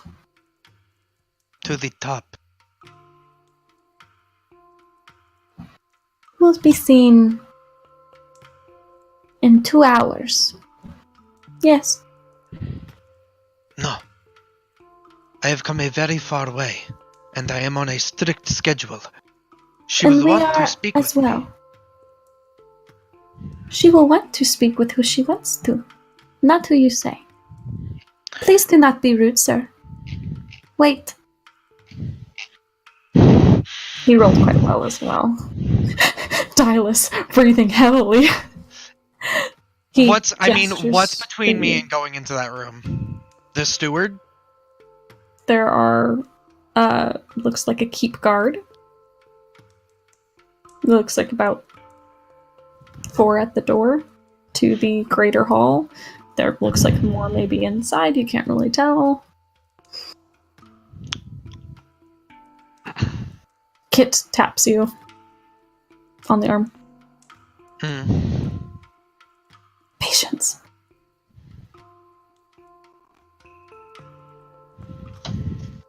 We'll go sit. Kit kind of smiles at you and sits down. And while you wait, she kind of goes, I remember you mentioning something about enchanting something for you. I do specialize in enchanting. Yes. Yes. Show her my ring. I made these for those that are closest to me. They are like my family. I want to be able to speak with them no matter how far our distance grows. I can do that. It may take me a little while, but I can do it. Alright. You will have gold. I would appreciate that. I like research. So anything funding research is quite nice. How about Perhaps we can speak of the green room. Perhaps, if I may, I'd be so bold, if you were so interested in a court mage, I could provide my services, like we had talked about, and I could enchant the rest of these, as you'd asked, and I can discover more ways to do other enchantments, and as long as I'm able to study. You wish for study, nothing more. A room to be able to perform research, yes. Specifically, I study languages and geography and mysteries surrounding geography and magical creatures. I see no reason why this cannot be provided to you. Thank you. I appreciate it. She smiles. And I'll say around, over the course of a couple hours, you're able to be seen. You're brought very formally in front of Lady Erlisa. She's beautiful. She looks like to be in her mid-40s. She looks human. She has like not unhealthy, but just like she's inside often. Not pale. She's like a ashy? Ashy? Yeah, like an ashy, like she would be if she was not so ashen. She looks like she'd be like a warm tone, like an earthen tone, but she is very ashy. And she is wearing a beautiful dress and velvet gloves that go up to here. She is in a beautiful hall. It's more open on the sides, but it well decorated with plants and other things, but you're led quite formally by the guards. There's a court kind of walking around the edges of the room, kind of eating food and drink and such. You actually see, I believe... No, you wouldn't see him. Zed actually would have probably made himself known to you at some point as simply a cat that's just walking through the halls. Okay. That seems to be just... It's very open in some areas, and he just seems to... And you can tell it's him. You're led in front of her. She looks down on you with this soft smile on her face. I bow. Here we go again. Lady Elisa. So you can see all the time. I am sent by... Come a very long way to see you. Yes, yes. I am on a mission of diplomacy. Oh? Is that true? Yes. Well, I have heard of you before. What do you have to offer in trade? That is mostly what we deal in. We have much fresh water. We have wonderful, skilled fishermen. We are expanding our own crops, possibly ones that are better suited to survive the cold, so you could expand your winter harvests. These do not interest me.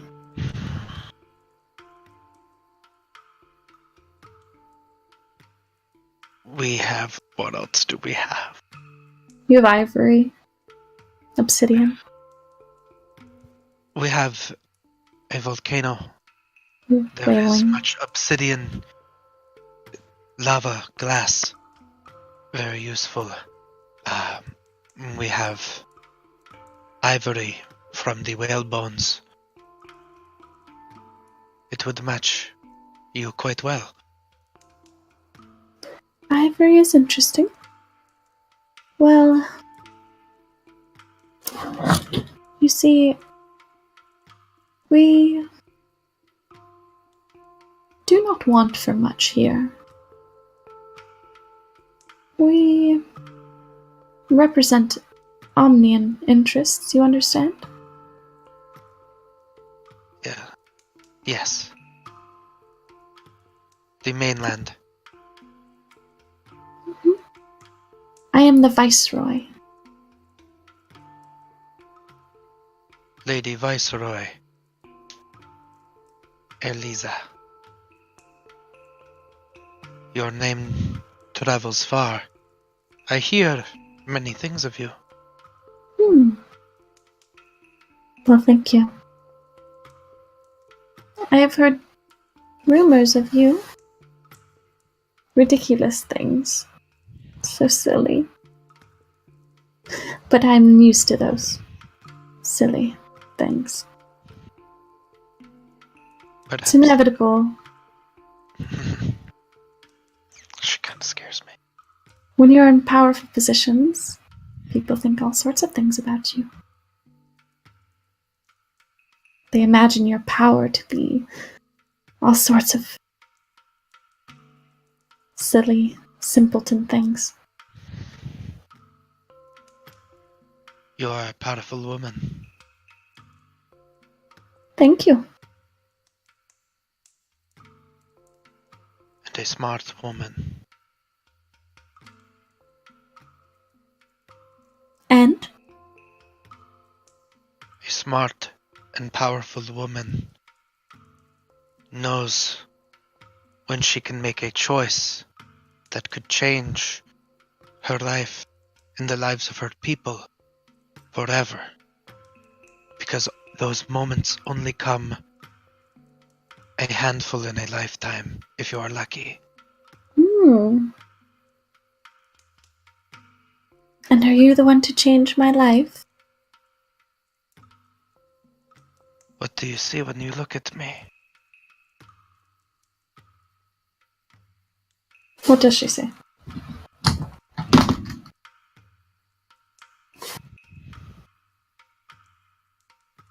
I see a man alone.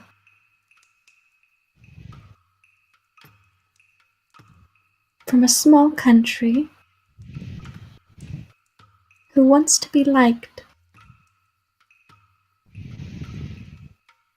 with very little to offer me in terms of trade.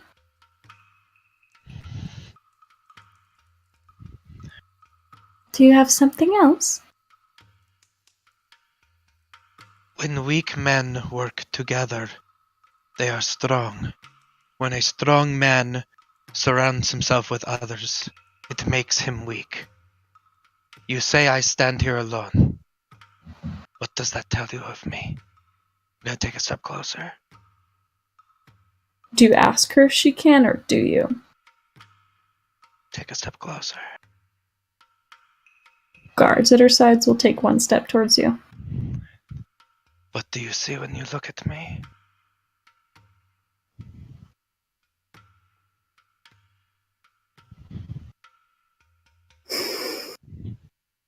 Are you inviting anything upon her to see something that she wouldn't see initially? My eyes. Are you revealing something to her? My eyes. Okay. This Just is making sure. powerful people meeting. They have everything we need and more. This is powerful people meeting powerful people. Lady Arliza, when you ally yourself with Exosha, you do not just get what Exosha has in ivory and fish. You get much more.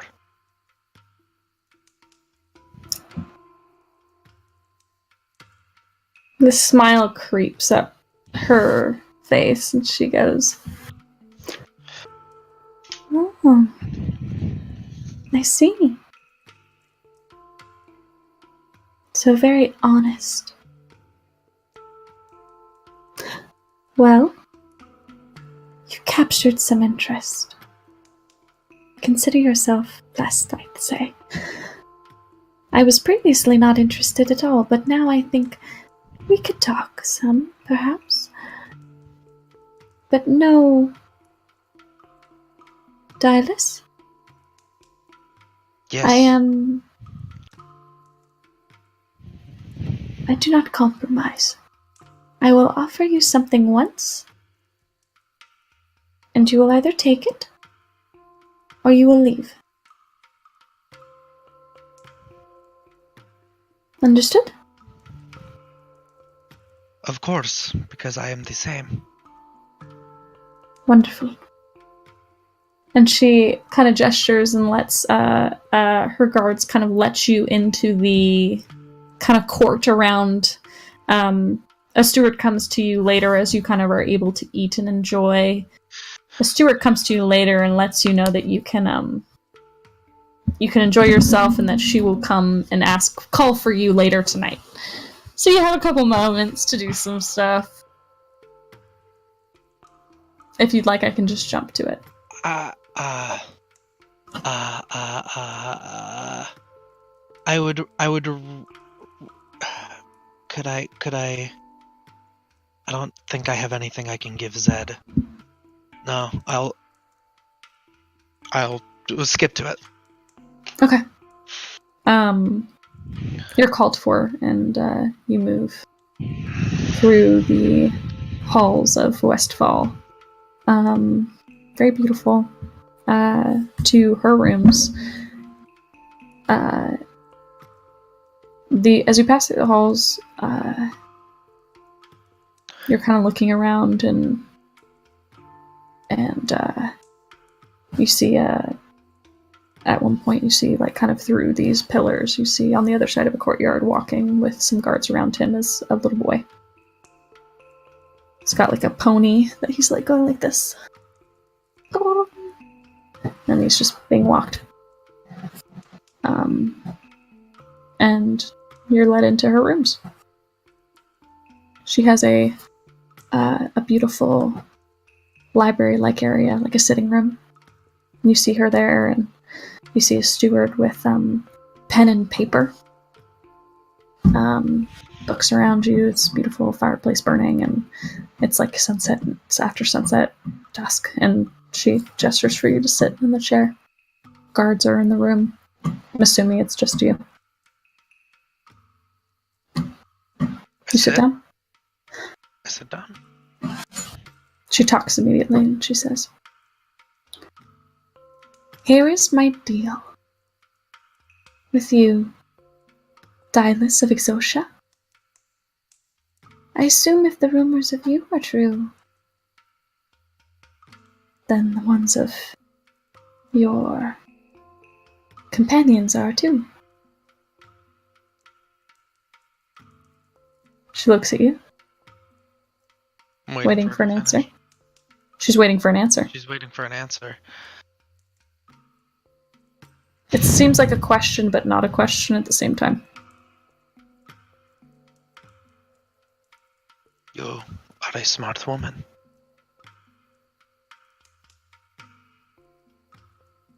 I know. I would love an answer.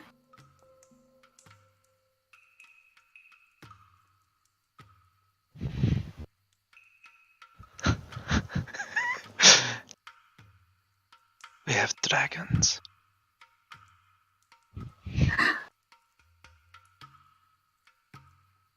Well,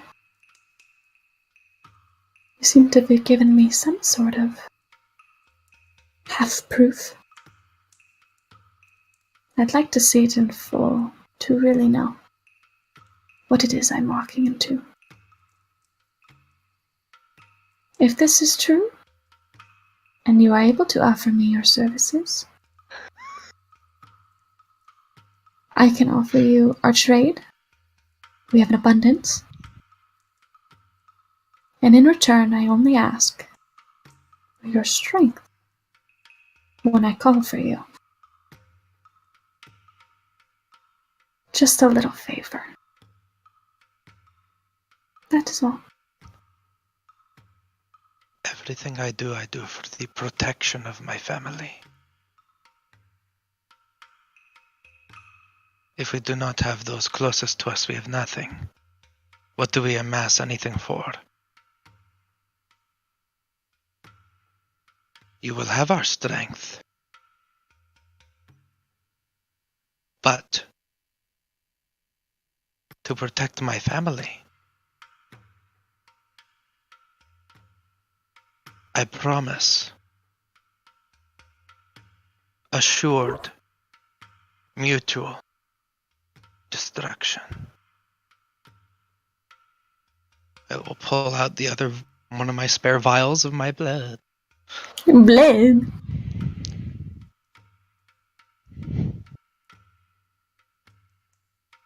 She blinks at you.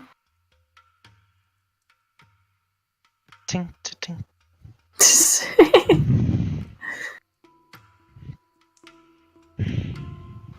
She picks it up. Uncorks it.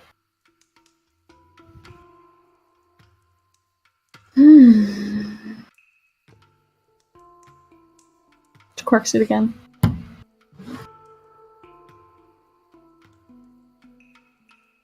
Well, I do not allow for clauses in these agreements. I do not appreciate ways of wiggling out of an agreement. I do not make compromises here.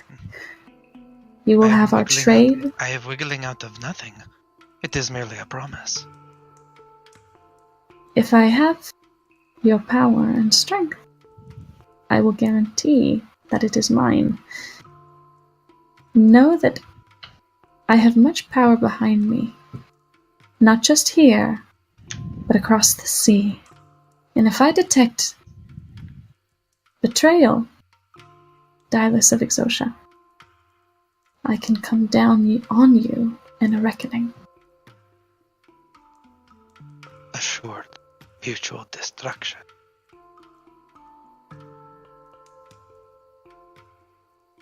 And by mutual, you mean whom? Well, it shouldn't be a problem, no?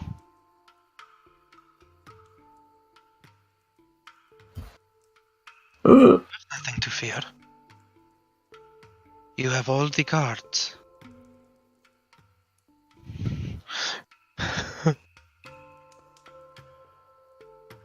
You died.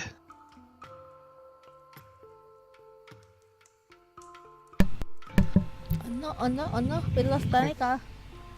In this tense moment.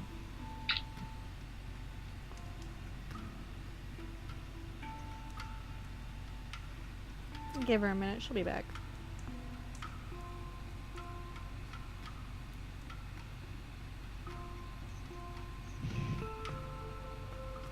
Oh. Poor baby. No, this is what I was waiting for the whole night.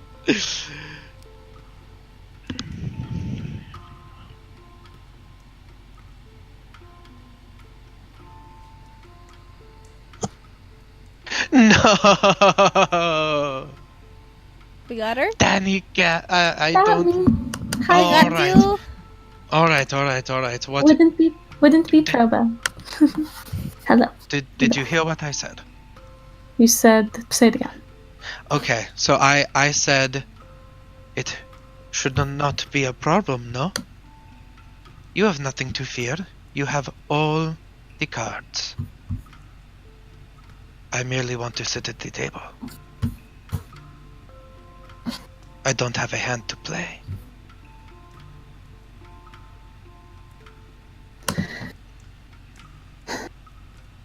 Well, I think you do have a hand. And I appreciate your forthrightness in showing it to me. If this is to continue in honesty, perhaps I can share my hand with you as well.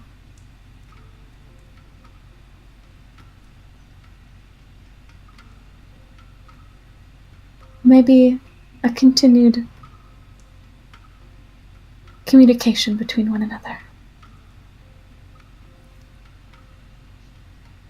How does that sound? Just us? I would love to meet these companions of yours as well. All right. Lovely. Now, I would like that in writing. You understand? You will have my word as well. Open trade. And she kind of gestures to the steward, and the steward puts down the paper and quill. A half-drafted agreements there for trade. And she puts it in, and with it she has this page in it dedicated to what's agreed for you in return, including your aid when she calls for you. Specifically the power of these draconic siblings, and she has it there for you, and she signs for you for under your part of the agreement for giving open trade with them for very discounted prices. Seems quite fair. That's metal, magic items, wood, magic items. You still have to communicate and organize with them, but they're giving it a major. You will consistently gain money rather than lose by trading with them, because you're able to get it from them and sell it at a higher price, or gain it and make things. So and you we will be get all of actively the getting. we get pretty much all of the supplies that we needed. You get the supplies you need for at least metal, wood, magic items, and precious gems occasionally as well.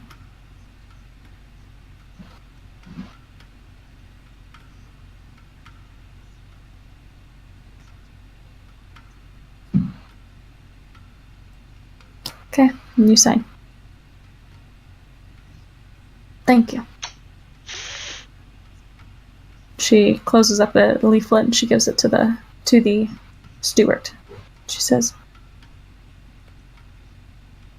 "Perhaps very soon we can meet again. I would like this relationship to be mutually and enjoyable and entertaining for both parties. We have various wonderful things here in Snowdon. You can feel free to invite yourself to our events and occasions. I'll be sure to keep you on our mailing list. And please, I would love to see this exotia of yours."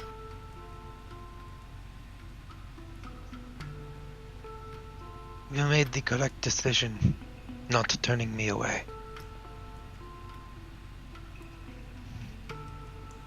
I think I have. And she kind of nods at you, and if you'd like to say anything else to her, you can. She'll leave you for the night.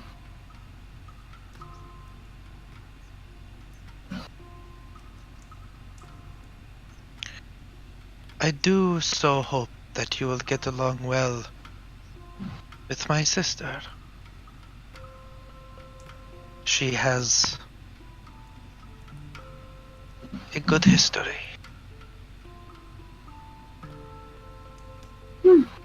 Sounds interesting. I would say that I wish that you could meet my mother, but the years are not kind. Good day to you, Lady Viceroy. Good day to you, Dallas of Exotia.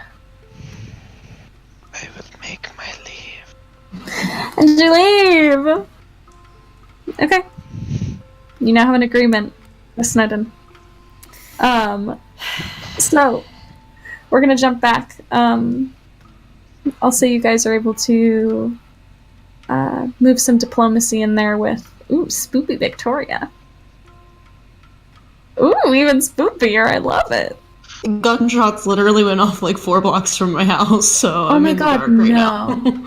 Are you serious? Oh my god. I'm pretty sure, yeah. Victoria! That's scary. Oh my god. Do you want to get off? Do you want to do something else? Like, I mean, I don't have anything else to do, but I want to make sure that Lip gets a good, like... Lip's gonna see Michelle Obama tomorrow, so... Yes. I want to open with that proposal, personally. I feel like that's... Because you sound so tired. Yeah. We may I want... Well, and Danica's gotta... No, he has to do it now. No, I just... Whatever resolution Lip What do you wants. Oh, we can hold off on it. I don't think I have enough energy to do anything. Oh, okay. Oh, Lip. But yeah, I can try and come back some too. Is there anything you want to, like, formally say right now? Yeah, Lip, if you can't, like, if you want to do something now, like, it can be short. Because did any of it, did you plan on any of them seeing any of it? Eventually. I mean, there's still more to obviously, like, do and everything, but I can wait on that, and I can definitely talk to you, Danica, about the rest of the stuff, too. If you'd like, we can... There's a couple things. There's a lot of things we can do. We can do whatever you want. We'll talk about it, for sure. But I want you to feel like you have resolution. I will. I'm honestly just, like, kind of sleepy. But sleepy. Yeah. I'm sorry it dragged on so long. It's No my worries, bad. no worries. I was waiting so long to sit in a room with that woman, and I felt so ready until I was standing in front of her. It's okay, baby. Alright, well we can... Do you guys want to end it now? It's up to Lip. Lip, do you want to do anything before you go? Yeah, I mean, like I said, the only thing I was doing was taking the ring and I can do that later. Okay. Lip!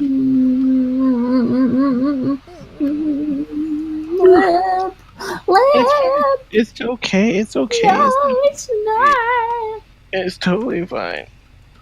I do not want to, like... I don't know, I want to be able to do it, like, full, for sure. Do you want to, because even if you are busy, we could record it together if you want to. Yeah, I was already can do thinking that. that we can record it and play it. Yeah, That'd be pretty good. let's do that. Sounds good. Oh. Lip's gonna make y'all cry when he's not even here. You need to put every ounce of theater kid into that. I want an orchestral score. Oh, don't worry I about want it. full makeup. Don't worry I about want it. tear down the cheek. Don't worry about it. Alright, fam. Well, Danica, let's end it out. Okay. When you're attempting to propose to your boyfriend, make sure that you add your proficiency bonus. Ayo. Hello. Alright, we will see you guys next week. Bye, everyone. Thank Love you you, for joining bye. us.